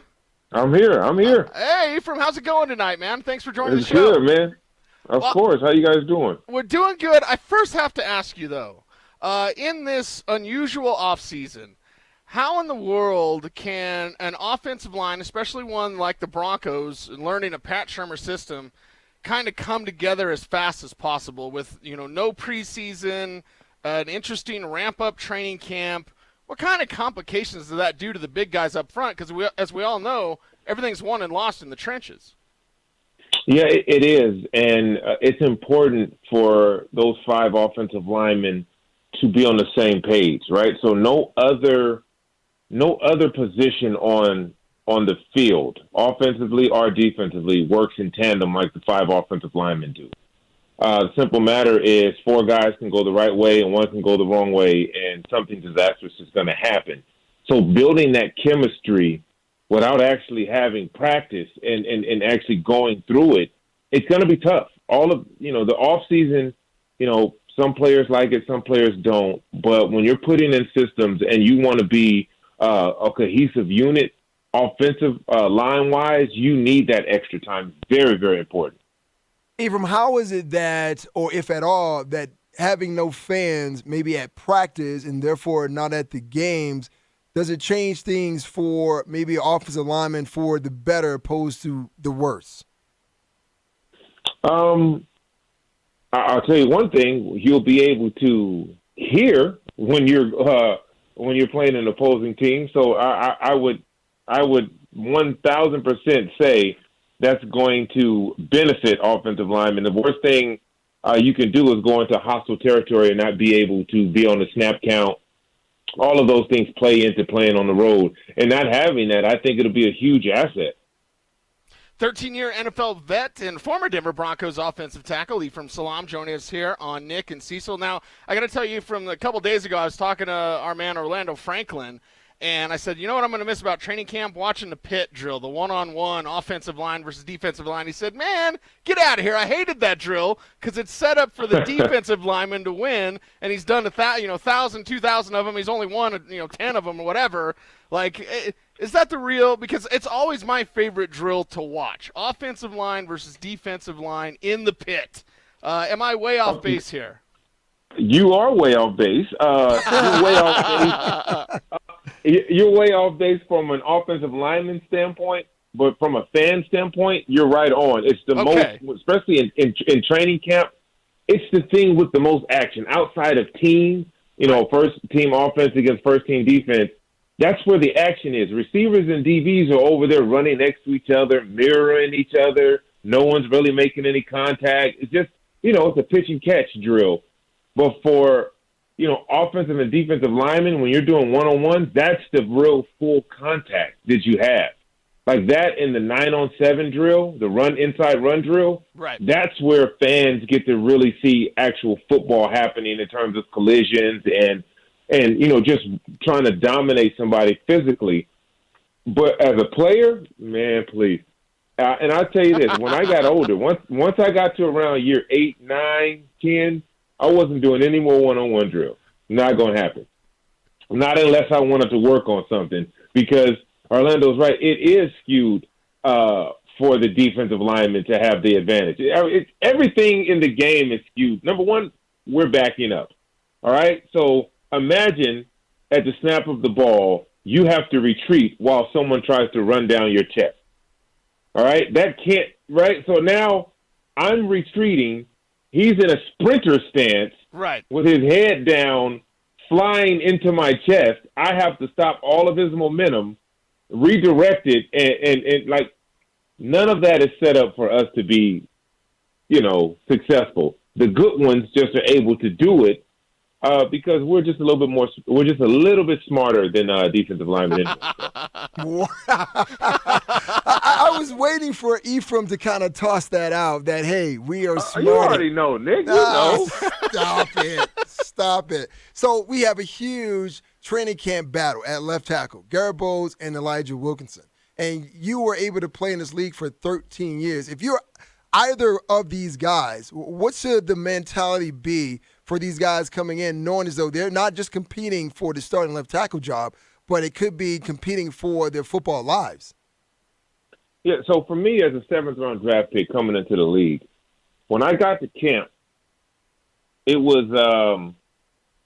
my goal was to make the team as a seventh-round draft pick.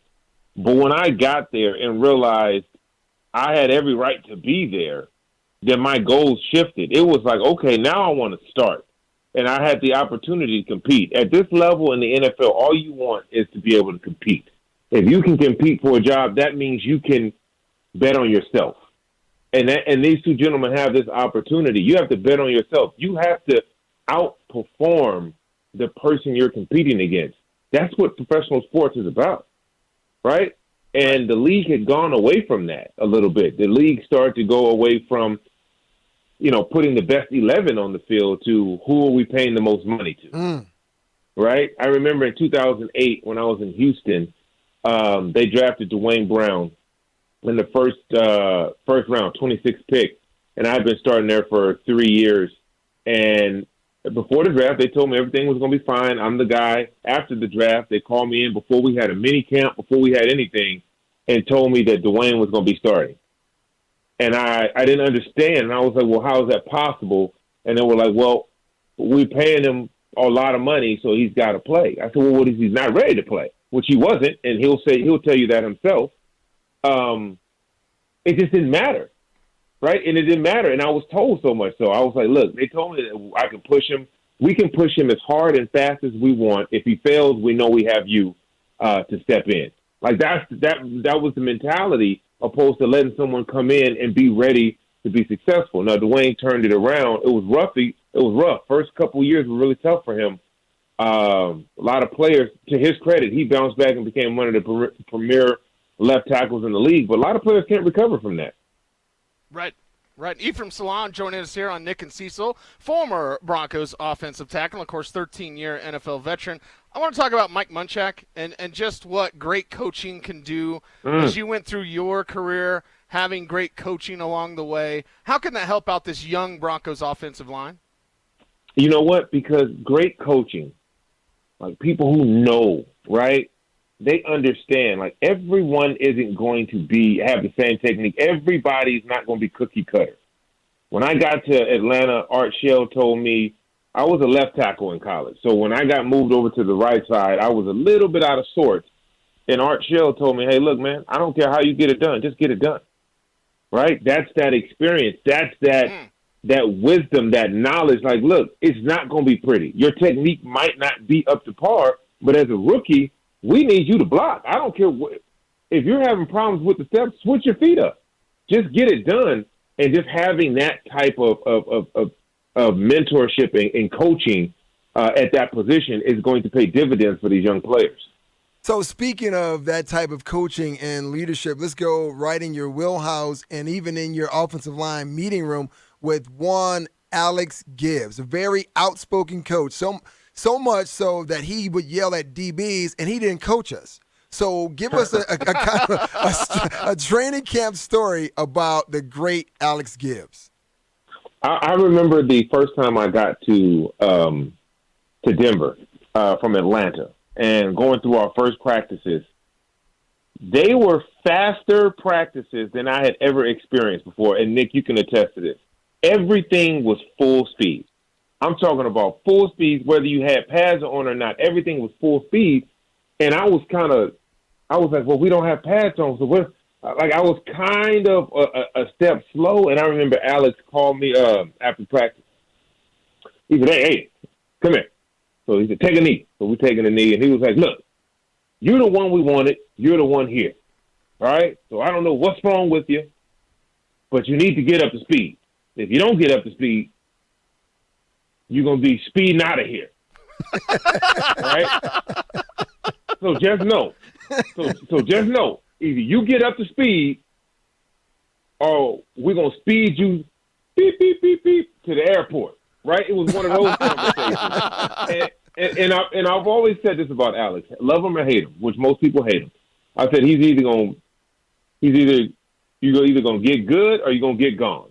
There's no in between. It's no you're gonna get good or get gone. Like cut blocking was a huge part of the offensive line play in Denver, and Alex would always say either you cut him or we gonna cut you.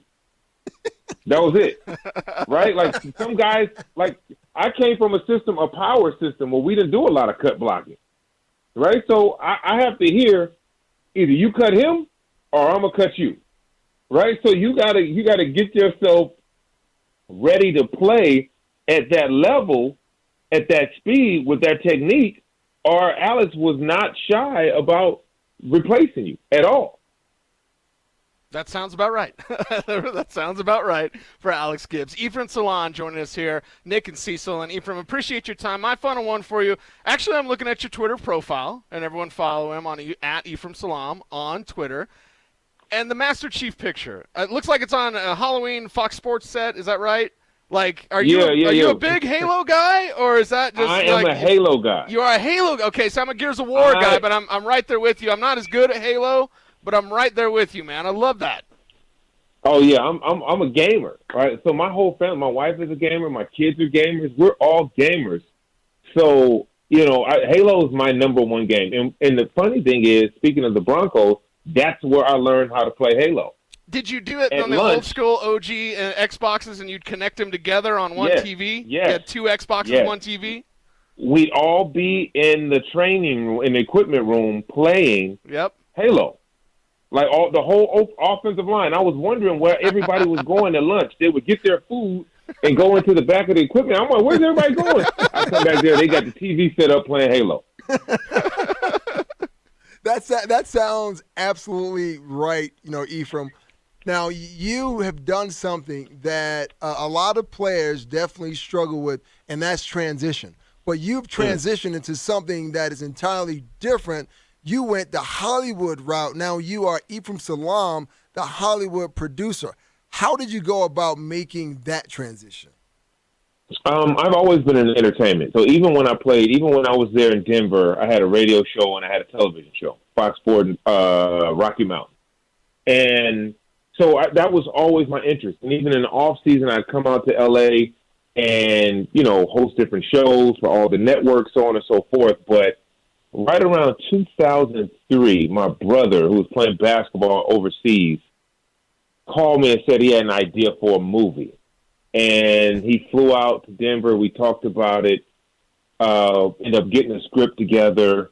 I invested in the movie. He directed it. And that was the beginning. That was the beginning of our foray into Hollywood. Now, I will tell you this. There were a lot of missteps and a lot of bumps and bruises along the way, but we stuck with it, and we were able to carve out a niche for ourselves in the world of Hollywood. And we probably have one of the most successful independent film companies. It's called Hidden Empire Film Group. We've had a string of hit movies come out theatrically. All of this is independent. We put our own money into it. It's a learning process, but I love entertainment. I love to create. I'm also a writer. I've worked on 2 premium cable television shows in the writer's room. So I'm not just producing. I'm looking at creativity from every standpoint. And if you, like, as a player, former and current player, if you're interested in this, hit me up on Twitter, man, and I'll whenever we're actually shooting a movie right now. I'm not supposed to be talking about, but I love to get guys involved and bring them out to the set so they can really see and not just see what goes into producing, writing, creating, and not just putting money in. Right? Anybody can put money into a film, but can you make a film? Well, I tell you what, man, it's great to talk to you every time. You're always funny. You're always hilarious and entertaining. That is why you made your transition to Hollywood so easy. And as you sit in those writing rooms, I tell you what, there are 3 people here that would love to make their acting debut. Sisu, myself, and our producer DJ Scratch and Sniff. That's what we call him. So hey, if you working on a film, big budget, small budget, just know you got 3 guys here in Denver that you can write into any movie you want to. So appreciate you, man. Be safe out there in California. But just know that. I'm just going to put it out there right now. I got you. Okay. Nick, I got you, man. You're my guy. All right. Appreciate you, man. All right, absolutely. All right, be good. There's Ephraim Salam, ladies and gentlemen, on that Fireball VIP line. There you go. There you go. I want to write. I can't act. You kidding me? I can't act. Wait a minute, man. Write. I just talked to a guy who made a transition to Hollywood. He's producing, he's writing, and I'm trying to get us a role, man. And you're saying that you can't act. That's not what you're supposed to say. I can write. That's what I'm supposed to say. No, man. If someone writes you into a movie, you take the role, man. You take the role. Yes. See, okay. So listen, you're trying to mess this up for us, man. See, I got the casting agents calling me up. We need a loudmouth Chicano, with fluffy hair. Dude, boom. Listen. That's me. That's me. Hey, I'm in. It's on Ephraim to write us into a particular, movie. And, hey, got KB in there as well. DJ Scratch and Sniff. Yes, sir. Yes, sir. All right. The offensive line coming together. How does that happen with no preseason? We'll get into that next.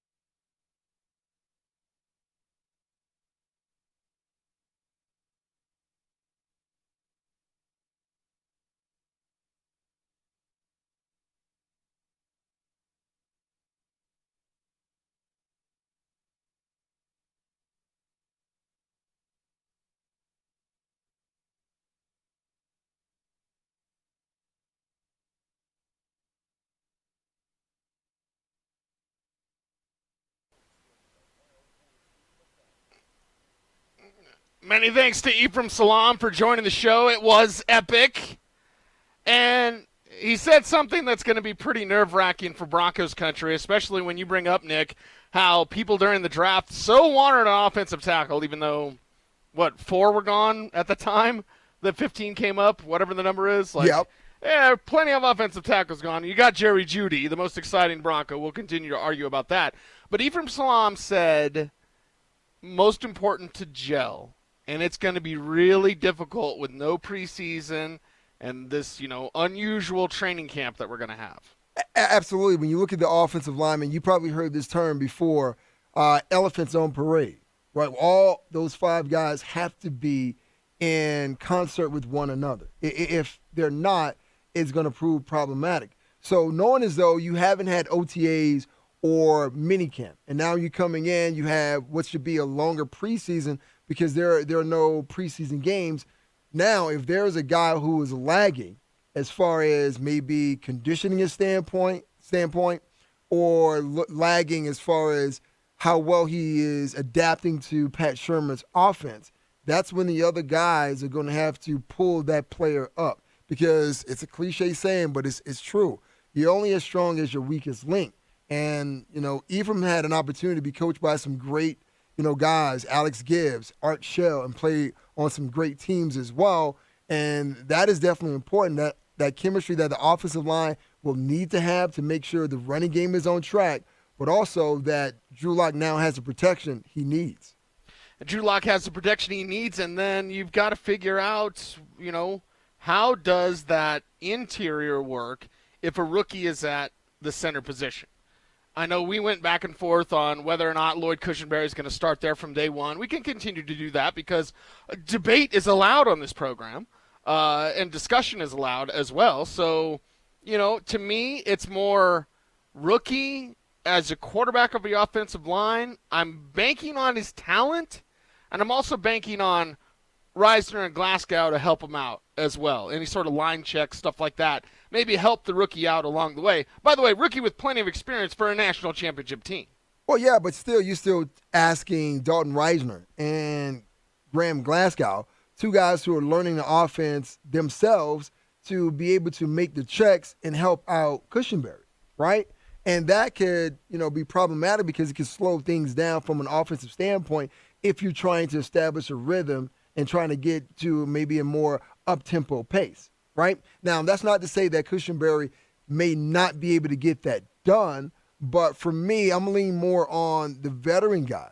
And in these situations, Sisu, you lean on the veteran guy and you say, okay, well, it is your job to lose, and if you are on an equal playing field as a rookie at the same time that you guys have got the playbook, then that tells us that this rookie is far along as far as his development than you are as a veteran guy. And it's not only the fact that is that you could lose that starting position, but you could lose your job because a rookie came in and outplayed you the same time that you got the playbooks, right? That's a problem. But you definitely have to have competition at that position to make sure that you get the best guy pretty much anchoring that offensive line at that center position. Well, let's go with what Ephraim Salaam also told us about when Dwayne Brown was drafted. Now, Dwayne Brown's a first-round pick. Okay, so there is a difference, but I would guess that Lloyd Cushenberry's new contract pays him more than Pat Don't Call Me Phil Morris. Okay, but that doesn't necessarily mean you have to start him, even though I've experienced it. Guys getting paid. That's right. I've experienced it myself, and I've seen it in my coaching experience. A guy will stay in a starting role, and the team will stick with him because someone made the commitment. Someone stood on the table for that particular guy, so they have to make themselves right, even though they know that guy is not living up to expectations. But in this case, if Cushenberry starts to show signs that he is a rookie, because that's what he is, and he could kind of, fizzle out before the season is over, then at least you have Patrick Morris, who now can come in and fill that role. And if needed, if it's needed, you have injuries on the offensive line, you can always put him back at guard. Yeah, he can play all across the offensive line, at least on the interior side. So the Broncos have great versatility there with that situation. But it's going to be interesting because that often we're all excited about Drew Lock. You called him the most exciting Bronco. I'm excited about Jerry Jeudy. I called him the most exciting Bronco. None of it works if the offensive line is trash. No, it doesn't. It doesn't. And, if we asked Ephraim that question, he would have told us, and you know this, as a person who covered and, you watched a lot of film, the games are won and lost in the trenches. All it takes is for one offensive lineman to make one false step and allow his guy to beat him, and that's a sack. That's a critical third down situation. Yep. So those guys have to be as perfect as they can, and there's no such thing as a perfect game. I'll tell you that. Every coach wants you to play a perfect game, but I've yet to see a guy at any position play a perfect game. So this group, whatever guy, 5 guys they roll out there, they have to be as perfect as they can be. When you do your best and it isn't good enough, and I'm not talking about DMac throwing a fireball at me, we're talking about something else, and that's next.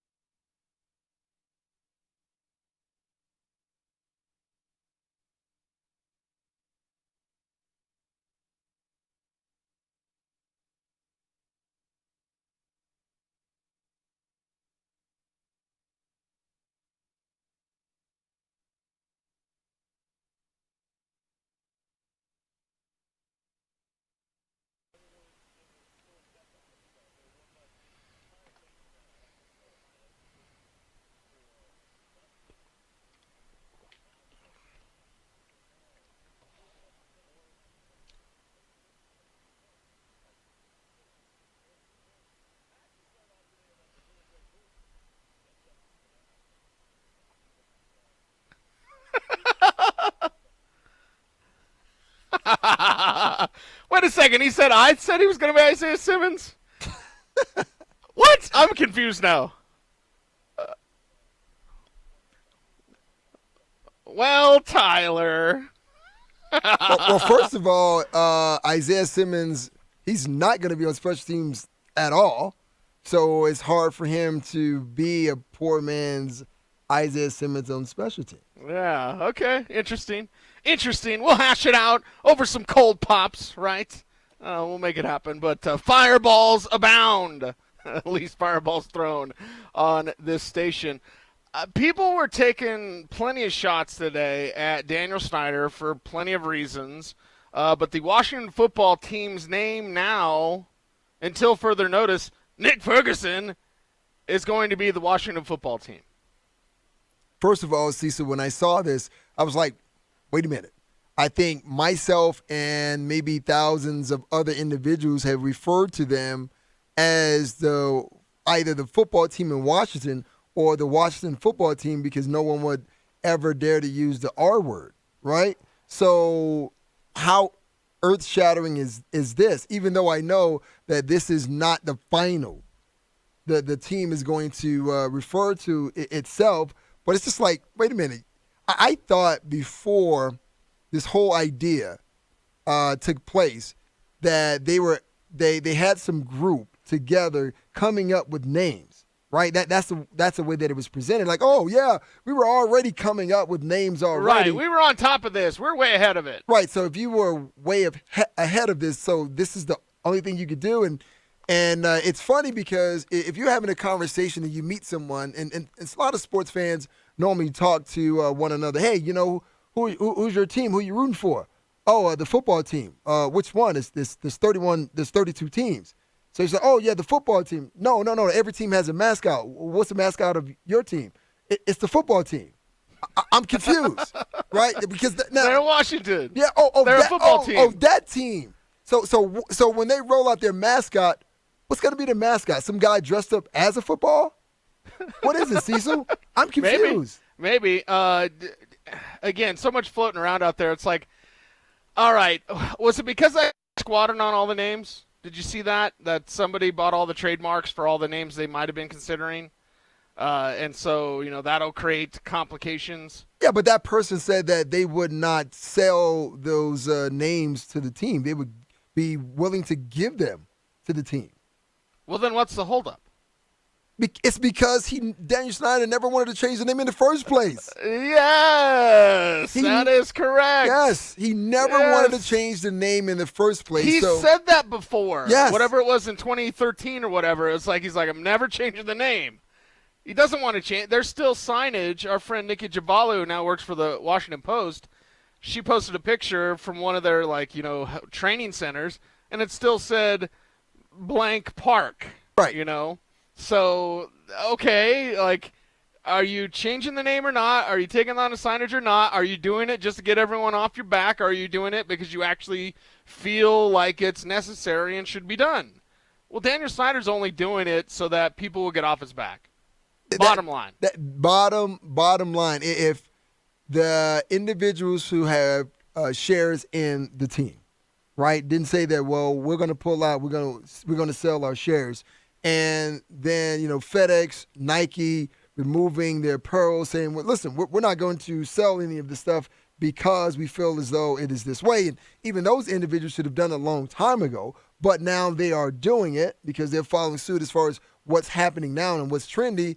But it wasn't one of those things that, okay, well, Snyder and the Washington football team decided, well, we feel as though this name that we've had for so long is shameful for Native Americans that we're going to do away with it. It was like, no, I'm stern, I'm steadfast, I'm not going to change it. So the idea of the Washington football team, that hasn't really changed me at all as far as looking at that organization and what they could have done instead of what they're doing now. Change the name. Be a little more proactive. And ideas like, well, it's going to take some time to come up with the right name, but I thought you were already doing this before. We've been working on it for months, Come but on. It's going to take time. Whatever. Well, and here's the thing. Are you going to talk about it or are you going to be about it?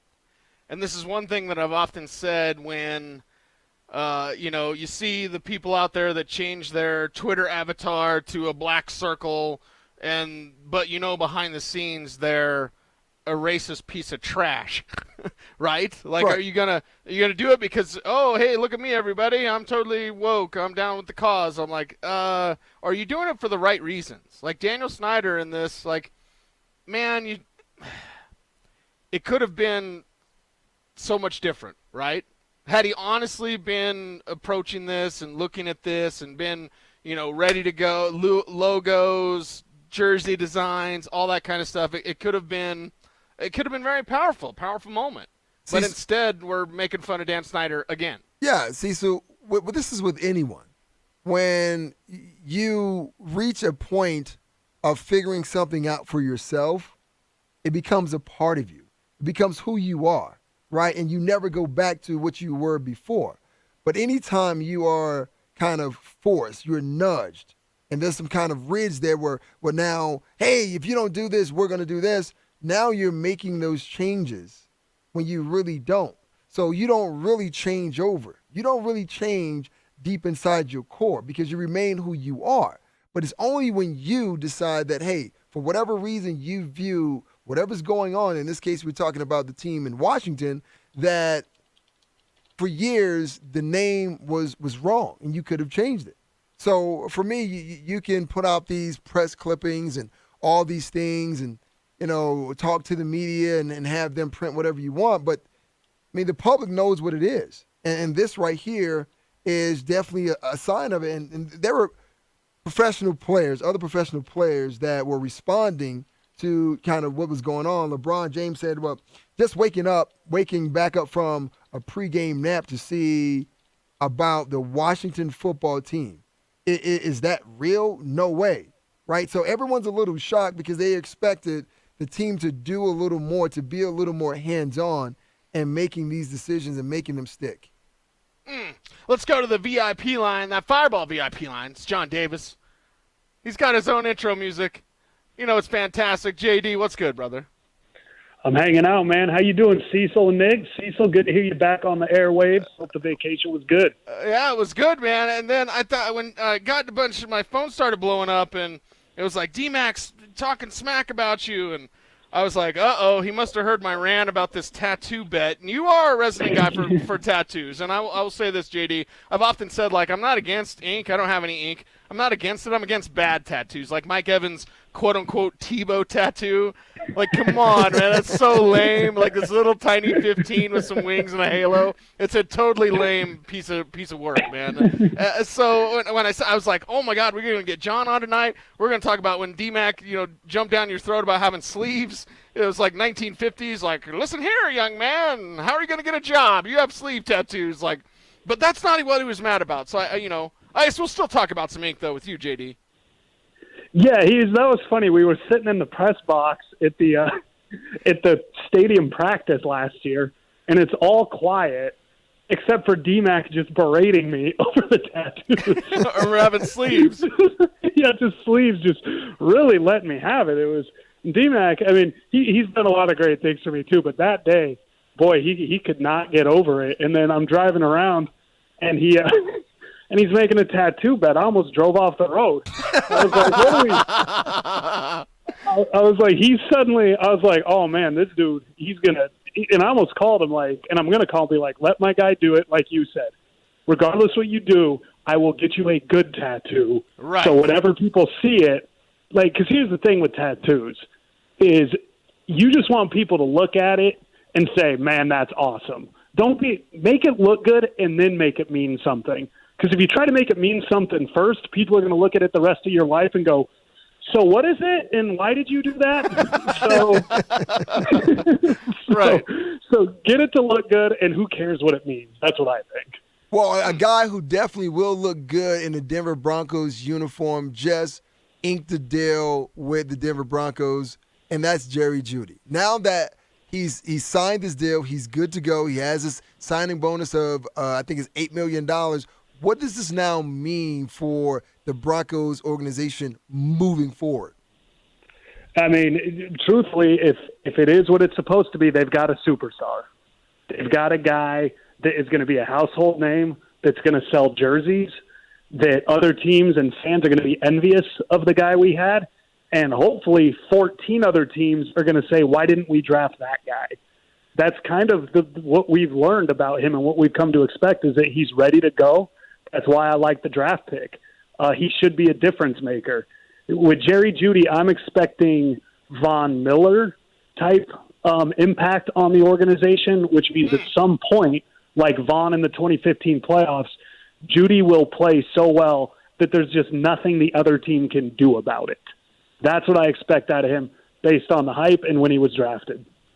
John Davis, our guest, of course, here on a Thursday night. Nick and Cecil, and, of course, JD, 1043thefan.com. You can hear him right here on these airwaves as well.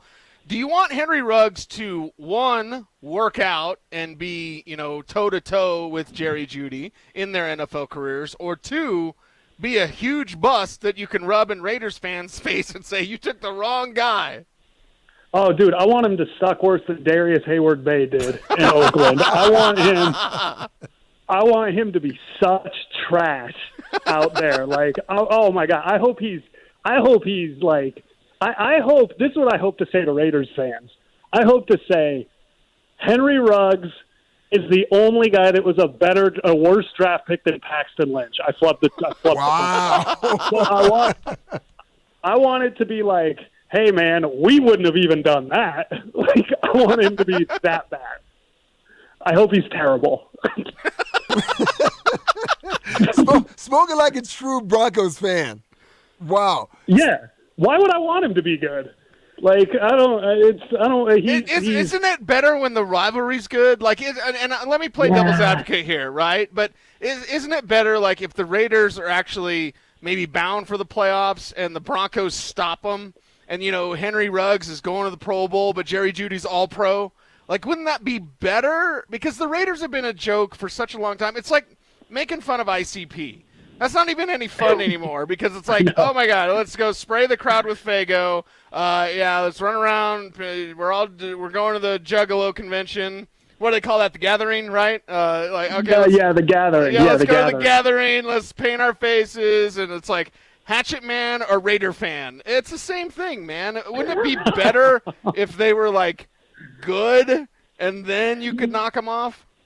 Yeah, it is good. I mean, like, when we're competing with the Raiders, because, like, that was Mike Shanahan, the biggest thing he did when he came here, because the Raiders were beating us the previous few years. Shanahan comes here, and now we're on Monday Night Football, and the rivalry's so heated, Mike, nicest guy Pritchard, is out there fist-fighting on the field. So, like, I remember after I met Pritch, I was like, how did they get that guy so riled up? That blows my mind. But it is better when the Raiders. It is better when it's when there's stakes. When there's something on the line. It is better.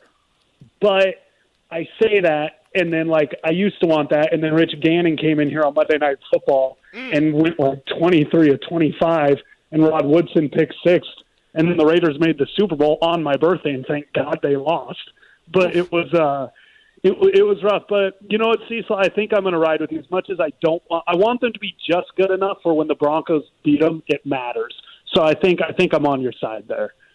Well, a lot of these guys, young guys for the Denver Broncos, will be walking into their first training camp for the first time.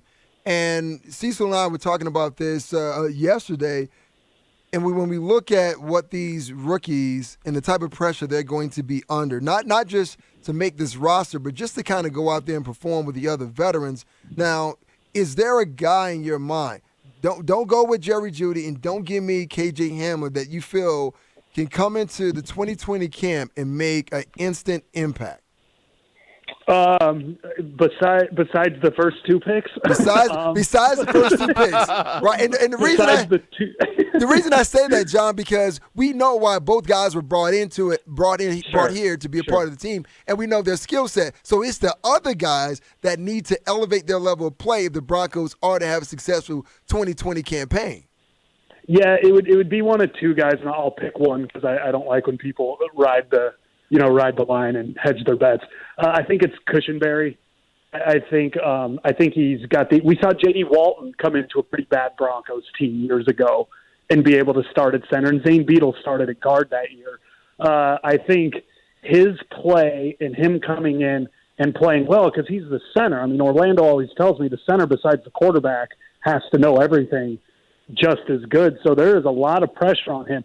And if he performs well, he could be the difference in some Broncos wins. You know, if he allows Drew Lock to step up in the pocket, if he allows the running game to get going better, if he can get everybody on the offensive line where they need to be, the impact will be great, because the story on the Broncos these last years, the offensive line is terrible.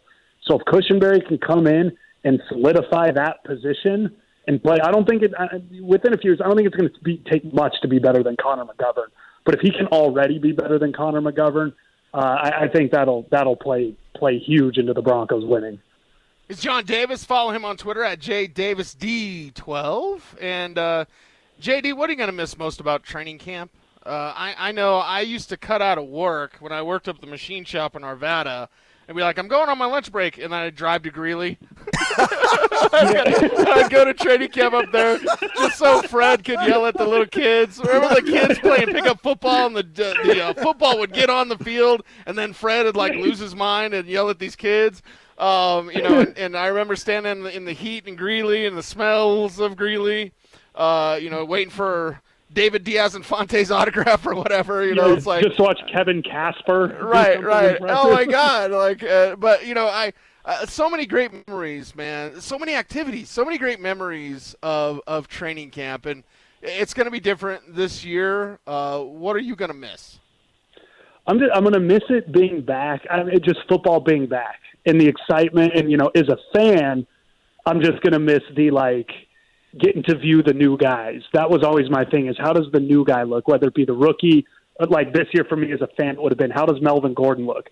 How does Jerry Jeudy? It's when you first get to really be excited.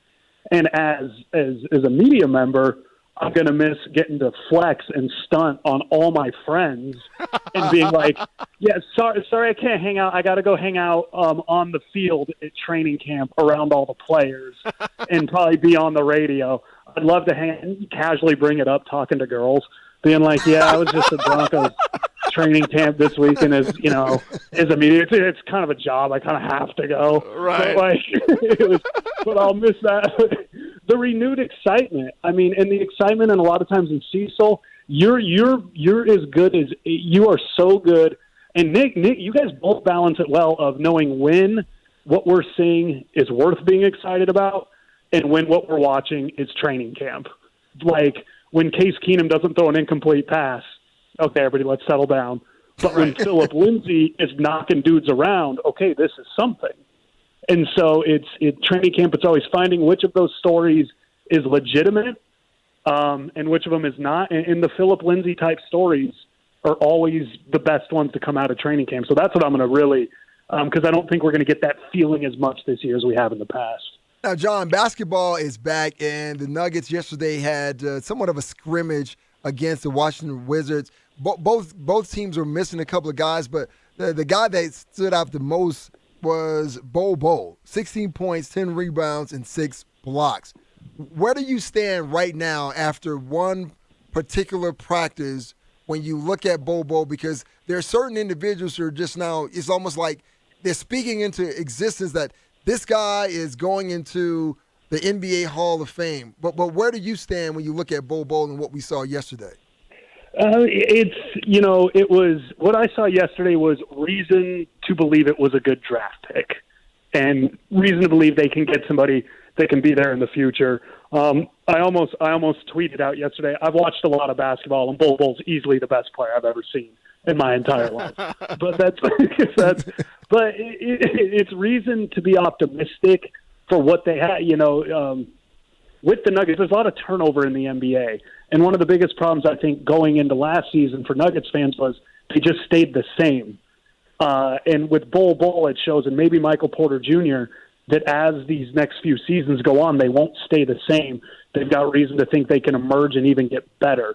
I don't know if Malone's going to play him a lot in the playoffs. We'll see. But it's reason to believe that was a good draft pick with a nice upside. We'll see how he plays when when it's a game that matters with some real big dudes trying to knock him around. John Davis on our VIP line. JD, I got to know, because, and I'll fully admit it, when I first got a badge for training camp, I'd wear it to King Soopers. What? I'd wear it to the gas station. What are you doing? And I'd make sure, and the good thing they're double-sided, so you didn't have to worry about it being turned around so you could see the media. But man, I gotta know. I gotta know. Now I'll throw it in a glove box or whatever. But I gotta know, brother. I gotta know. Because you're bragging to girls all up in the videos, right? Like Suge Knight said.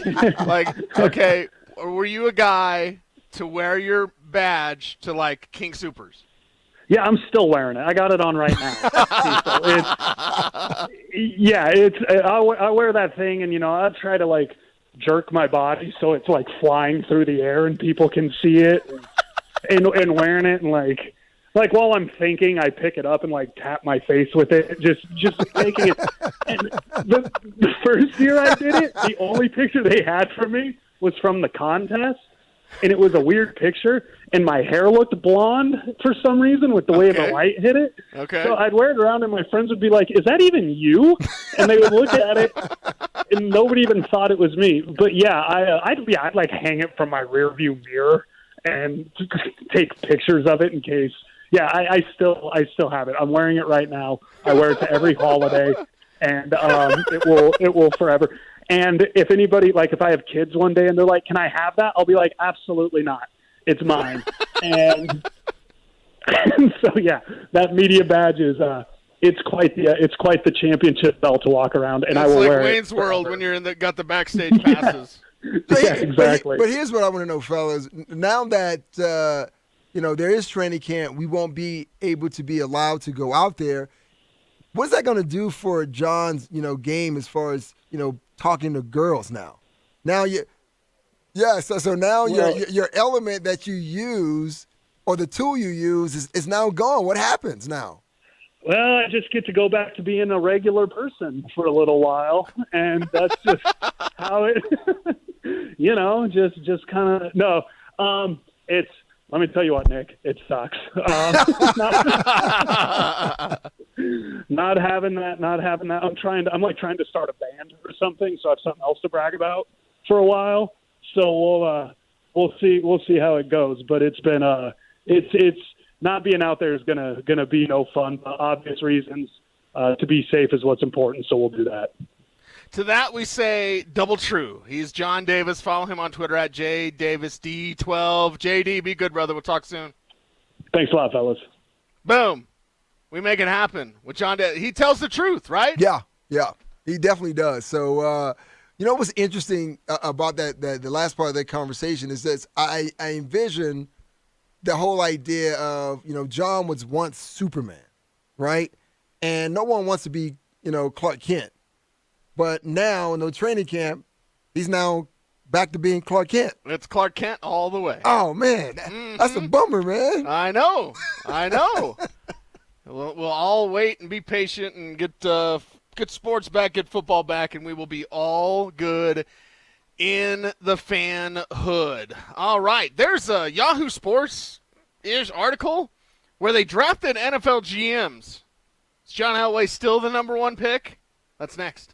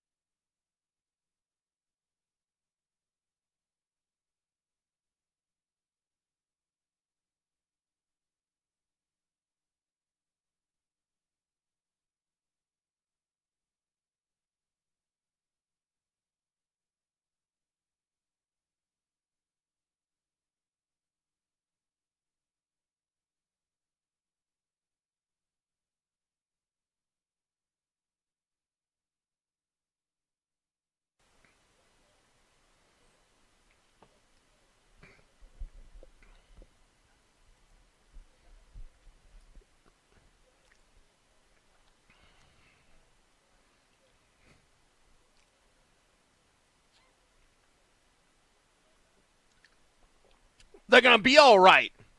There's Iron Mike talking about his fight coming up. 54 years old. What did Jay-Z say? 30's the new 20?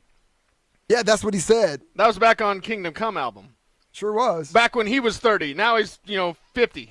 So not that old, but he's getting there. How old is Jay-Z, KB? You got the Google machine in front of you. Of course, I have it as well, but I'm too lazy to look it up. So what? 50's the new 30?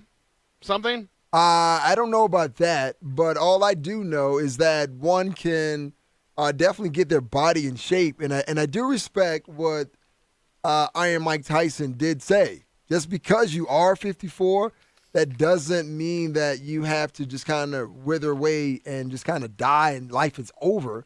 You can take back your life. You can take back your fitness.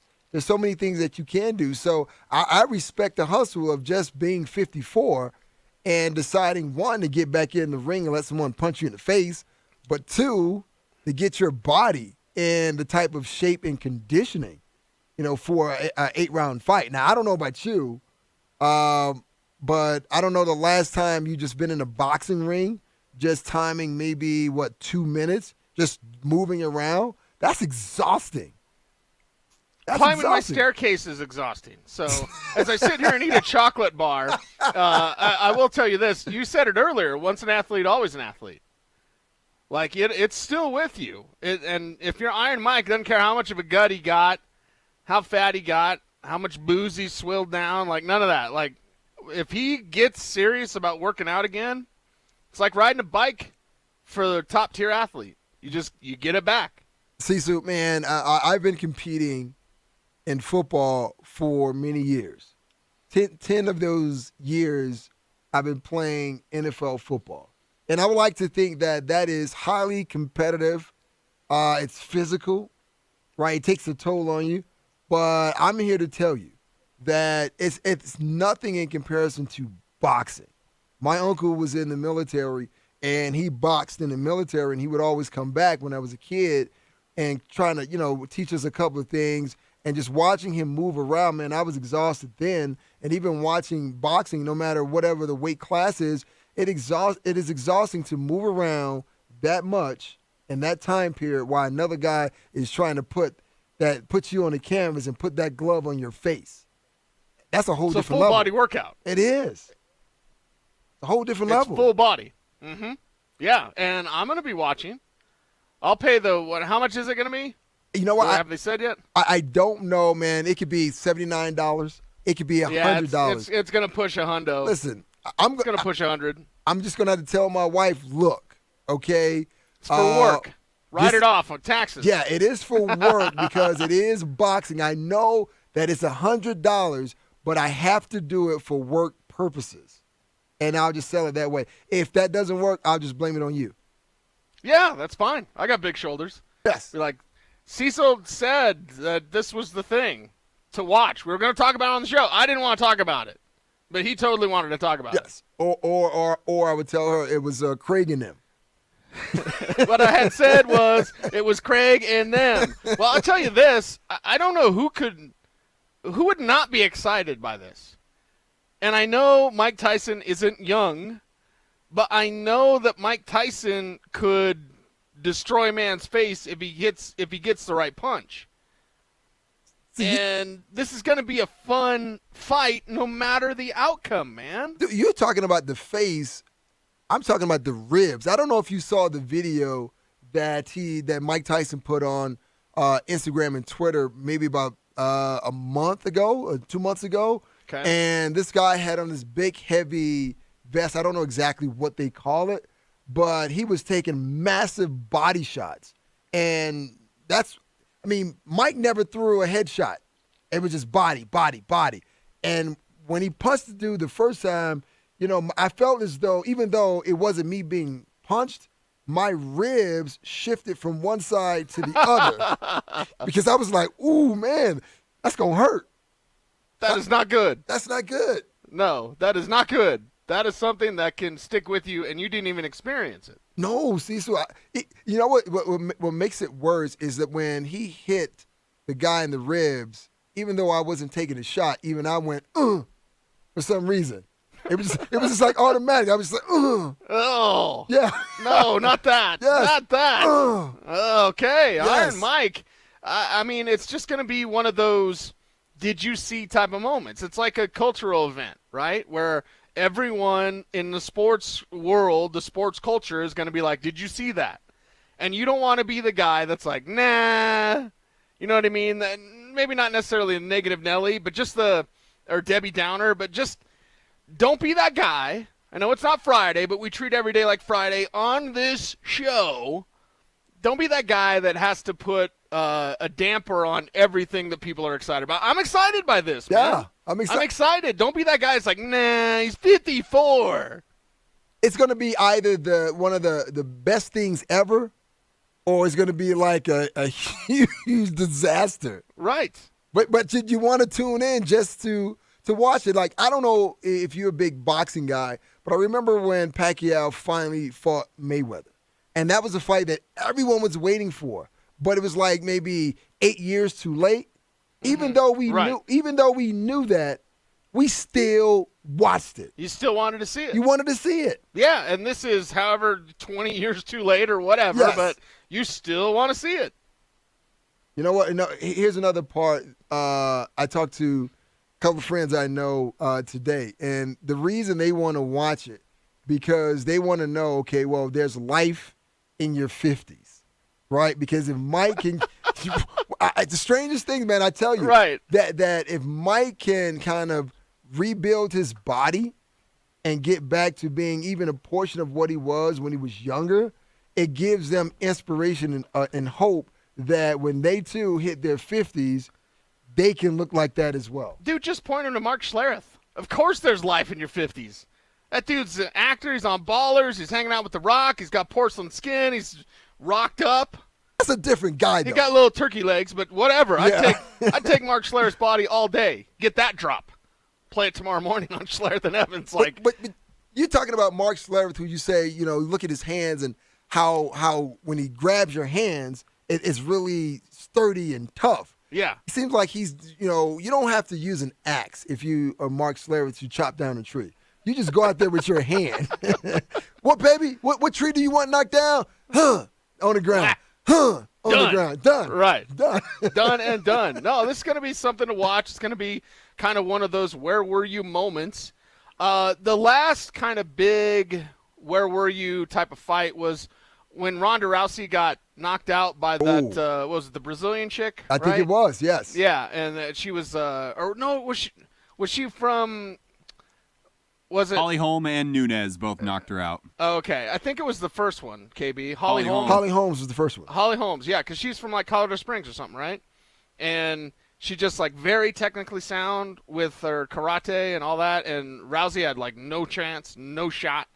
And so that was one, and then the Nunes one, that was another one. But it was one of those, like, I don't watch UFC that much, but one of those type of events, you want to watch it so you can be part of the conversation. Yeah, and then usually, you know, what happens, it's a little different than what the fights were, you know, like 20, 30 years ago. Now everyone is on social media.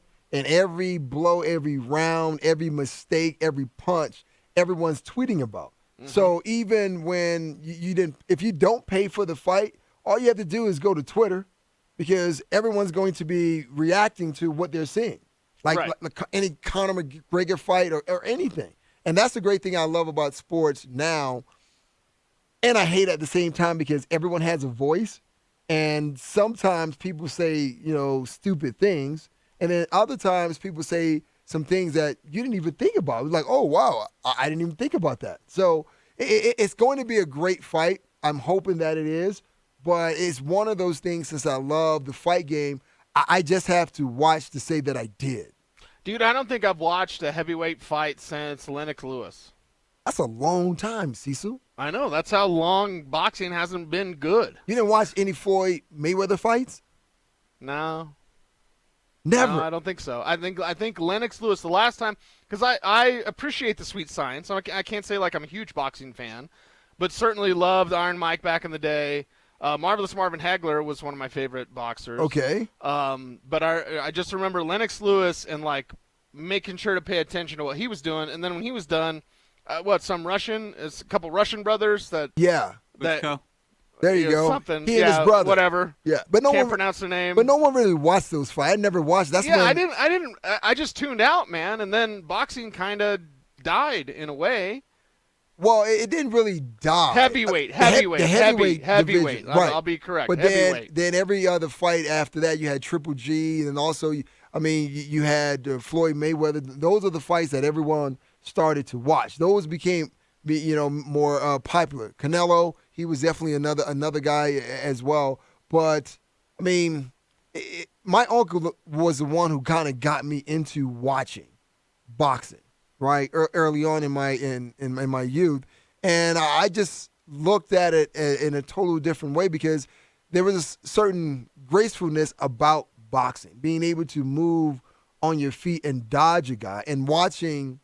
As much as I hated watching Floyd Mayweather just kind of run and dodge, boxers, but just to be able to stand toe-to-toe with another man and dare him to hit you in the face, and he still can't do it, there's something spectacular about it. It's just a thing of beauty.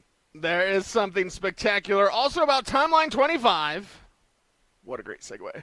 Timeline 25 at 1043thefan.com. James Marilat counting down the top Denver sports stories over the last 25 years. Check it out at 1043thefan.com. John Elway was the number 1 overall pick when he was a player. As a GM, where's he going off the board in Yahoo's GM draft? We'll talk about that next.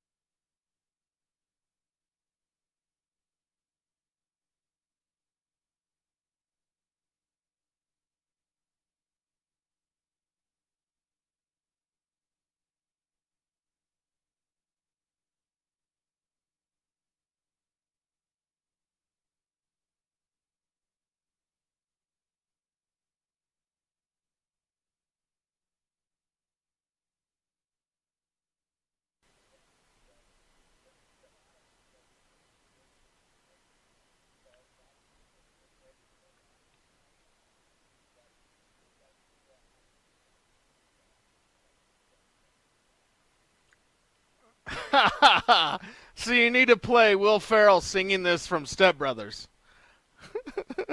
Scooby-Doo-ba-doo-ba-doo. Yeah, all right. John Elway going in the GM mock draft. Nick Ferguson, before I tell you where he went, and Yahoo Sports mock drafting the GMs.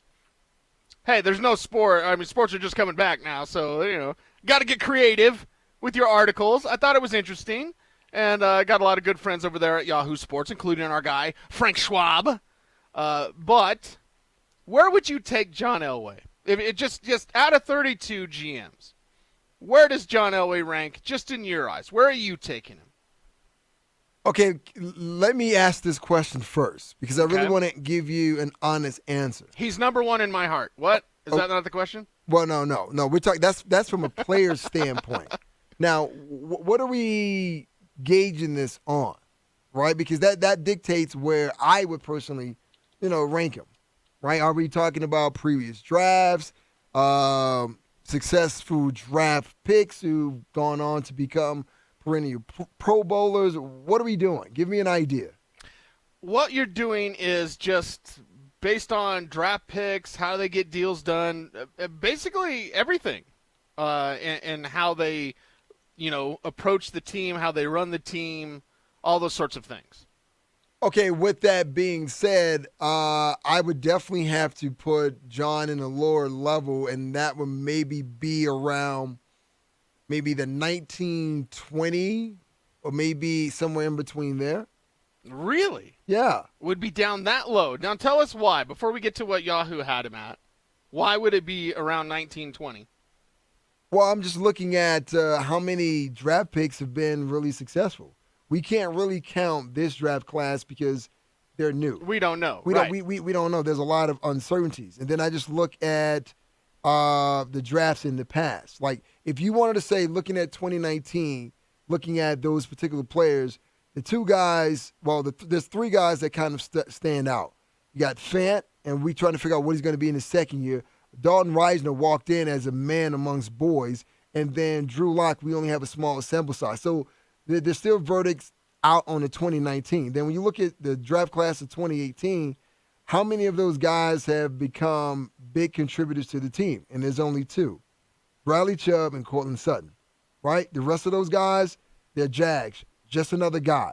And then you go down after that in 2017, right? You still have Garrett Bowles, say whatever you want to say about him, but what about those other guys? So there's a lot of uncertainty when it comes to the draft picks, and I would think that anyone who was writing about placing a GM in a certain slot, they will look at that. And then you look at how many offensive coaches you've had, how many head coaches you've had, how much success have those individuals had. So that's why I'm putting the Broncos there. And if anyone think, okay, well, Nick is being bitter, and he's trying to throw shade. And I have to say this because someone tried to call me out on Instagram, and I had to dump a bunch of facts on them. Really? And then they became quiet.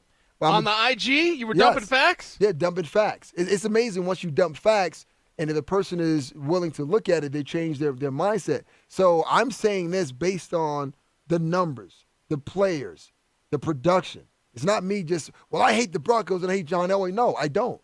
I wish them as much success as they can possibly have, but I'm only looking at what the optics are telling me. The Yahoo Sports GM draft had John Elway going, drum roll, at 19, behind Chris Greer and ahead of Marty Herney. And that's Yahoo Sports and, Patrick Doherty from Roto-World. Okay. So 19, pretty good estimation. See, I wasn't that far off. Now the only thing that I wonder is I'd put him why? middle of the pack though. That's a little bit too low for me, and not because John Elway saying my name is my ringtone, not because I still think John, call me after the show, and not just because I still think he's the best quarterback of all time. Just based on I see him do the work. Right? I see what other people don't see. When I go to, let's say, I'll give you an example, Players All-Star Classic. Do you know what that was? That was a one-year All-Star game. It only happened 1 year. 1 year in Little Rock, Arkansas. It's when I made Mean Joe Green uncomfortable. Oh, airport. that time. Oh, boy. Yeah, okay. So Mean Joe Green was there, right? But the Broncos staff was there. The staff. What was that? Come on, man. Come on. What was that? Don't do this. Don't make me What? do this. You don't want me to tell the truth? No, I want you to tell the truth. Okay. But it's like you're embellishing a little here, because the idea, just because the staff is there, that means absolutely what? What does it mean? It means that I see John Elway putting in the work. When I go to – I'm not brown-nosing. Did you just make the brown-nosing move? I have no idea what you're talking about. Or did your nose itch? Don't forget, Nick, you're on Teams right now. All right. He's like, brown noser. Can see you. Brown noser. Oh, I'm not brown nosing Did he John see me, Elway. KB? Could he see that? Yeah, I saw that. Oh. I saw that. No, and here's the thing. They found Danny Trevathan at that game. Everyone else there had like a couple of scouts. And the guys are playing grab ass. They're telling Dick Cheney jokes. Like, it's a joke because it's a 1 year, super small.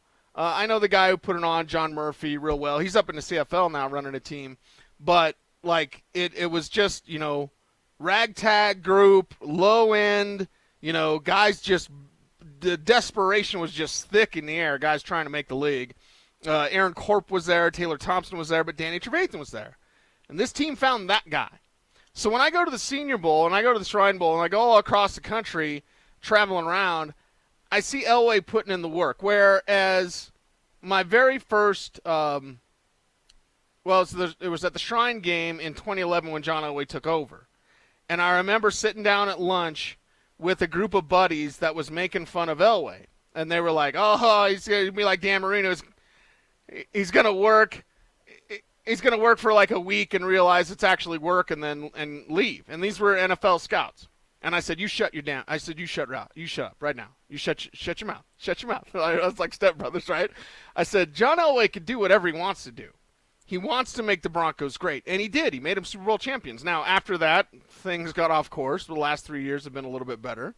But I said, you just wait and see with this guy, because of the intent of what he wants to do. And when I go around and I don't see other GMs at all these places, that I see John Elway. I don't see other GMs. I see some other GMs. You see Ted Thompson all the time. You see Ozzie Newsome. I love Ozzie Newsome. I love Ozzie Newsome. You use his quotes on the show like daily. To me, I would say, put him around 15, 16. So I'm not that far off of you, Nick. I feel there's a little disrespect based on this guy built a Super Bowl champion. And he got Peyton Manning here. For all the people like, well, that's Peyton, that's not John. Okay, well, who got Peyton here? I know Brandon Stokley had a little to do with it, but it was also John Elway. But Sisu, what you have to remember is that they're not this list that you're talking about. They're not basing the list on what happened when Peyton Manning was here, because I'm sure John was higher up on any list, as though he should be. So now the numbers are reflective of as far as what's happening right now and what's happened over the past 4 years. And some may say, well, it's not fair, but these are the things that happen, because when everyone started making their list, unless you're an individual just kind of pull something out of your back pocket, you have to at least have a little facts to support what you're saying. And for me, once again, it's not me coming down on John Elway because I don't like him as a person, as a player. I'm just looking at the numbers and what the optics are actually telling us. And if we were gauging or we were ranking quarterbacks or any player of any position, what is it that the one thing that we're going to always go back to? What was the level of production that year and the year before, right? So that's all we're doing. And who's to say that John doesn't move up in the rankings because these group of guys now change the narrative, but also factor in this, Cecil. Look at the free agent history of the Denver Broncos since the Peyton Manning era actually ended. And I would like to think that these are the things that are being taken into consideration. And you're right. You and I are not that far off. It's a difference of maybe 4 or 5 spots. Yeah. Pretty close. Yes. Pretty close. We'll continue that conversation. Also, take your input, as always, ramoslaw.com text line 303-713-1043. Chime in. Where would John Elway rank in all of the GMs out there? But deadlines in the NFL spur action, and the clock is ticking. We'll explain next.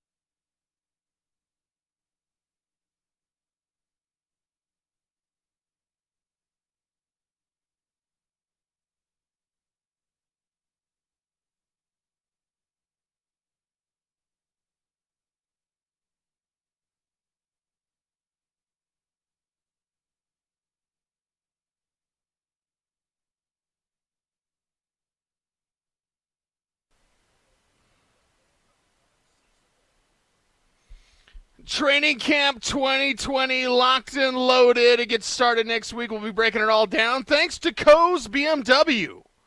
right here on Nick and Cecil. And deals get done at deadlines. Deals spur things into action. The clock is ticking with these NFLPA grievances, Nick. What does that mean for football? That means that even though we think that football is coming back, it may be prevented from actually taking place. And I know that's a wild idea, but that is something that we could be faced with. That's something nobody wants to hear right now. But no one wants to hear, but it is a real fact. I mean, we saw the MLBPA and the MLB owners actually go back and forth on how many games that they were going to play, and the owners saying, listen, we know we're going to take a huge financial hit, so we want you guys to share in that as well. And the players were like, nah, bro. You better plan better for that. I mean, don't take it out of our pockets. And this is where the league is, the NFL finds himself right now. And when you were out on vacation, Sean Drotar and I had this conversation. And at the time, I mentioned to him when he said, well, hey, the players got exactly what they wanted. And I said, well, you want to be very careful about that because here's what's happening.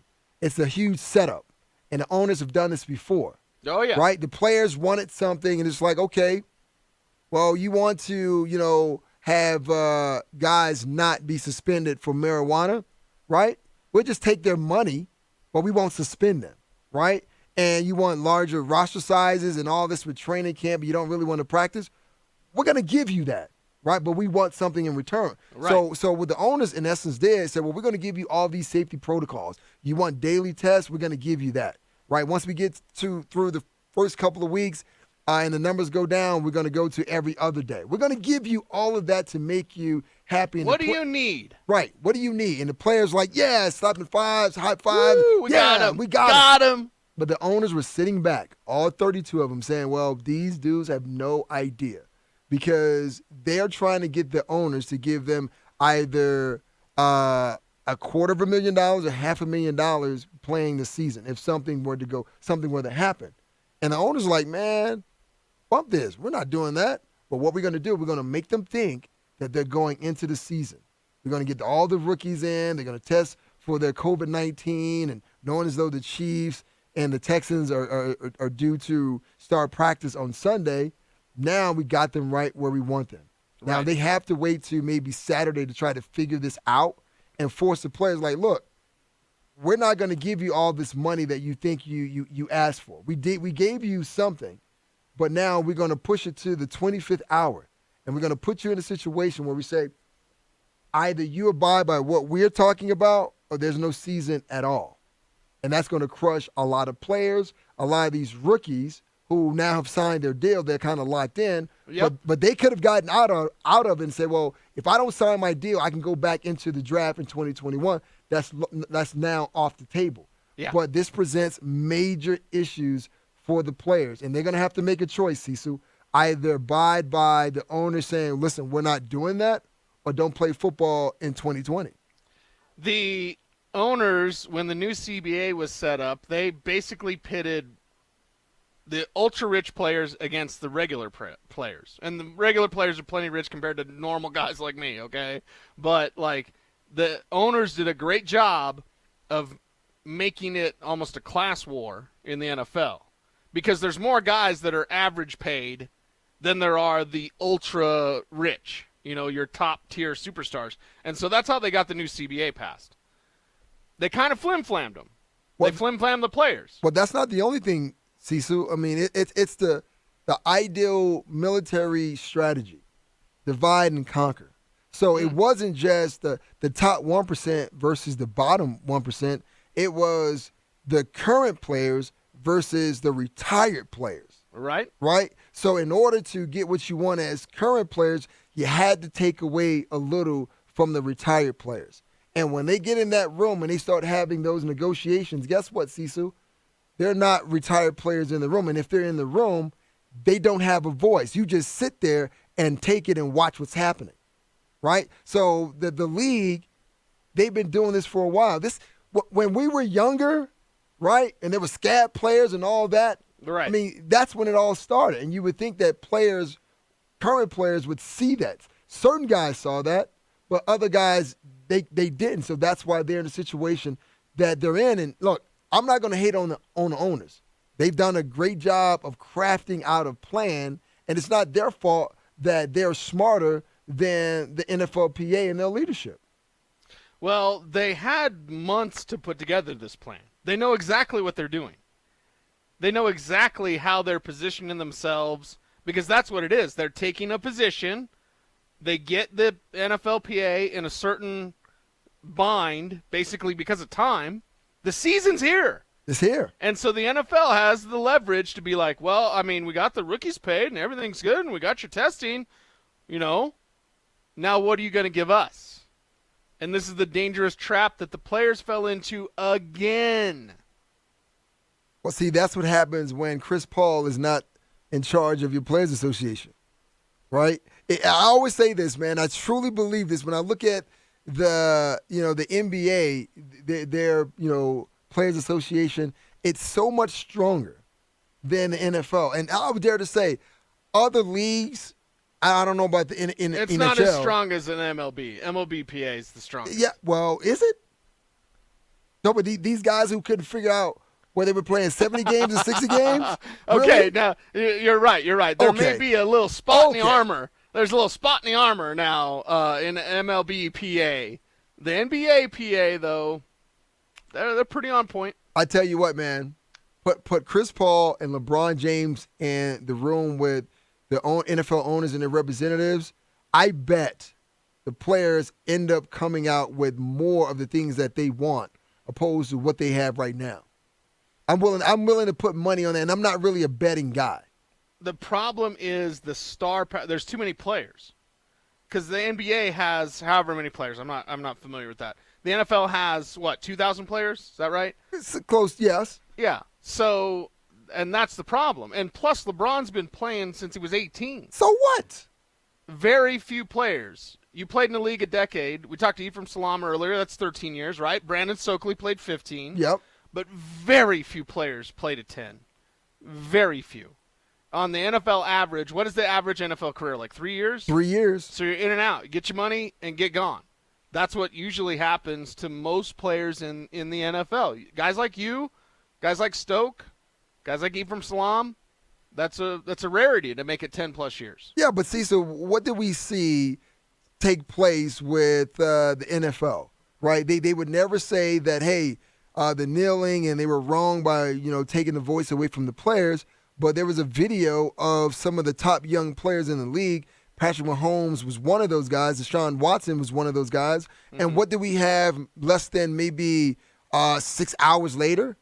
A video of Commissioner Roger Goodell in his basement saying, hey, we were wrong, right? So you do have power. But it's like, how do you use that power? Well, I think it's changing on certain issues. It's not changing yet with the PA. The PA is still very weak.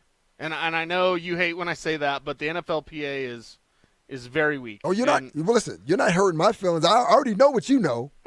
So you're not hurting my feelings. I already know this. Yeah, but you're one of those retired players. I'm not. You guys are the ones getting hurt. Yeah. Listen, I talked to several wives of some of my former teammates, and they were absolutely upset about the new CBA and how the process went forward, because a lot of those guys who are on disability and a lot of those dudes, Cecil, man, they're in bad shape from body standpoint and the short-term mental health standpoint, short-term, long-term memory. See, you're talking about getting LeBron and Chris Paul together. I'm saying get the NFL wives together, get the NFL moms together. You know what? That's what you need. I think that's a better idea. You know what? You are absolutely right, because if you get a bunch of moms together, I don't care what they're working on, it's getting done.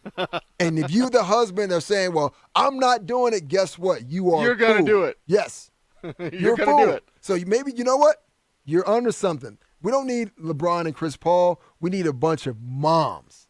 Moms and wives. Moms and wives. Getting it done. They'll tell the truth, because they're the ones behind the scenes that have to take their husbands to the doctor's appointment or deal with their, mental issues, their mental breakdowns, all these, serious issues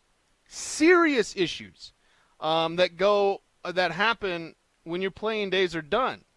guys like Jerome Bettis can't even go downstairs sometimes because he's in so much pain. Watch Earl Campbell walk. Oh, it's that dude. I mean, I've seen him at a couple of Super Bowls, man. I've seen nuts. him too. It's. Well, we were both in Miami. Yeah.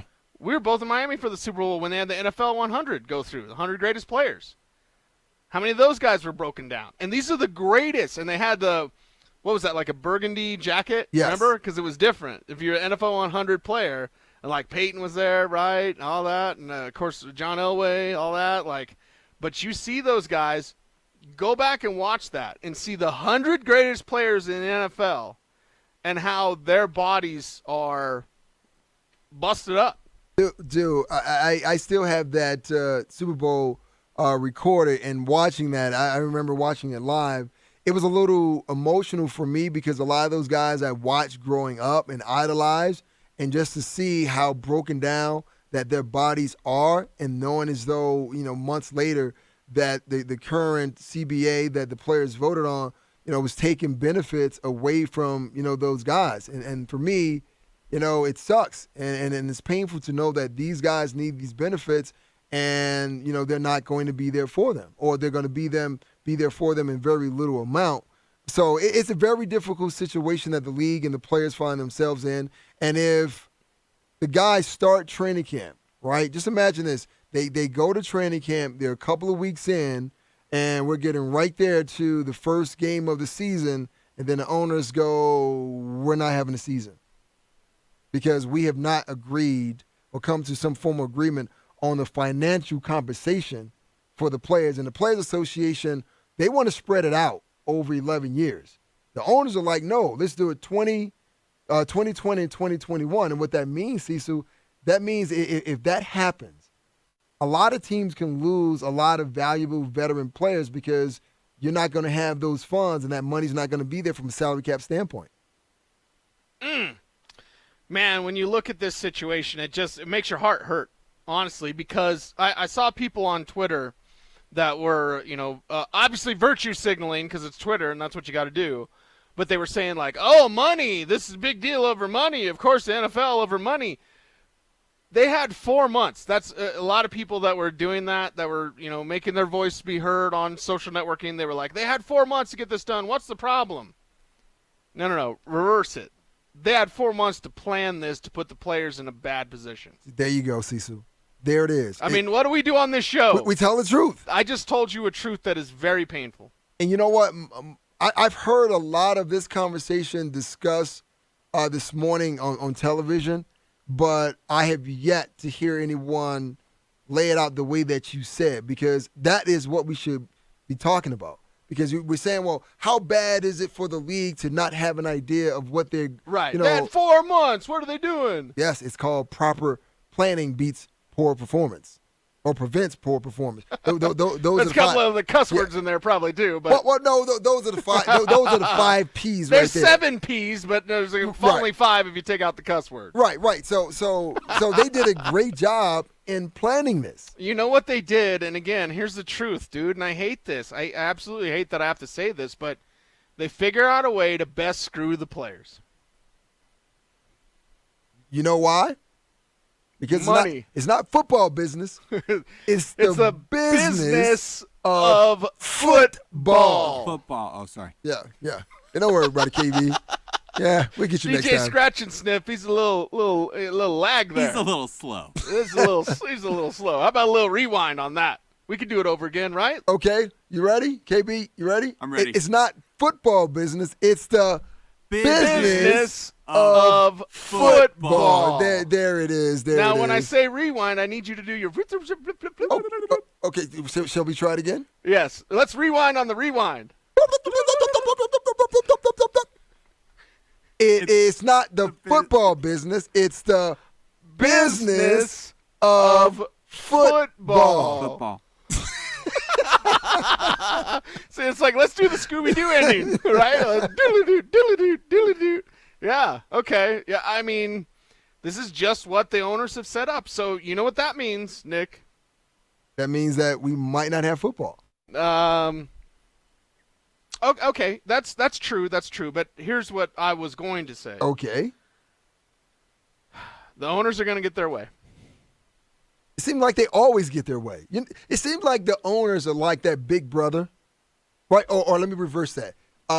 You're the big brother, and you have the younger sibling, and the parent always sides with the younger sibling. Well, I was the baby of the family, so I always got everything was sided with me. So that's why my middle sister Marlita hates me. Yeah, she absolutely hates me, and I wish she didn't. I wish we got along. And this is like true story, bare in my soul. Like I really, really wish, especially since my mother's passed away. Like I wish my middle sister Marlita and I got along, but we just don't. And why? It goes back to when we were kids, and she'd always get in trouble because of me. Because Mom and Dad always believed troublemaker. me. See that, KB? See, it started early on in Cecil Lammy's life when he was a troublemaker. I've been damaging relationships from day one. God, come on, man. And you dunked on her. Yes. I know, and I tore the rim out of her house. Yes, and then hasn't really paid to be put it back. I couldn't pay back then. Are you kidding me? You can I had do like it now. $5 to fill up my motorcycle. Wait. What's stopping you from doing it now? One, she doesn't live in Aurora anymore. She lives in Las Vegas. You know what you should do, Cecil? Buy her a basketball hoop? No, that's what you should have done on your vacation. You should have driven down to Las Vegas. Taking the Shelby out. I did drive the Shelby, by the way. Okay, in the middle of the night, put up a basketball hoop outside of her garage and just drive with a bow away. on it? Yes, and just say, you know what? I am sorry for all the years of pain and anguish that I've put you through. Ooh, that's a good idea. That's a really good idea. That solves everything. Well, it doesn't, because you got all those years of you doing all years this bad of pain thing. and anger, yeah. But it starts the process. Right. Well, the first thing she'd say is like, how'd you find out my address? It doesn't make a difference how I found out your address. Look at your garage, right? There's a hoop in the rim. Nice new basketball hoop. Yes. Up there. Yes. Good to go. See, so you should do that, man.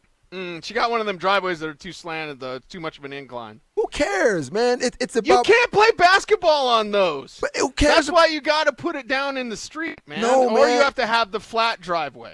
It's about the meaning, right? You don't have to actually play basketball, but it's just the meaning behind the basketball Why and the don't I rim just itself. go send her I'll text her a picture of a basketball hoop? You know what, man? Here you go. I was thinking about you, sis. You know what? I don't want to talk to you right now. I don't want to talk to you. I'm going to turn my mic off. Wow, look at that. Look at that. He's trying to bring us together. Nick Ferguson. Maybe a little Nerf one with a post-it note that says sorry. KB, yeah, no. I could do the Nerf one. No. Nerf doesn't count? No. Nerf's not basketball? Did you break down a Nerf hoop? No, it's a real hoop. Exactly. 10 feet. Then you should replace it. I'm going to stay on you every day until you actually admit that this is what you should do to repay your sister. Yeah. Come on, I mean, Cecil. she didn't ask me to fix it or pay for it. Wait, did she ask you to break it? No. Exactly. What are you talking about, man? She tortured me for years, though. And that one moment, it's like my shining achievement in life when I got a dunk on my sister's head and tear her rim out of her garage. See, all I'm hearing is justification, because you just said on these airwaves, you just admitted how you were a pain in her backside as a kid. She always got in trouble because I'd say, Mom, and then she'd get in trouble. That's right. So you owe her. You owe her, Cecil. What is that? Sorry, that was Luther Vandross' One Shining Moment. That started playing when you dunked on your sister. Oh, Luther. We got Luther on the show. I like that. Come on. I like that. Well, Cecil, as a middle child in my family, and How many children? It's like 11 of us. Ooh. And I was a middle child. Uh-oh. Right? A 10? No, it wasn't a 10, and I had my miserable moments, with my brothers and sisters, because everything they got away with, I couldn't, right? And the younger kids, they had their way, and what we couldn't get away with, or I couldn't get away with, they got away with it. And I told my parents, man, you guys got soft as you got older. Oh, right? Yeah. So as a middle child, you owe it to your sister. But you know that as a father now, Nick. You know yourself, and I know you try to be even-handed. I've tried to be even-handed with my children, but my daughters certainly they get away with a lot more than my son did. When he was growing up. You know what that is, Cecil? Marshawn Lynch? No. This is my son, Marshawn Lynch. No, what you guys are hearing right now on these airways are justifications by Cecil, right? And what he's doing is he's allowing his kids to get away with certain things because he's yet to admit to his sister what he did to her. No, but when you're a young parent, your first child, like everything's the biggest deal ever. And then you get used to it. You're like, I just forgot their binky or whatever. Like, it's just, you get used to whatever the challenges are. And they're not as big of a deal because it's not the first time you're experiencing them. Okay, I get that. I've been through that.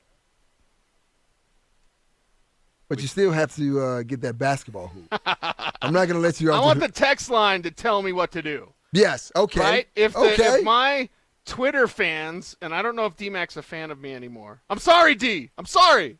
But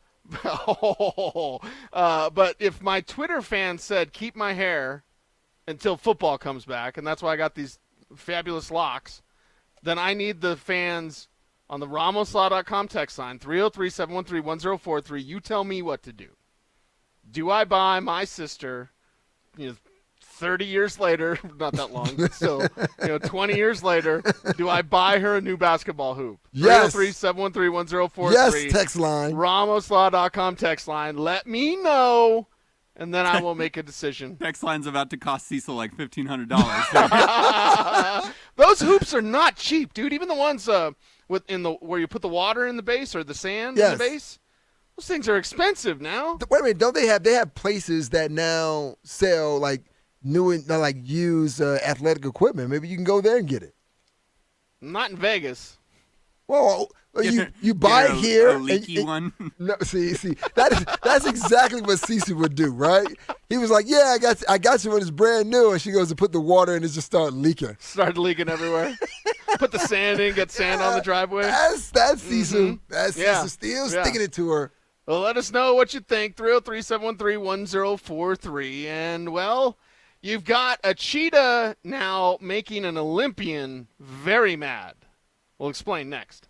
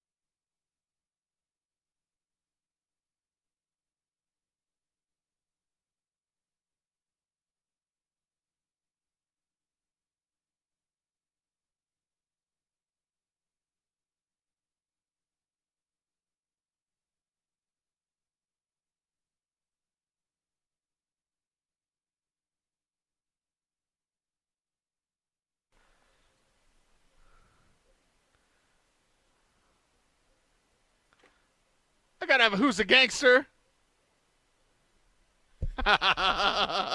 Uh-oh.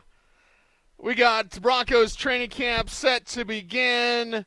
We are ready to rock and roll. Baseball is back. Our opening weekend discussion is presented by Budweiser. It's official beer sponsor of the Major League Baseball. And we got a lot of stuff to get to, including why is Tyreek Hill, making everybody mad? Everybody mad. He's mouthing off on NFL Network saying the Chiefs are going to win 7 titles. Terrell Davis is rolling his eyes at him. Now, Marquise Goodwin, who is an Olympic sprinter, by the way, and played at the University of Texas, of course. He was with the 49ers when you were there, right, Nick? Absolutely. He came over from the Bills. Yes. Marquise Goodwin is really, really fast. Now, he has thrown the gauntlet down with Tyreek Hill and going on social networking to go out of his way. How many times did he @tag Cheetah? I'm looking it up right now. Seriously, it was 10 times? Cheetah. That's right, Billy Bob.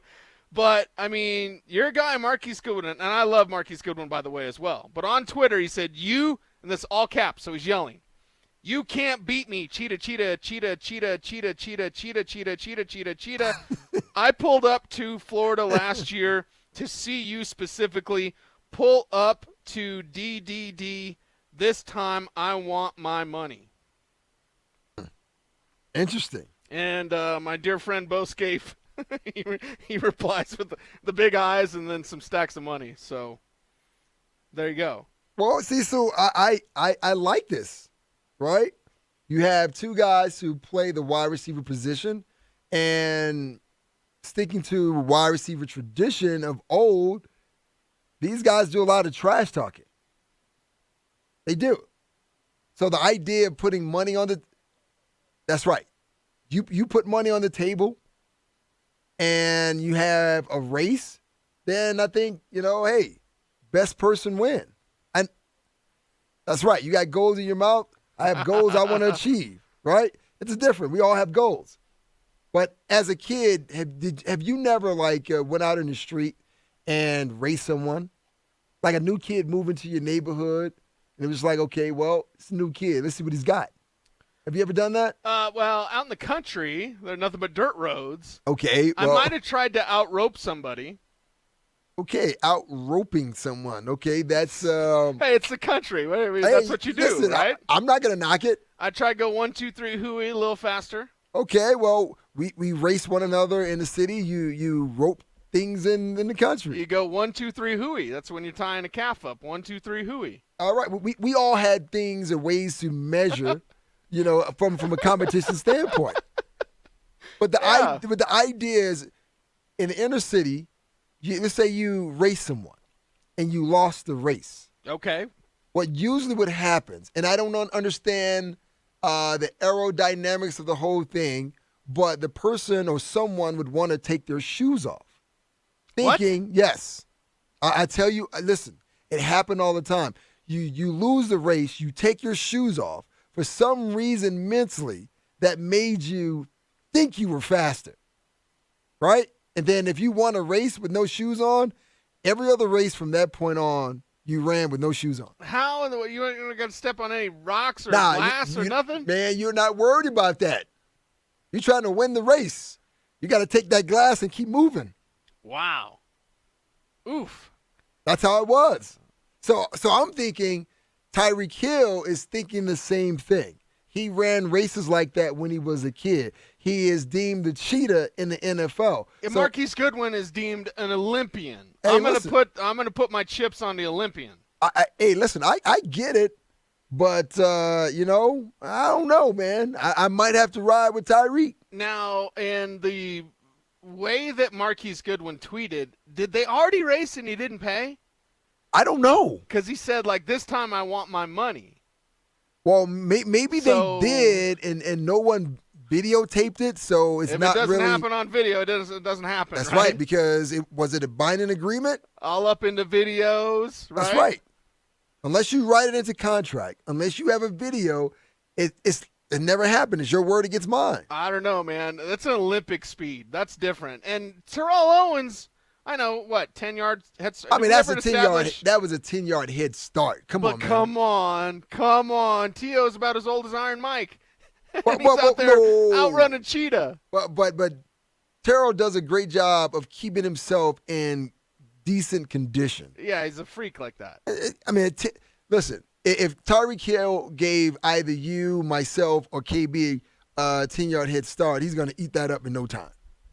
Right? He's going to eat that up in no time.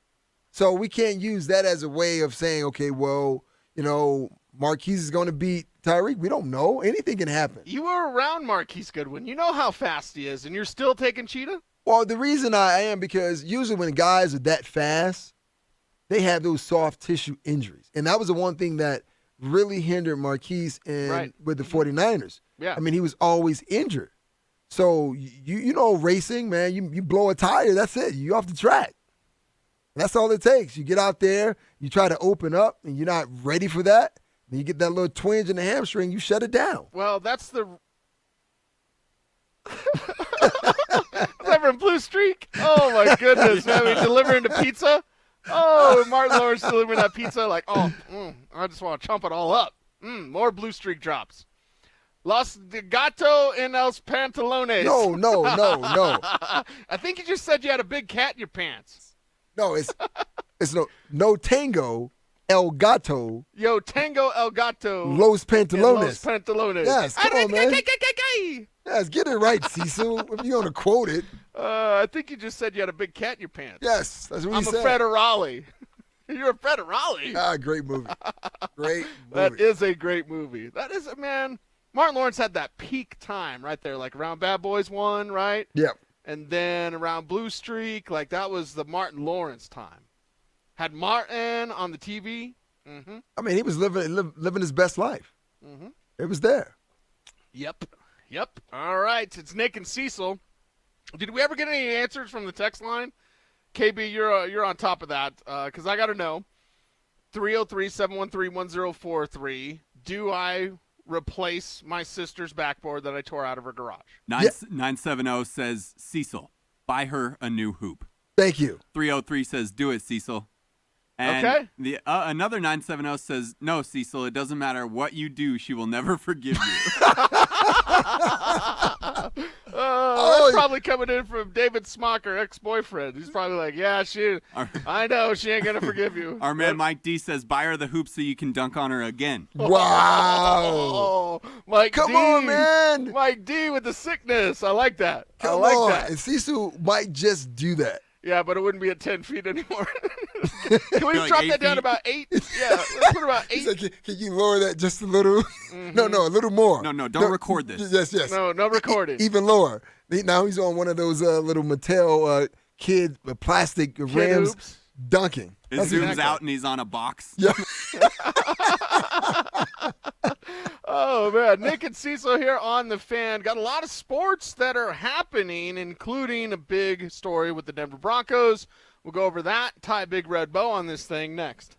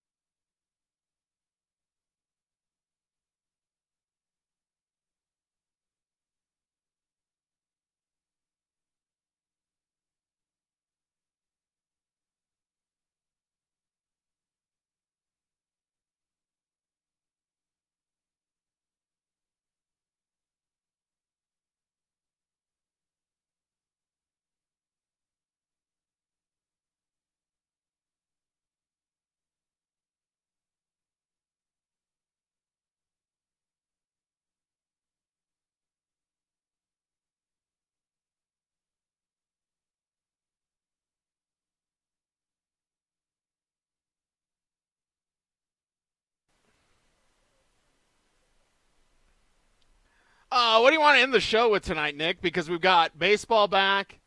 Is Bowl Mania still going on? Yes, it's still going on. I know my man DMac was going on and on about Bowl. I'm right there with you, D. I'm right there with you on Bowl. Oh, you're right there with him where? You got 6 blocks, man. What does that mean? He's got 6 blocks. Okay. You should get 6 blocks against if you are 7'2" with a 7'8" wingspan and the guys that you're playing against are a little shorter than you. Oh, or a lot shorter than you. Yes. So, come on. I mean, listen, I'll give credit where credit is due, and he deserves credit because that was his first NBA game, so that was awesome for him.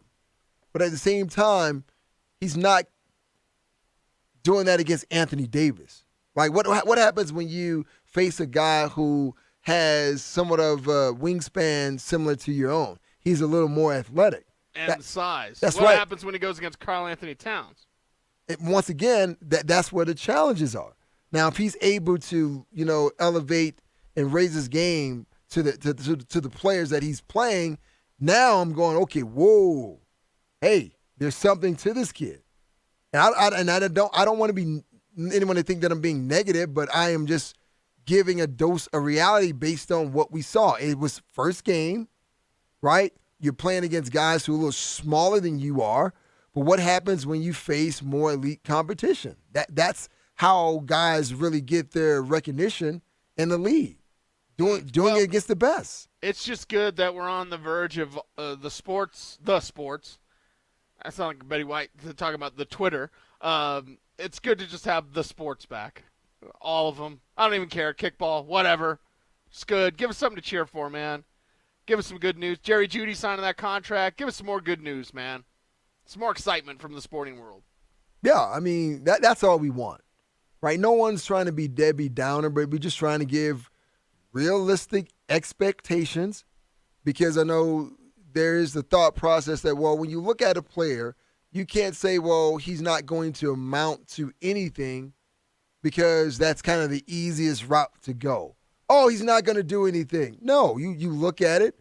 You look at the history of maybe a guy drafted at that position or the position that he's playing. How well is he playing? How healthy he's been? And then you give a logical assessment of what you see.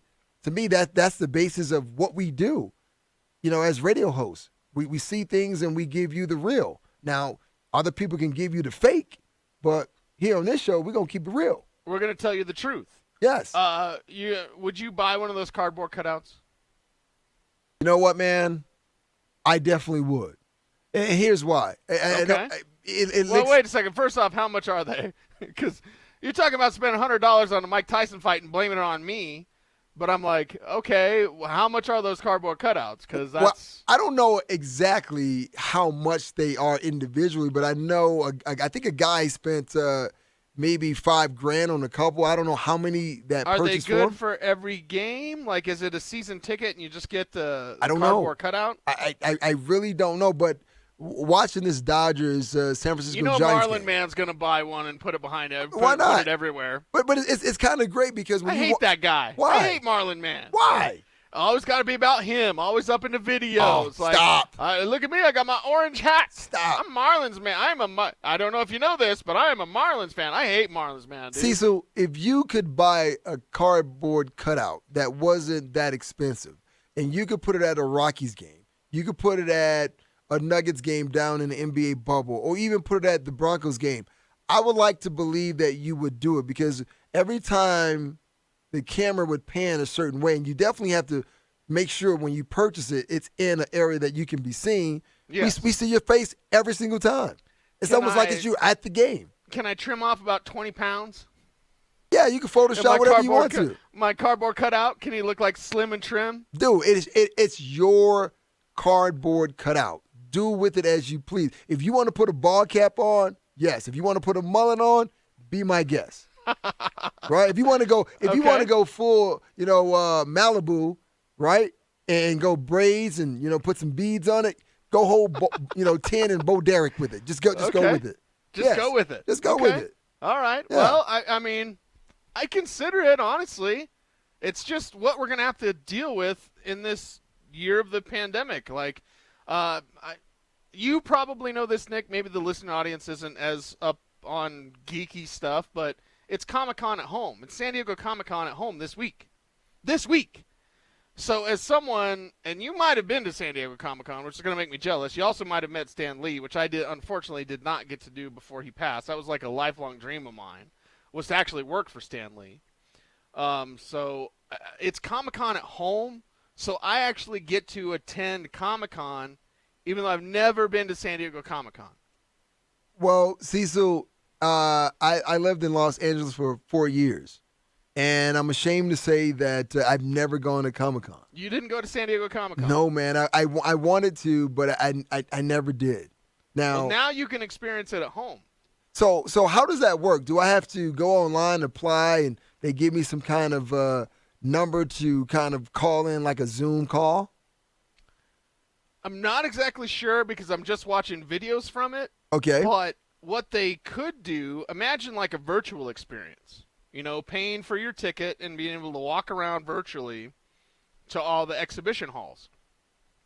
I think that's, these are things that we have to consider. There's going to be new stuff like this. There's going to be watching sports in a different way.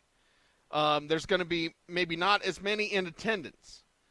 If they do allow NFL fans, they're all required to wear masks now.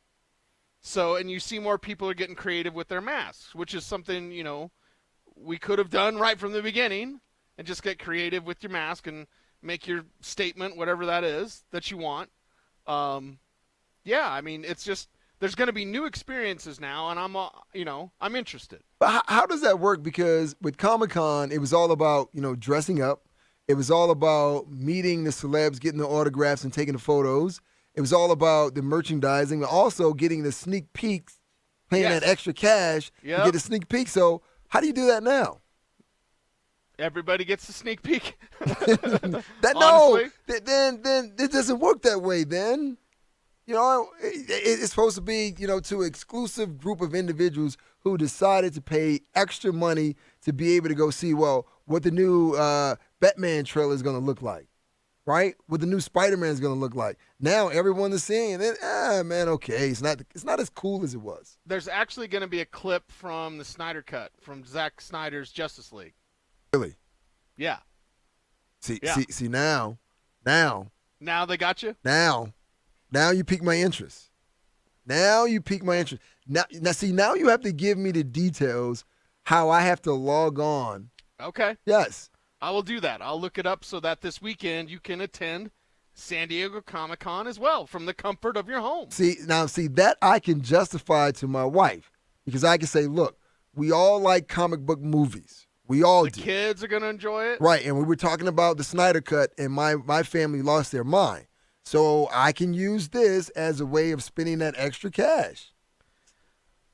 No, we're not losers. We're the best people around. So your kids, would you guys do the cosplay stuff? Would you dress, if you were to go to actual Comic-Con, would you cosplay it up? Because I have said it before on these airs, and I'm not ashamed to admit it, although it is kind of funny, but when Phantom Menace came out, I wore full Jedi robe and lightsaber and everything when Phantom Menace came out. Okay, well. I attended that first showing up in Arvada, up at whatever on 58th or whatever it is. At that theater up in Arvada, full Jedi robe, lightsaber, everything. You know what, Cecil? Forget you, KB. But Cecil, yes, I definitely would. Because remember when we saw the last Star Wars, right, at Chinese Man Theater? Right, yeah. I was going to come as a Jedi, but, the whole thing was taking too long and had to come from far away. But, yes, I'm with you. Okay. I'm with you. All right. Give me those details, man. I'll give you the deets. I feel like a moron saying that. The details. Feel good doing the show. Certainly appreciate all of you out there for listening. Appreciate our guy Sean Drotar in the Fan Late Night coming up next. But we cannot get it done without our man Kyler Berry. I'm Cecil Lammy saying stay tuned, stay frosty.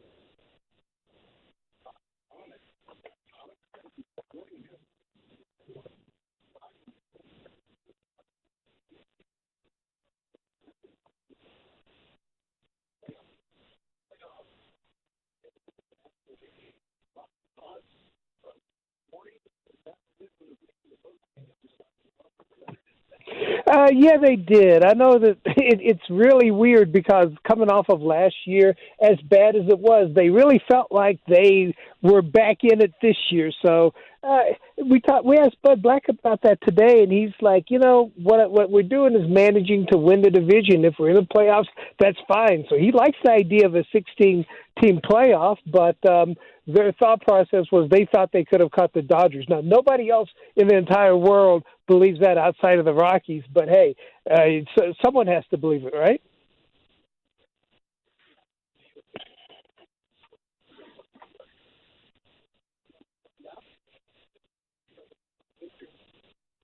In baseball, the Dodgers ace, this is the kind of thing that can really derail a season, and we're going to deal with those things from day to day all season long.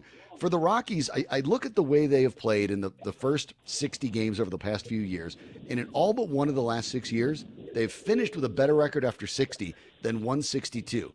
We saw how the offense looked in the first 2 games in the exhibition against Texas, and we know that this year, especially with the lack of ability to really get pitchers back in shape, this may be an offense-driven short sprint. That gives the Rockies an edge they don't normally have, that plus the DH, right? Yeah, I think it does help. Now, hey, we go back 2 years ago, and there was a 162-game season that needed 163 for the Dodgers to knock the Rockies off. So that's kind of their thinking there at 20th and Blake. But, yeah, you look at it, and bringing in a Matt Kemp who just destroys the ball at Coors Field. You've got some guys that are really hitting the ball well. The top 4 in their lineup, it looks like they're ready to take yet another step forward. And Daniel Murphy has really come on. I mean, I know from being out there at the intra-squad games, people probably got sick of me saying this swing looks like the one he had in Washington, but it does. So there are some things to get really excited about with this team. The question is pitching. And here's something about the schedule that I think would help the Rockies, maybe more than some of the other teams. You don't have those East Coast trips where it's 8-10 games on the East Coast, then coming back here and playing a 10-game homestand and going back on the road. It seems like the schedule is a little bit more balanced that way. Yeah, there are some road trips. I think there's one for 7 games at the end of at the end of August, but it's not you have, I think, less of a chance for that Coors Field effect, which affects anybody that plays here. And if you were to take another team and put them here, they would have the same problem going from a completely different atmosphere at home to on the road. So a shorter schedule, I think you're right. It could help the Rockies in that respect. When you look at all these rules changes this season, we're talking about the relievers have to pitch to 3 pitchers or they have to finish the inning. We're talking about the runner coming in the extra innings. All of these changes are occurring. The playoffs are changing. The DH is in. When you look at how baseball has done this in the past, obviously this season is a completely unique animal, and we could discard most of these things. But how much of baseball is sort of looking at this season when it comes to those rules changes as a bit of a trial balloon and saying, hey, we might find out that some of this works and we may keep some of it. What are the odds they keep all of it when you look at everything that's changed? Well, first of all, the runner at second base of the rules you mentioned, that is the only one that is just this year. The 3-batter rule with the relief pitchers, that was going to come in this year no matter how many games were played. I don't know how well the extra innings rule will work, to be honest with you. I can see that shortening some games, and I can see where it can help some teams as long as you went back to the old rules in the playoffs. I mean, I would think of it a lot like the National Hockey League, where they went to 4-on-4, then 3-on-3 overtime during the regular season, but they go back to the old rules during the postseason. The 3-batter minimum, I like the idea, especially now. I think the rule that would have the most effect, and we're not really going to see it this year, but we would see it next year, is they cut down on the number of players you could bring up in September. I believe the limit is 28 as opposed to 40 in the past. So what you had for years was some of the teams, especially the richer teams that were in the playoff hunt, they brought up almost the entire 40-man roster, and it would seem like every one or two pitchers, Bruce Bochy would amble out to the mound, and it seemed like it took him a half hour to get there and a half hour back and change pitchers constantly during an inning. I like the idea of making that pitcher, if he can't finish the inning, face at least three batters so you don't have this constant changing of pitchers and just destroying the pace of a ball game. The DH and the expanded playoffs. Now, the DH was basically one of the few things early on in this process for 2020 that neither side really seemed to have a big problem just putting in there. The players have wanted it for a while. The playoffs, just before you came in, I made the argument that baseball purists are going to hate it for the first year or two.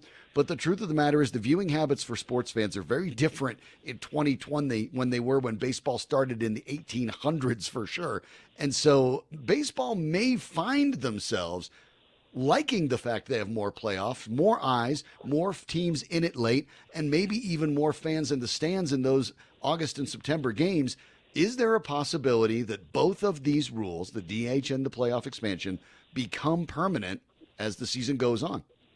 Well, first, I believe the DH is inevitable. I know the players have wanted it for a long time. The reason it's in this year really has to do with safety, that they were trying to get the pitchers ready quickly, and they didn't want them batting and getting ready for the season. So that's why it happened. But I do believe it's inevitable. I think that the managers are going to find that they like this a whole lot, rather than having to kind of jump around with the pitcher spot.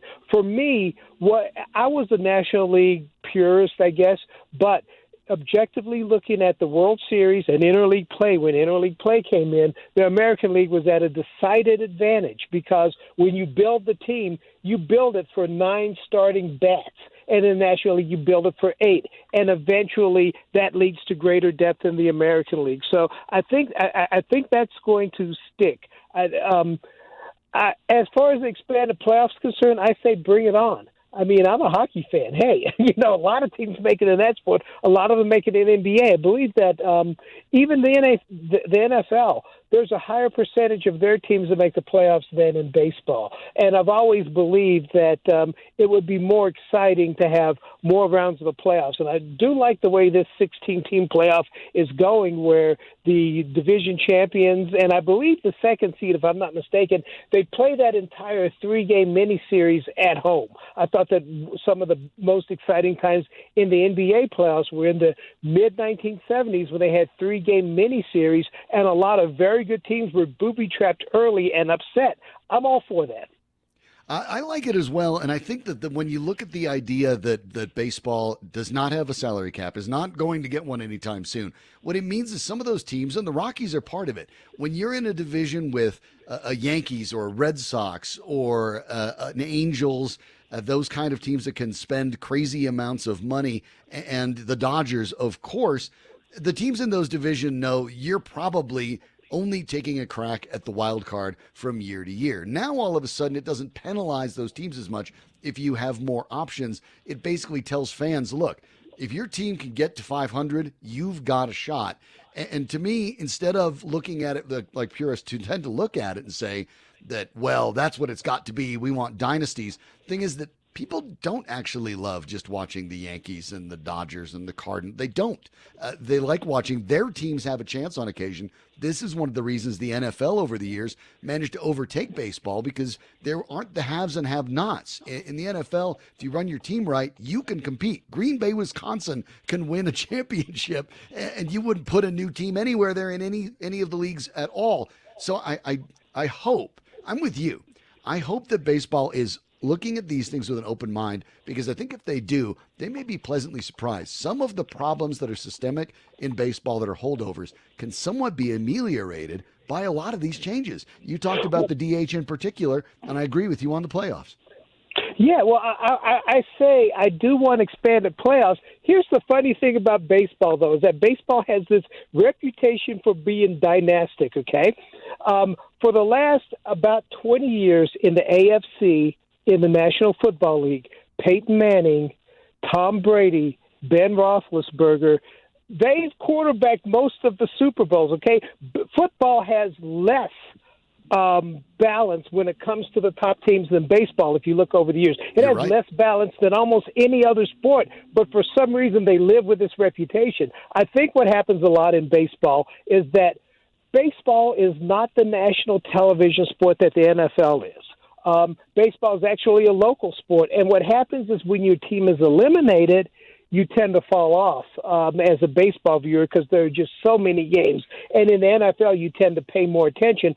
But that's been a misnomer for many years that football has better competitive balance than baseball. It does not. If you have and football can be swayed by a quarterback. If you have the quarterback, and really it's been about a half dozen guys at any point in history that run that league, then you're the winner. But I mean, we're looking at baseball where Philadelphia Phillies have won World Series, Houston Astros. Yes, the Yankees, they do win a lot of World Series. Guess what? They haven't won one since 2009. The Giants had what people would call a dynasty, but they were winning the World Series not every year, but every other year. It's been a while since there's been a repeat World Series champion. So I think that there's been this carryover reputation that's not necessarily based on fact in baseball. I think you're exactly right. And actually, even the stats back that up. When you look at the number of different champions over the course of the last 25 years, the worst offender is actually the NBA. And the NBA is strange because at least the top players move from team to team as opposed to quarterbacks in the NFL who do not move from team to team. So, you could have you could have a few guys show up on a team like the Cleveland Cavaliers or the Brooklyn Nets or even the Boston Celtics when they kind of form something there. You can have a bunch of guys show up on one team, and that team is good for a few years. In the NFL, it's based on one guy, and that's the quarterback. I mean, none of them are like the NHL where you actually have 8 seeds like the Los Angeles Kings win the Stanley Cup and the 16th seed that played the Pittsburgh Penguins for the Stanley Cup and the Nashville Predators. But baseball, I think they take a bit of a bad rap that really isn't based on the facts. And I think that's fair. But here's the thing that baseball does deserve the bad rap for. In the nature of your Dodgers or your Yankees, no, it's true. It doesn't mean you're going to win it all the time. But what that lack of salary cap does and what that massive spending difference means is they have a margin for error that other teams do not. You can see that, okay, something didn't go well. That's okay. We'll just trade for Manny Machado for a few months to fill the gap. Look, if Nolan Arenado goes down, the Rockies are toast. There's nothing they can do to fix that. But the big money teams can. It's not a guarantee to win, but what it does is it gives you a massive margin for error that over the course of 162 games tends to come up more than once. And so the idea of expanding the playoffs minimizes that to some extent, right? Yeah, I think it minimizes it to some extent. I think that the changes with the 40-man roster minimize it because here's something funny that I saw. Remember the 2018 season when the Rockies and Dodgers played that one-game playoff? Leading up to the trading deadline, the Dodgers traded for almost everybody. And frankly, they destroyed their own chemistry because instead of having guys that were starters that would go for 8-9 innings and then you had bench guys come in, they basically had 2 sets of starters. They said it was like hockey. You had lines that came in and out, and they destroyed their own chemistry. The thing that I'm noticing about baseball, though, is Tampa Bay has a tendency to go to the playoffs. So do the Oakland Athletics. You can be smart and get there without the biggest budgets in the world. So actually, when I watch baseball, and especially when it gets down to the playoffs, I like that idea. But here's one of the reasons why I like the expanded playoff that has nothing to do with the teams at the top. The Houston Astros went out and intentionally lost for 3 or 4 years and built their team that way. The Chicago White Sox are coming out of a period where they tanked several full seasons. I would rather have some incentive for teams to be competitive rather than for teams to say, hey, we're just going to be terrible for a few years and build our team that way and then spend some money and then suddenly we're good. I find that distasteful. So I like the fact that if you could expand the playoff and keep an expanded playoff beyond that, you cut down on some of the incentive to just have a bad team. Yeah, I think if everything holds up health-wise, baseball is going to be pleasantly surprised by how exciting this season is, and we'll look to build on the momentum for it. And the person to follow is Thomas Harding at MLB.com, covering the Rockies. You can follow him on Twitter at Harding_at_MLB. That's easy enough. The Rockies get Texas, Oakland, and San Diego to start off. The schedule gives them an opportunity to get off to a fast start. And Thomas, I hope that's what we'll see. And so when we talk to you next time, we can talk about the momentum the Rockies are building after a subpar 2019. Thanks for the time tonight, and good luck tomorrow on opening day. Hey, I appreciate it, and let's face it, if they pitch the way they pitched in 17 and 18, they've got a chance. All right, Thomas Harding, MLB.com. Make sure you follow everything he's doing out there. He is the man on the scene. Always love talking to Thomas, and I love that he brought up the idea, the same thing. He's a hockey fan. I'm a hockey fan too. One of the things that hockey gets a hard time for, and Dylan is as well, sitting there in the booth, is the idea, well, half the league makes the playoffs. Well, yeah, they basically do in football and basketball too. But here's the catch. All of those teams can win the whole thing. That's not a bad thing for baseball. That's a good thing for baseball. More fans being more invested in their teams, having more chances to win, that's what you want. Baseball's going to have it this year. They're going to stumble into it, but maybe it'll work out for the best. The Denver Broncos have their top pick signed, sealed, and delivered. Only one is left to sign on the dotted line. We'll touch base with the Broncos next.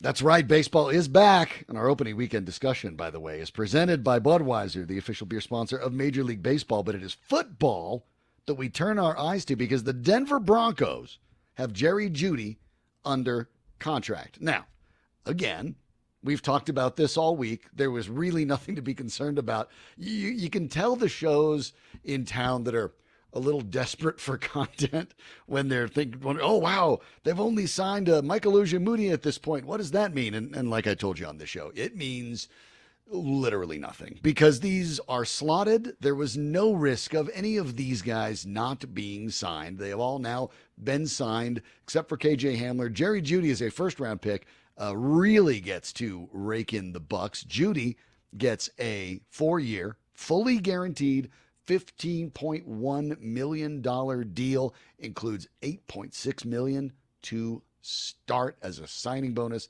That is, that's nice. I know when I walked out of college, no one gave me that. It didn't work like that. You just have a whole bunch of loans and you're trying to scrape them like, wait, these are the jobs I was gonna get before I went to college. How come it's the same thing? But Jerry Jeudy gets to walk out and, well, last year this time you were getting ready for classes and campus, and this year, oh, here you go, Jerry. Here's a check for $8.6 million. Sean, let's be fair here. He played for Alabama. I'm not sure most of those football players are going to class. Or it might not have been the first check for somebody at Alabama. Football's had some stories at times. Some people end up with some things here and there that may not have been on the up and up, but for Jerry Jeudy, I'm sure it was totally fine, and it's water under the bridge. So it is now about getting KJ Hamler done. Don't be surprised if that gets done tomorrow, or quite frankly, even during this show, because that's actually what happened a couple nights ago when about this time of the evening, Lloyd Cushenberry got his deal done. So we'll stay on top of that. Once the Broncos get all their rookies signed, sealed, and delivered, then it's off for the ever so concerning COVID tests. Couple negative tests, and then they can be in camp next week. So the Broncos find themselves in a very exciting time. They have so many different guys in this roster has been overhauled, especially on offense. There is a really intriguing mix of players here. Now, Jeff Legwold from ESPN, and Leggy's been doing this for a long time. He is great. Took a crack at a 53-man roster projection, and this is something I always try to keep an eye on as well. I'll admit it. I'm a nerd. I've done it for years and years and years. I have a spreadsheet that I keep open, and I start with the 90-man roster. And I color code the players for whether I think they'll be starters, whether they'll make the team, whether they're practice squad candidates, or whether they're on their way out, or sometimes even on the injured list. And I've started with that already, which got a little tricky this week. I've had to mess with it a bit once we found out we're going to have 80 players, not 90. Makes it challenging for guys. So I always do the same thing. Keep an eye on it and then try to compare and contrast by the end to see if I get closer. And then if not, try to learn and get better every year. It's not just football players who do that. Hopefully it's your football analyst that you're listening to too. But if you're listening to this show, that's exactly what this one does. But Jeff Legwold took a look at it and looked at the 53-man roster projection. So quarterback, he has the Broncos keeping 3. Now, they haven't done that for a while. He has Drew Lock and Jeff Driscoll. Of course, they are, pun not intended, locks. He has Brett Rippon making the roster. I'm not sure if that's going to happen. That would be a surprise. With no preseason, the Broncos may very well be able to hide him. I'm not sure how many teams are going to be able to, they're not going to see him perform well in a preseason. They're not going to hear a lot of other reports. So I think the Broncos could put him on the practice squad again. But that's you never really know if you see that there are quarterback issues coming around. That could be a possibility. At the moment, that's one of the ones I'm not sure I agree with Leggy on. I don't know if they're going to keep 3 quarterbacks. When it comes to the halfback position, he has them keeping 3. You can guess which 3. Melvin Gordon, Phillip Lindsay, and Royce Freeman. I do agree. I think there are some guys that may find themselves in the practice squad mix as well. Wide receiver, he has them keeping 7. Cortland Sutton, Jerry Jeudy, KJ Hamler, Deshaun Hamilton, Tim Patrick, Deontay Spencer, and Juwan Winfrey. That sounds right to me because I think in Spencer's case, he's not really there to wide receiver. He's there to return kicks and did a fine job of it last year. I think that sounds about right. I really do think someone like Fred Brown is probably on the outs. I think they want to see Winfrey improve a little bit, but they don't have pressure to do it. We'll see where some of that goes. That would mean that Tyree Cleveland would not make the roster, and we talked about that earlier this week. I think that's the only guy that the Broncos drafted that may not make the 53 and may be ticketed for that practice squad. But if he looks lights out, and the Broncos decided that maybe they liked him better than Juwan Winfrey, or maybe even someone like a Tim Patrick, it wouldn't shock me. I don't think Deshaun Hamilton and Tim Patrick and Juwan Winfrey are locks. I think they're in good shape, but I don't think they're locks. At tight end, Leggy has them keep at 4, the exact same 4 that I have them keeping. Noah Fant, Nick Vannett, the free agent addition, Alberto Cuebanam, their draft pick, and Andrew Beck, the tight end who can also play a little bit of fullback. Troy Fumagalli, I think, is going to be the odd man out. I think Fumagalli is a very worthy guy. I think there's upside there. And the other thing wouldn't entirely shock me is if they ended up keeping Fumagalli and say, let someone like Winfrey go. The Broncos out of training camp last summer only kept 6 wide receivers. If they don't love the wide receivers there, they could go with 6 again and go with 5 tight ends if they believe that's useful. So that's a possibility. But as it stands, I do think that that's probably right. It'll be those 4, and Fumagalli will be on his way out. On the offensive line, looking at Garrett Bowles, Dalton Reisner, Lloyd Cushenberry, Graham Glasgow, and Juwan James. All of those are locks. They're the starters. Elijah Wilkinson, of course, is a no-brainer. He might be the starter. Netani Moody will have a chance to make this team could be, if health permitting, Moody could be one of the steals of the draft. Tremendously talented. Obviously, also blocked substantially at the guard position by both Reisner and Glasgow. And then Austin Schlottman being the last one. That's likely the case, but keep an eye on Patrick Morris, who the Broncos very much like, who they brought over from Pittsburgh. They had a chance to look at him. He actually got a game ball late in the season.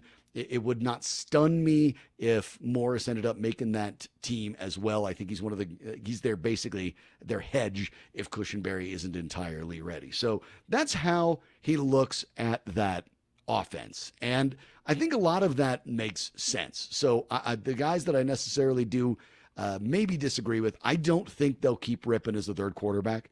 I'm not really sure who's going to sign Brett Rippon away and think that he's going to be necessarily impactful.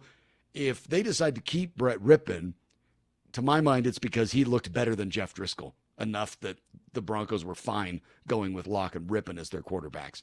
And that may not be impossible. That's not a enormous hill to climb. Driscoll's NFL record is not particularly impressive, and I don't really know if there's anything you'd feel confident about if something happened to Drew Lock that Jeff Driscoll could absolutely lead the Broncos to any more wins than Brett Rippon. So that may be something that's up for a little bit of more drama than we normally expect. But on the whole, I agree with the vast majority of these things. Only about 3 different things that I guess I would nitpick and say that I don't necessarily see, but I think Leggy's on track. And this is where it's interesting. We talk about the idea with the preseason and all the training camp and all this sort of stuff getting down to what are you going to do already.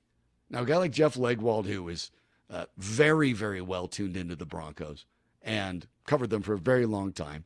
I have as well, but I'm not going to say here that I'm matching up with Jeff Legwold. No one's asked me to make their Hall of Fame presentation, so I'm not going to say that. But the fact that the two of us only disagree on 3 different guys on the offense, when you're going to have 80 people in camp and we're looking at the opener, tells you that the Broncos roster, even after this turnover on offense, has been so significant that there aren't even that many question marks.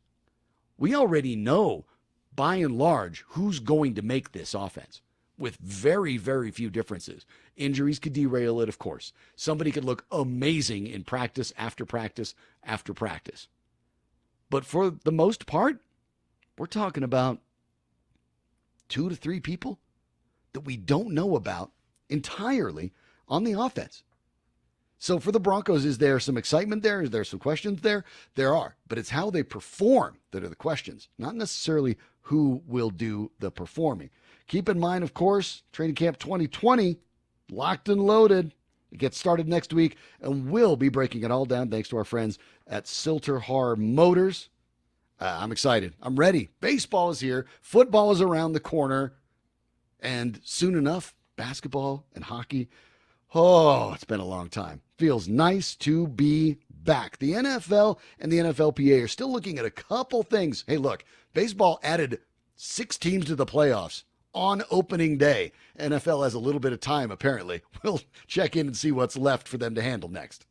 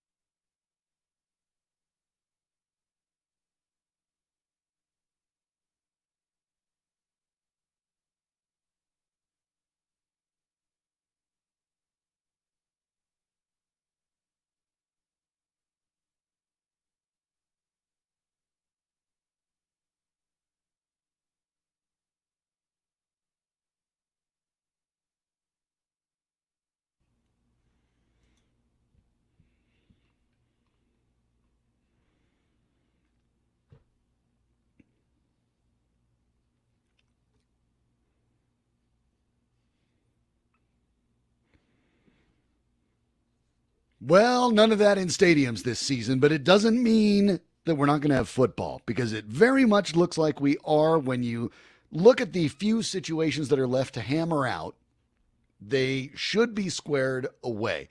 There are basically three things that they're trying to get figured out between the NFL and the NFLPA. We know that training camp kind of got officially pushed back for COVID testing that knocked it back to the beginning of next week for teams. But there are a couple things that are still being negotiated as of tonight, as a matter of fact. Now, the big one is what we've talked about before: how to handle the salary caps of future years, given the loss of revenue this year. The players would like it to span over the entire next 11 seasons of the CBA, which I would get. That makes sense. However, the owners don't necessarily love that. That is the biggest issue.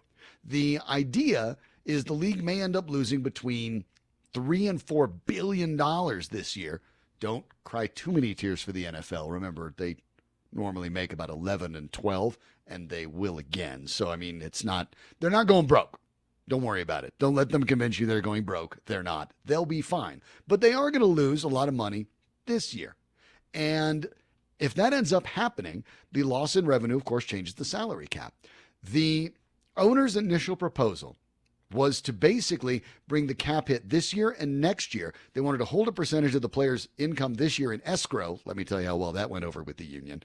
And then reduce next year's salary cap in accordance with the losses. So this year's salary cap is $198 million.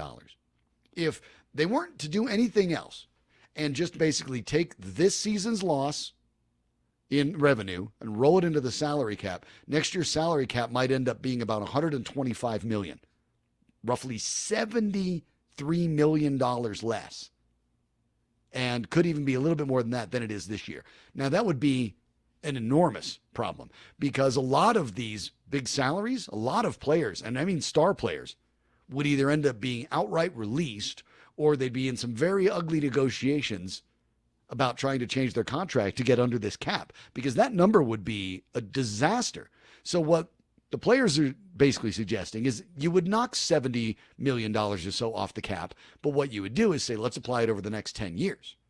So you'd look at the normal calculation for the salary cap, and presumably revenues will start going up again in 2021. But every year for the next 10, you would then apply a $7 million reduction every year to pay for the loss this year. That makes a lot of sense, and it probably works for everybody. But there are some hardline owners who suggested that that would be basically like giving the players a free loan without interest, and they didn't like that. This is what happens when you're super, super rich. So all of a sudden those things become a big deal to you, even though you wouldn't really notice it. Nevertheless, they seem to be getting close to finding a middle ground. Guess what the middle ground is? You will smooth it out over 5 years. So you'll find a situation where the salary cap may hit a minimum in the affected years. So there would be potentially a floor. So the example that Dan Graziano put together, an NFL reporter for ESPN, said, let's say the projected losses dropped the 2021 cap to $130 million. But they agreed that it would have a floor of $160 million. That would still be, by the way, almost a $40 million drop. But they said the cap would then be set at $160 million, and then the other $30 million would be made up in similar fashion in future years. But you could adjust accordingly from there. That may end up happening because it works pretty well with the new TV deals coming up soon, and that would just lead to significant growth, and the players might be able to do it pretty quickly and make up that difference. But one way or another, it really does look as if the 2021 cap is going to be greatly reduced. That's going to be a challenge for a lot of teams. The Broncos are one of them. However, the Broncos, at least when it comes to dead cap money, could do that with relative ease. Players like Jarrell Casey and A.J. Boye have no money left on their contracts at all. Well, that's $26 million right there. Justin Simmons, who the Broncos would love to keep, makes $11.4. He has no money either. He's a free agent coming up. The Broncos at least find themselves in a position with many, many players having no guaranteed money left, that they're ready for this and might find themselves in a good position for the next few years going forward, because the Broncos, even if there is an enormous drop, shouldn't have to deal with a lot of dead cap money, which they are dealing with right now, especially in the wake of the Joe Flacco move in the offseason. So the Broncos find themselves in at least a favorable spot. The players not necessarily so, and none of the teams would be happy with it performance-wise. But this is something that they're going to have to make up because the loss is real, and they're going to have to find a way to make it work. The CBA basically says, hey, your next year's salary cap is based on the revenue for the year before. So normally when you're looking at this situation, and I do tend to side with the players on most of these things, I'll happily admit it, but the truth of the matter is this is how that number works. And if it ended up saying that, look, next year it's going to be $130 million, I don't love that. I think it would be very wise for the benefit of both parties to smooth out those losses over the next 5 to 10 years. But they're well within their rights to say this is what we're doing because that's the way the CBA was negotiated. So expect something to happen there in 2021 that will be challenging for a lot of teams. On the bright side, the Broncos, financially at least, though it would cost them, like every other team, significant talent drop-off, are at least prepared to handle it. The other two issues left are the opt-out procedures and payments. Players were told in a conference call earlier in the week they'd have a proposal that would pay $250,000 stipends to active roster players and $100,000 for practice squad players if they opted out because they were in the high-risk groups. Owners' latest proposal also includes those opt-out provisions for high-risk players as well as for non-high-risk players. Those rules will be a little bit different. Players certainly want more detailed salaries. Those are being negotiated, but it's just not as big a deal as that salary cap. That's the biggest part. The other part is the acclimation period. You're hearing about that this year. That is new. The idea is players wanted to start their camp with 21 days of purely strength and conditioning workouts. Then they wanted 10 days of practice without pads, then followed by a 14-day acclimation period to contact where you could have padded practices. So you're not talking about a lot of padded practices at this point. The owners seem to be going along with that because they understand this is a weird season. It may not end up exactly like the players want, but that one's going to tip probably in the end more towards the players' side. And that may end up being the trade-off between the stipends paid out to players as well who are in risk groups. All of these are sort of financially negotiable. In the end, nothing should really affect the Broncos significantly because all the teams are in the same boat. If everybody only gets, 14 days of padded practices in camp, okay, well, that's what everybody gets. That's just the way it works out. However it ends up working out, the Broncos aren't at a particular disadvantage there either. The opt-outs will be worked out in a way that at least both sides can live with. And the salary cap issue is the one lingering one. And that's real. That's a concern. But to be totally fair, it is a concern for another day. And it is a concern of which the math can't even be done yet because you don't know how much you'll end up losing. Truth of the matter is by the time the playoffs roll around, the NFL might be able to charge ridiculous numbers for their commercials during the postseason because fans may be ready for everything NFL at a level they normally haven't before. So those are issues for another day. They are real. The 2021 salary cap discussion this offseason will be fascinating, but we'll worry about that when we get there. There's one thing we've learned in 2020. Boy, you need to have a plan, but at the same time, you also have to sort of cross the bridge when you come to it. NFL in 2020 should go off. It's all about health like it is for everybody, but there isn't anything significantly holding up this season. We should be good to go next week, and that is very, very exciting. We are going to try something little new here. It's a Thursday night. Dylan brainstormed an idea called Theoretical Thursday. It's sort of a what if. You have like alternate timelines. Did you see the Avengers movie? I know you did because it made like $2 billion. So the last Avengers movie, the whole world saw it. And it had multiple timelines, right? The one went back in time and they did something different. You have all these timelines. What if that had happened for the Broncos? What if that had happened during one of their recent drafts? We'll dig into that what if next.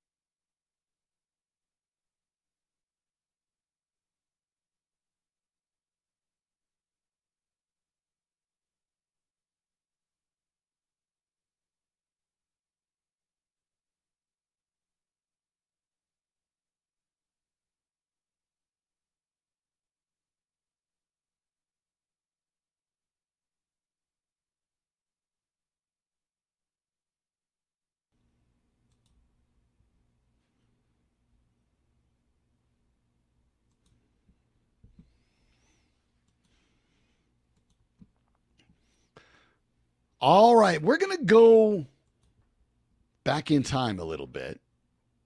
Something we're going to call a little bit of a theoretical Thursday. We're going to go look at something that happened in Denver sports that changed the trajectory of one of our teams. And we'll look at it somewhat recently. We'll start here in 2017. 2017 was a big draft. Myles Garrett went first.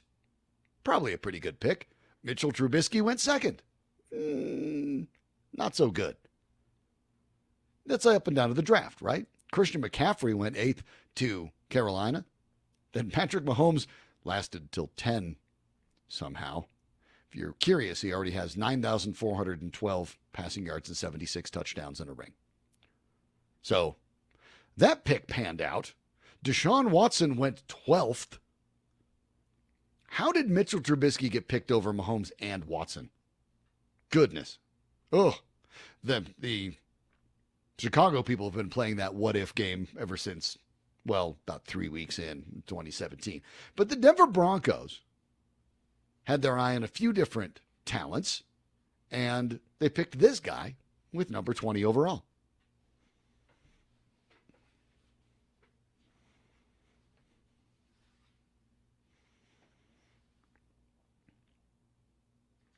I love those crowds like cheering that. They weren't watching any Utah games. They were just like, a pick. Yay! I've never heard of that guy. Even it's a first round because I've never watched a Utah game in my life. Hooray! I love NFL draft crowds. That's why the way they did it this year, do that forever. Really. Do that forever. I don't know if you've ever attended a draft, but it's actually not exciting. I've done the NBA drafts a couple times, and that's even more exciting than the NFL draft, and it's not exciting. Seems like it would be. It's not. Anyway, the Broncos picked Garrett Bowles, and since then, it's been a challenge. He's had his seasons with the team. He's coming up on his 4th season with the team. He hasn't missed a game yet, so you're thinking pretty solid pick, right? Well, he also leads the entire league in penalties since he's come into the league and in holding calls, which is a really problematic thing when you're an offensive lineman. I think we all understand that Garrett Bowles is not the player the Broncos hoped he would be. And if you didn't understand that, all you had to do was look at what the Broncos did. They had a 5th-year option to go ahead and select on Bowles, and they decided not to do that because they understood Bowles was not the player they hoped for. But you go into this draft, and of course, many of you might know the immediate choice that would have been better. The Broncos desperately needed a tackle. Ryan Ramczyk out of Wisconsin was available and certainly came out of a better program in Wisconsin, was a more dominant player in college, but he wasn't the workout warrior in the combine. And this is where, of course, at times, I wish teams wouldn't go to the combine at all. The Broncos at least followed the 49ers and Rams lead and sent a lot fewer people this year. Some of that, of course, was due to the challenges, with health in the later processes. But originally, the Broncos just decided, like some of the other forward-thinking teams, maybe we don't need that many people here. Maybe the amount of times this guy bench presses doesn't really come up during a game. Carl Mecklenburg, we had on last week with Legends Week, had an opportunity we talked a little bit about his 12th round selection, and he talked about the combine process, which he didn't do that well. Of course, he should be in the Hall of Fame, so it seemed like he did all right. And I asked him just simple things. You were a linebacker, right? I've talked to him about this before and said, boy, how many times did you ever run 40 yards in a straight line during a game? He had a pretty long career. And he said, the only time I ever ran 40 yards in a straight line was because someone got behind us and I never had any chance of catching him anyway. So it's not as if some of those things, they fool you. And the Broncos got fooled in this draft. Garrett Bowles was the first mistake. They could have gone with Ryan Ramczyk, the tackle out of Wisconsin, who has been a Pro Bowler, one of the top tackles. He hasn't since moved to right, but he did play left, and presumably for the Broncos, he would have stayed there. If he didn't, you could have moved him to right and not paid Juwan James the highest contract in the history of the league for a right tackle. They had options. The funny thing is they had other options as well. Just a few picks later, Evan Ingram was selected by the Giants. Evan Ingram, of course, has been an outstanding tight end. You wouldn't have needed to pick Noah Fant. Maybe that's not as much of a disaster because it was already pretty questionable to pick a tight end in the first round. Picked directly in front of Garrett Bowles was O.J. Howard, who most people thought was as good a prospect as you've ever seen for a tight end. coming out of college, and he really hasn't been able to get himself on track in the NFL. But you go ahead and look at a couple of the players that were picked later.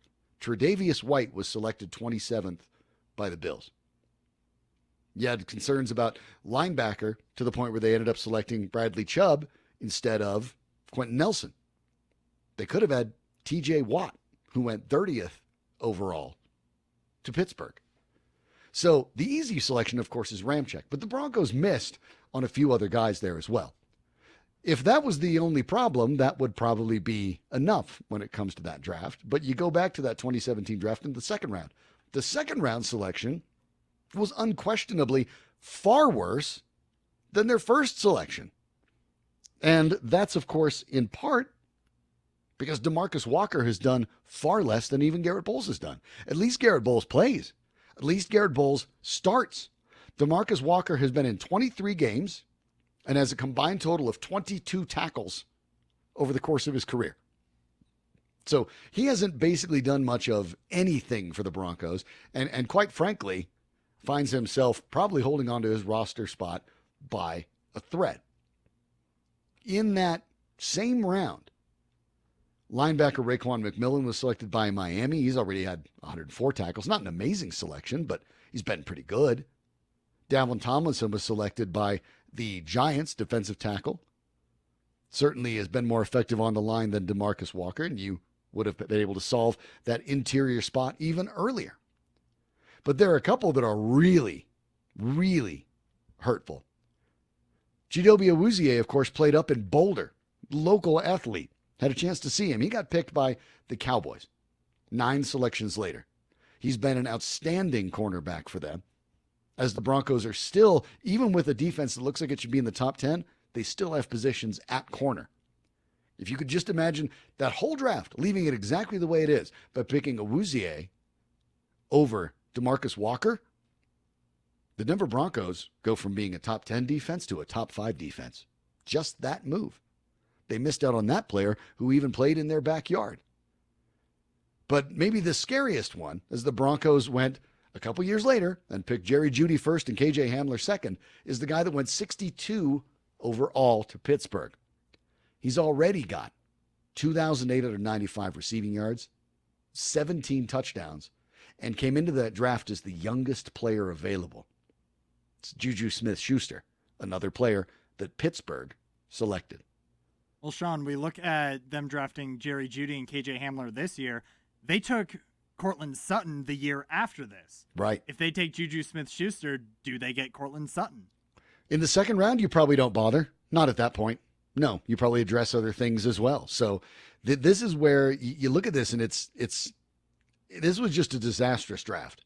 And if you want to dig a little deeper and go to the early parts of the third, the rookie of the year on offense was selected in the third round as the third overall pick.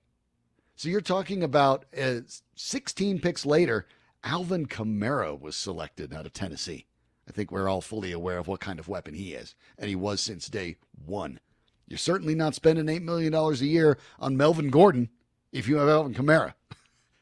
You probably don't even go pick Royce Freeman if you have Alvin Kamara. Or you might not even pick up Phillip Lindsay. No, you might not even decide you need to pick him up and bring him in. And the truth is, it would be hard to argue that, wouldn't it? Kamara's phenomenal. They missed on that too. This draft for the Broncos was a mess. Carlos Henderson in the third round was their first selection. Carlos Henderson never played a game from the Broncos after getting himself off the field. Literally being charged with eating an entire bag of marijuana at a traffic stop in the hopes that then he wouldn't be caught with marijuana. So let's just say that the whole checking history system didn't work for the Broncos on that one. So not a good fit for Carlos Henderson. Never played a single down for the Broncos. That's a disaster. That was their third round pick. They had another third round pick. That was Brendan Langley. Do you remember him? John Elway ended up talking about his great speed and how he turned into a phenomenal cornerback in time out of Lamar. Brendan Langley has a total in his career of 6 tackles. At the moment, he's not even on an NFL team. The Broncos, when you look at the people they passed on Chris Godwin, who might be one of the very best receivers in football. Another opportunity to hit on a receiver that could have been incredibly effective for them. They ended up missing on him. That's a pretty big one. Yeah, they also missed in between on Kenny Golladay, who outed with Detroit's a pretty good receiver too. Don't like him as much as Godwin, but I like him a lot more than Carlos Henderson. And when it comes to Brendan Langley, only a few picks behind, James Conner went to, who else? Pittsburgh. If Denver could have just traded drafts with Pittsburgh, it would have been a very, very different story. The draft in 2017 for the Broncos just continued to be worse and worse and worse and worse. And you look at it as kind of the low water mark for the team. In that fourth round, they didn't have any selections. In the fifth round, and this is one where I'm not going to complain, although it didn't work out as well as you'd hoped. Jake Butt was the John Mackey Award winner as the best tight end in the country out of Michigan. In the bowl game, of course, he suffered a significant knee injury to which he really hasn't recovered from yet. But the Broncos were probably wise to take a flyer in the fifth round on a tight end that had that kind of talent. I didn't have a problem with the selection. I knew it was a gamble. There was another tight end available in the fifth that literally was picked one selection immediately after Jake Butt out of Iowa. You might also notice Iowa is where the Broncos got Noah Fant from, where the Lions grabbed TJ Hawkinson. It's a factory for tight ends. It was for this guy too.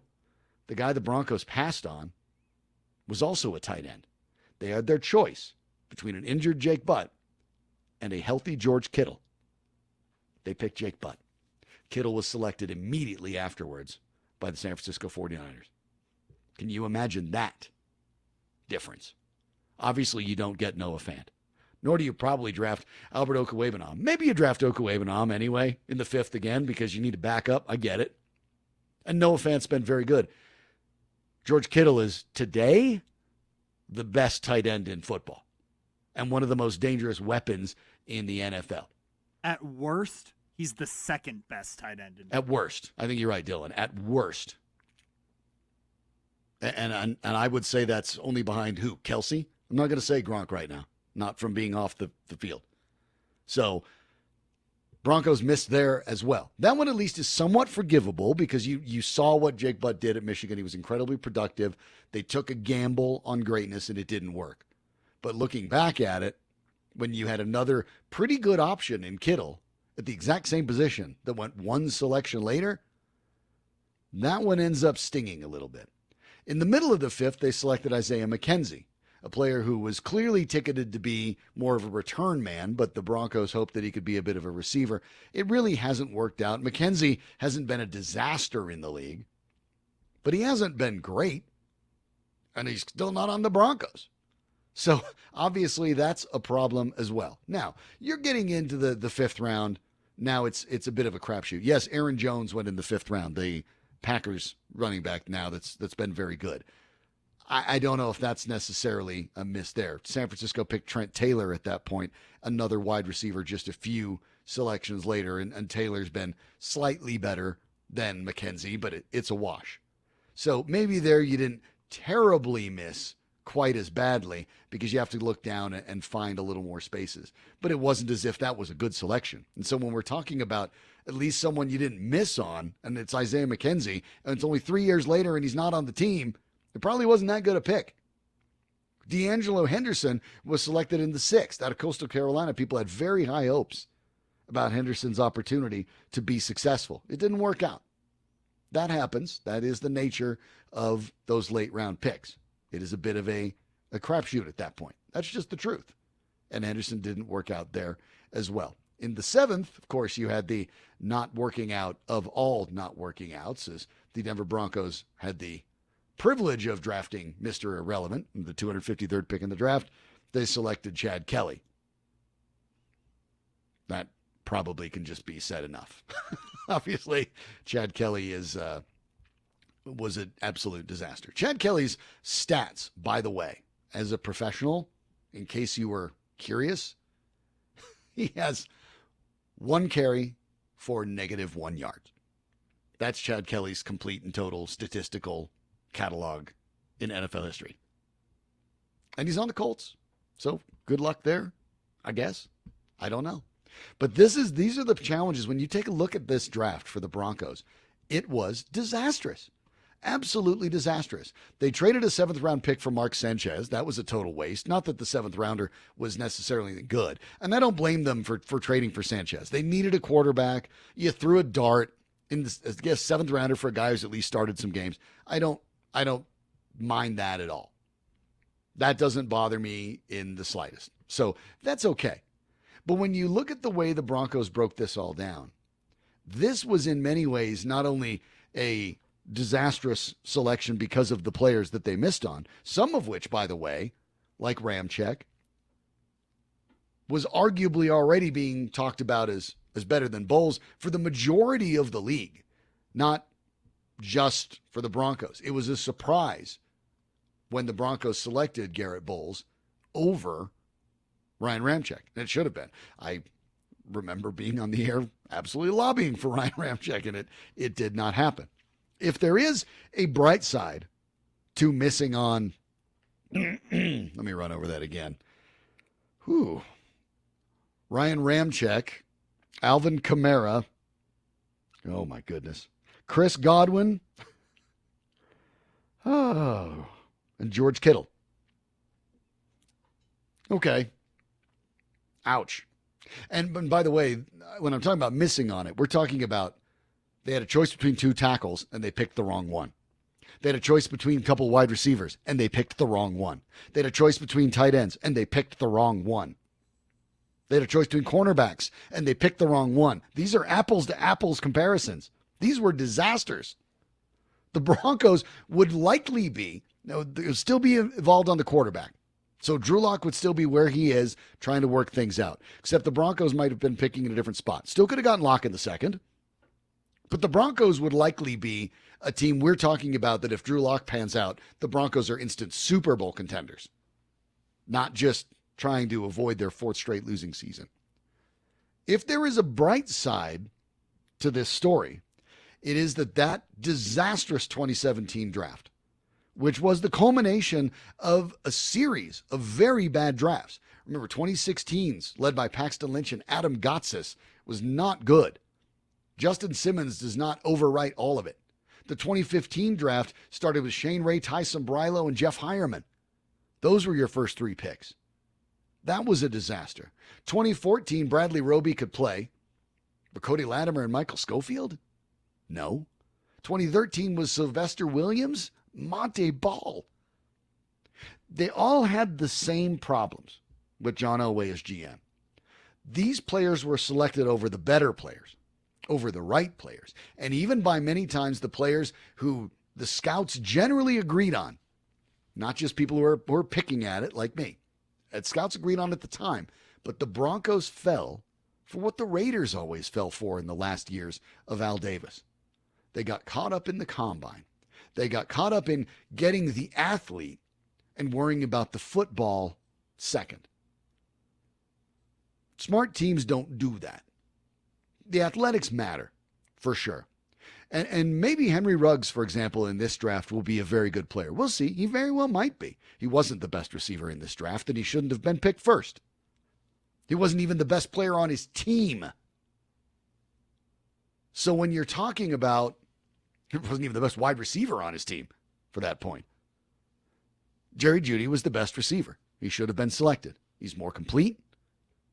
The Raiders fell for the athleticism, and many teams were going to. And believe me, if the Broncos would have had Jerry Jeudy selected first, they would have fallen for it again and picked up Henry Ruggs too. Teams still fall for that trap. And the Broncos, however, at least after that 2017 season, learned some very valuable lessons. The very next year, the first 3 selections were Bradley Chubb, Cortland Sutton, and Royce Freeman. Guys that produced. You can make the argument that Freeman as a 3rd rounder has not been the back you hoped, and that's probably true. But as a 3rd rounder, he's been a lock for the roster every year, and he is again this year. They picked productive players. Bradley Chubb was tremendous out of North Carolina State. Sutton was very effective out of SMU. Royce Freeman was outstanding at Oregon. At the top of the draft, they picked productive college players. 2019, they did it again. Noah Fant, of course, put up pretty good numbers as TJ Hawkinson's backup up at Iowa and outperformed him as a rookie. Dalton Reisner was terrific at Kansas State. And if this draft were to be redone, he'd be a mid-first rounder at worst. Drew Lock, his production in Missouri speaks volumes. He's a 4-year starter there. The Broncos have moved to getting guys who produced. After that disaster of a 2017, you'll notice they started understanding about the idea of getting football players first, worrying about the kind of people they were drafting. The Broncos this offseason alone talked about how they started to understand the value of the people they put in the locker room. That seems like a surprising thing to admit. But they're hardly the only team that's fallen for that kind of mistake. Now you go get leaders. Chubb, Sutton. Is he a great player? No. But in the 4th round, Josie Jewell was a 3-time captain at Iowa in the Big Ten. You go get Drew Lock, who the leadership questions were answered immediately. His teammates loved him. I can't even repeat what Von Miller said he was going to be because it would violate our FCC license. That's the kind of guy that Drew Lock came into immediately. Draymond Jones was fantastic at Ohio State. And then you get to this year's draft, Jerry Jeudy, of course, an outstanding player. Michael Ojemudia, a bit of a project, maybe a bit of a reach, but a guy that, personally wise, no question. Lloyd Cushenberry III was LSU's selection to wear their, basically the number that's granted to their equivalent of their captain, voted by his teammates. You're talking about those kind of guys. And even their last pick, Derek Tuska, was one of the team captains at champion at FCS North Dakota State. So that draft, I know there's no way to make up for missing out on, again, Ryan Ramczyk. Ooh. Ryan Ramczyk, Alvin Kamara, Chris Godwin, and George Kittle. Don't apples forget, to apples comparisons. Don't forget, they also drafted Brendan Langley over Eddie Jackson. Oh, that too. Wow. So those are just by the positions. They drafted just the wrong guys for the wrong positions. The silver lining to that, and I mean that's a small silver lining. We're talking about Pro Bowlers everywhere. But the silver lining to that is the Broncos turned around a long streak of disastrous drafts. The idea that John Elway's done well in the draft started basically because he got Von Miller. With all due respect, and that's fine, you get credit for doing it, but the Broncos were going to pick whichever one was left between Cam Newton or Von Miller. That was, remember, they picked second. They were going to pick whichever one. Von Miller goes first. Yeah, we'll take Cam Newton. Sure, that'll work out. All he did was turn into an MVP.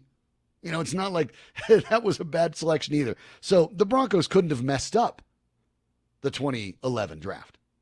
They landed our own Orlando Franklin in the second round, so bonus for that. But they picked him one pick after Raheem Moore. Make of that what you will. But then again, Raheem Moore was a lot better than Brendan Langley. He played. He started. So those are the challenges involved. The Broncos had a long streak of bad drafts. Bad drafts. When you get lucky and you hit a Danny Trevathan or Malik Jackson in the late round, that's great. But it's those first 3 rounds that matter. And the Broncos were a disaster for the vast majority of John Elway's tenure as the vice president of football operations. That 2017 draft was so much of a train wreck that it taught the Broncos a very hard lesson. And that's the way it goes, right? When you're a kid, sometimes your parents can tell you, don't touch the oven. Don't touch the oven. Don't touch the oven. The oven is hot. Don't touch the oven. Well, when do you learn when you're a kid? Right after you touch the oven. Then you learn not to do it again. People could be telling the Broncos, and we're telling the Broncos, don't draft that guy. Don't go for the athlete. Go get a player. You don't know until you do it enough times. The Broncos did it enough times, and that dam broke in 2017. It was a painful lesson, but the Broncos are the better for it. This weekend, our Mile High Memories presented by ROX Rocks Heating and Air.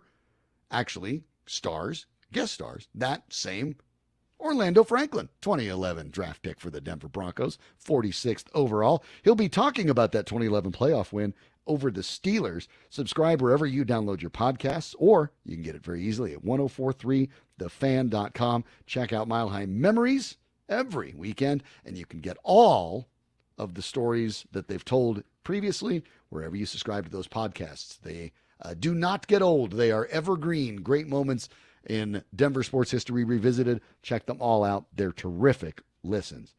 The Washington football team has a new name. I just said it. That was it. Their mascot team name is a football team. It's like a European soccer club or something. It's nice to see they were planning ahead. We'll touch on that next.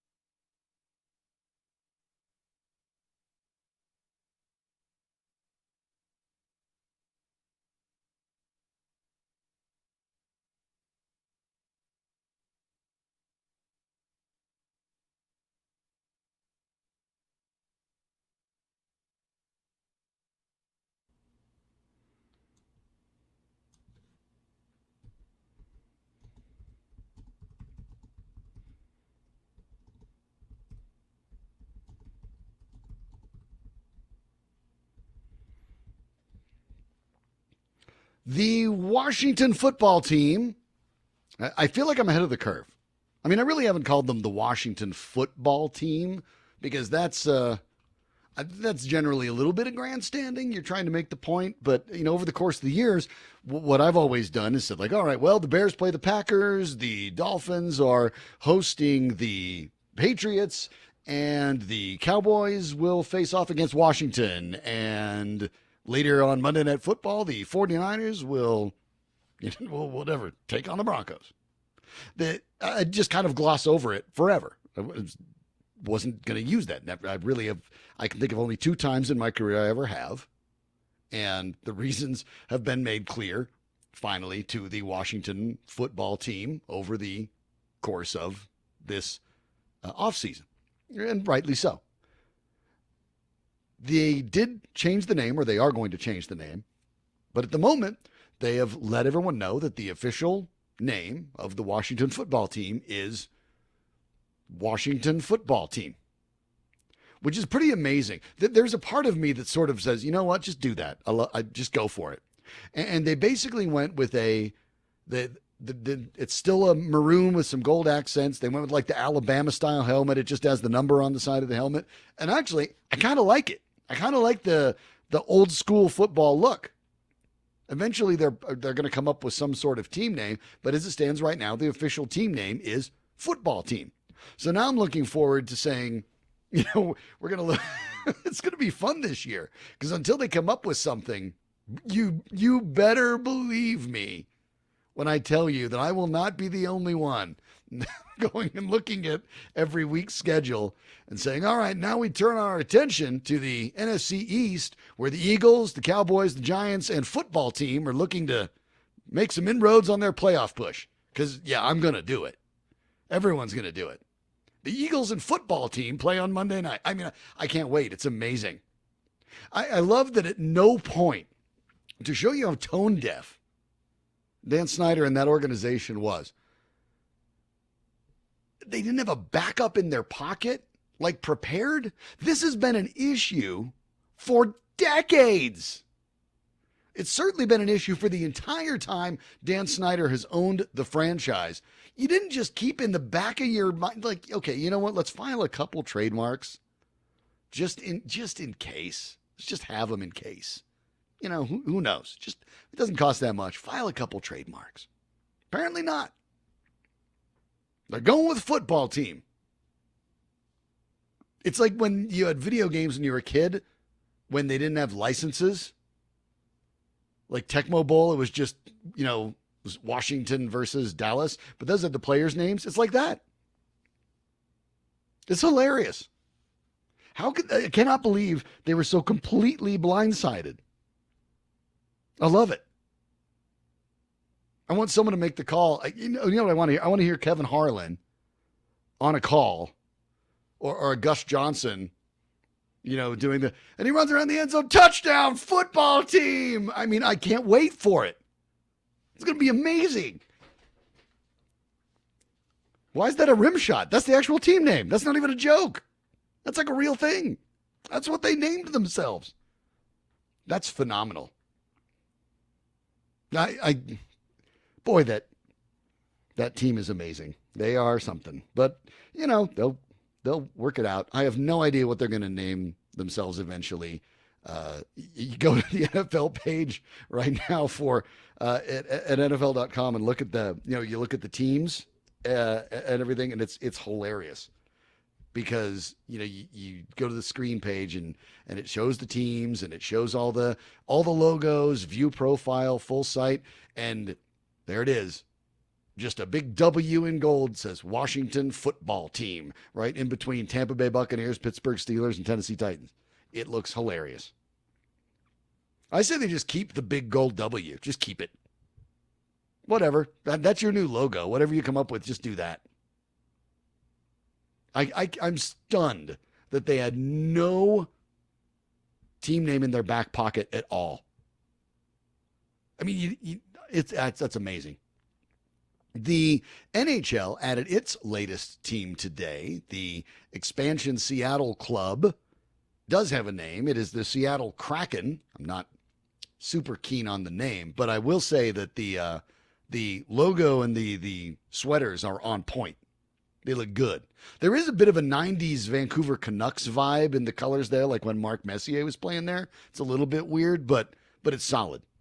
It works out. So the Seattle Kraken, I remember thinking that when the Toronto Raptors named their team because Jurassic Park was hot, I was thinking, well, I don't know if that's going to be a great idea.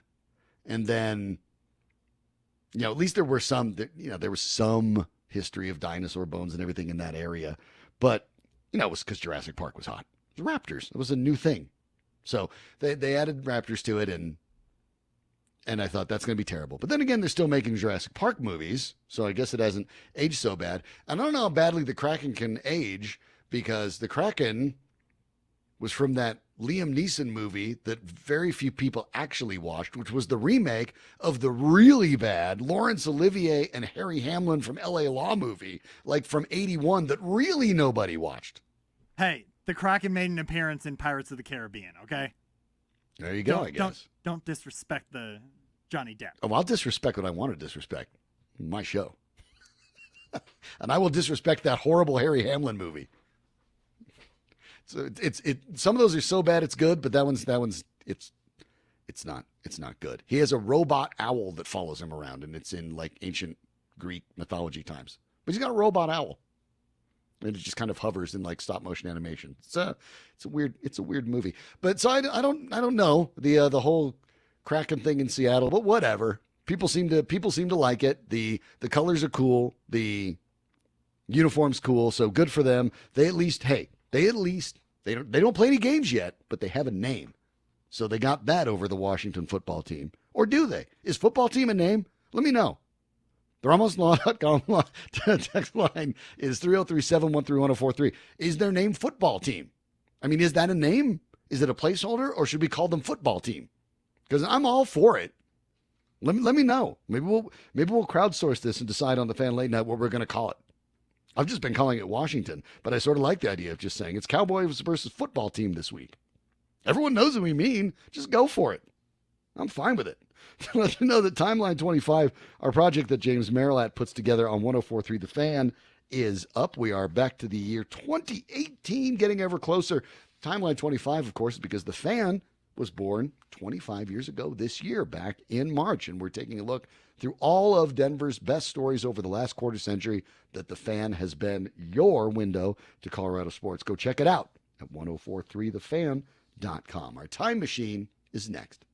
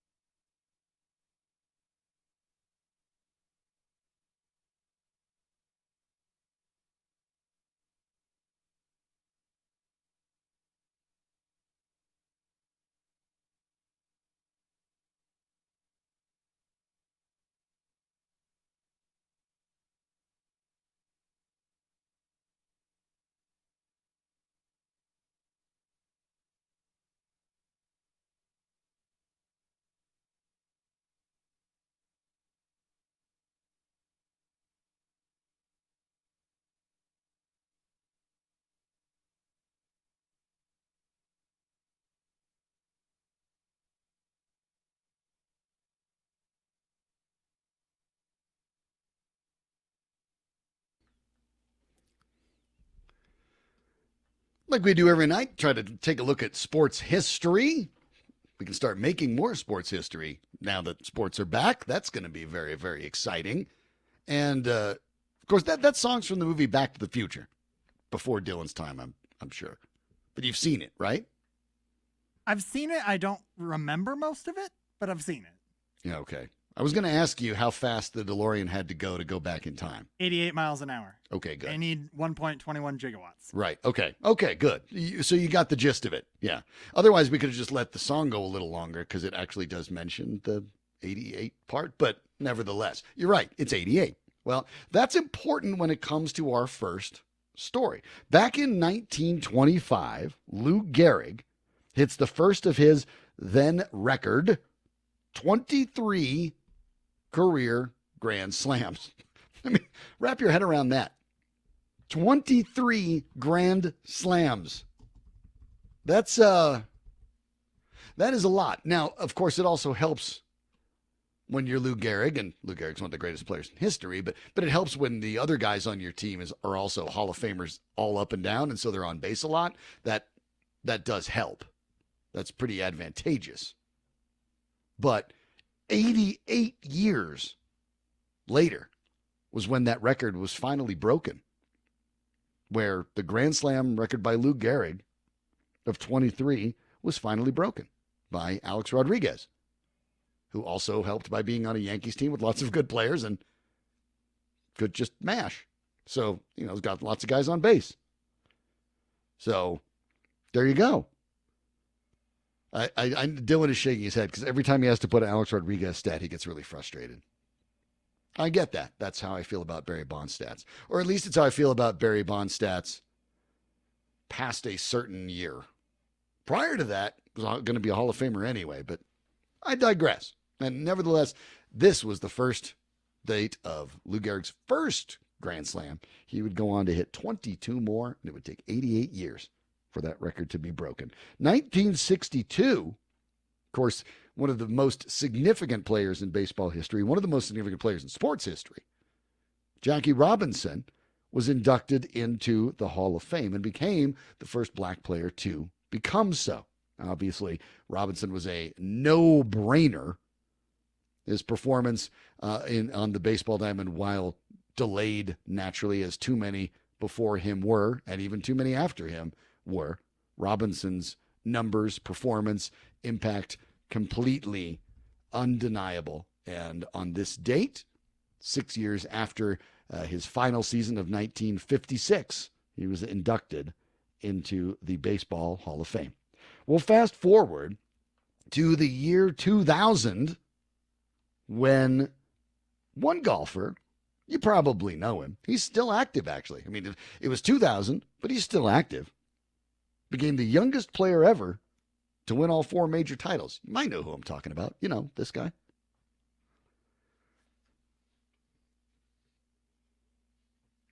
Tiger Woods gets it done when he wins the British Open at 24 years old. Tiger Woods then would go on to have the second most majors in history, behind only the Golden Bear, Jack Nicklaus, who Woods is still pursuing. Probably not going to get to, but then again, I didn't think he'd win the Masters last year either. But in this one, Woods, 20 years ago on this date, becomes the youngest player to win all 4 majors in his career. So a phenomenal career by Tiger Woods, and it is still going on. He is still, to this date, the most compelling golfer on the planet. When he's in contention, people tune in. There are guys that are better at this point, certainly, but there is still nobody that's more compelling. When Tiger Woods is in contention, golf is a sport that people turn on, period. And it wasn't always that way until Woods really burst on the scene with that performance at the Masters, and it has been ever since. He's still the only guy that really can make that happen for golf, despite the incredible talent that is now arrayed there in golf. So many of them absolutely bombing off the tee because that's the way they watch Tiger do it. He's played long enough to watch a generation of players that he inspired play against him. That's impressive. And also, to be honest, probably pretty frustrating because what he used to be able to do. Like, well, I didn't mean to teach all you guys how to beat me. That wasn't the plan. I just wanted to beat the other guys. But, Heavy is the head that wears the crown. We'll fast forward to go way back in time to, well, last year, all the way to last year. Nike's Jordan brand signed a rookie for the richest sponsorship deal ever. Sponsorship deal, not the contract, by the way. This is the sponsorship deal. 7 years, $75 million. I can tell you already, just listen to these. It was worth it.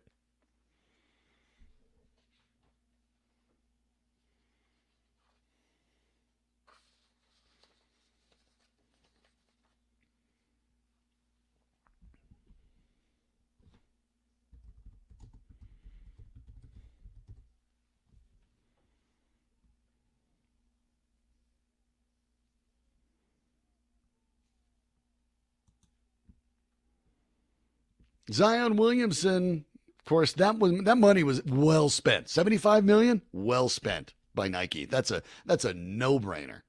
Zion Williamson, by the way, could still make the reopening night of the NBA season. He had to leave the bubble in the NBA down in Orlando for a family matter, so he does have to quarantine a little bit when he returns. But the idea is that he may very well be able to come back for their first game. That's obviously a big deal for not only the Pelicans, but for the NBA at large. Because I'll tell you what, about Zion Williamson's impact.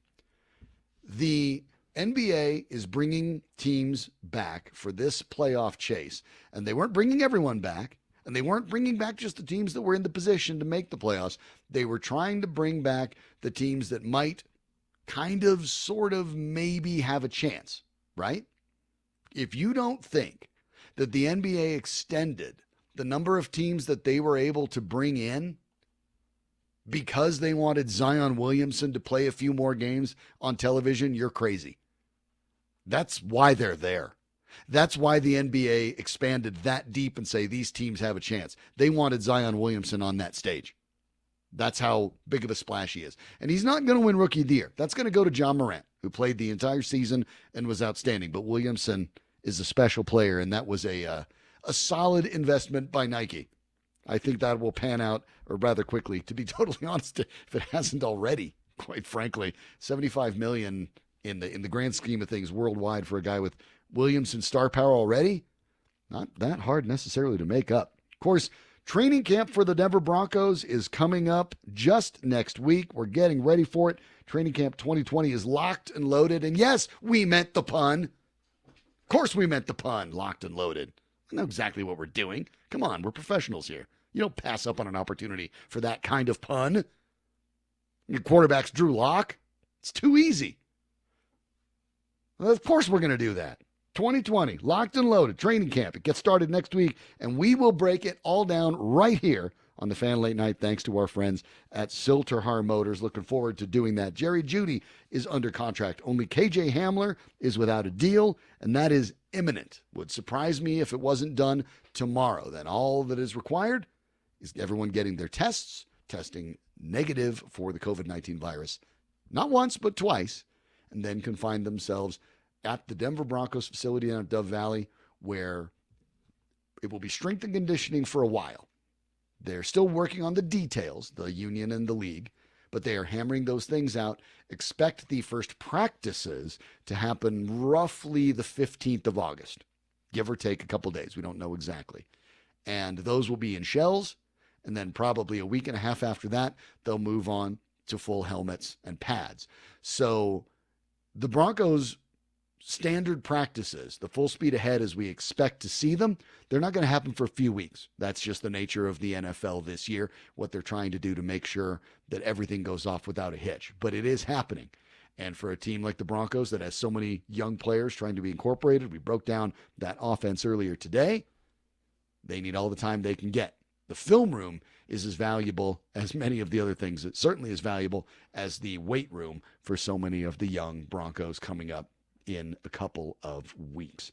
Looking forward to taking all of that in with you right here at the Fan Late Night. Thank you for Thomas Harding joining us from MLB.com, breaking down the Major League Baseball season that started tonight. The Rockies will start it off tomorrow in Texas. We'll talk about it here, thanks to Dylan Conant in the booth. We're going to hand things off to our friends at SportsCenter all night. My name's Sean Drotar. You can follow me on Twitter if you'd like at SDROTAR. Baseball's back. Opening days tomorrow. You'll hear about it tomorrow on The Fan late night on Denver Sports Station 104.3 The Fan.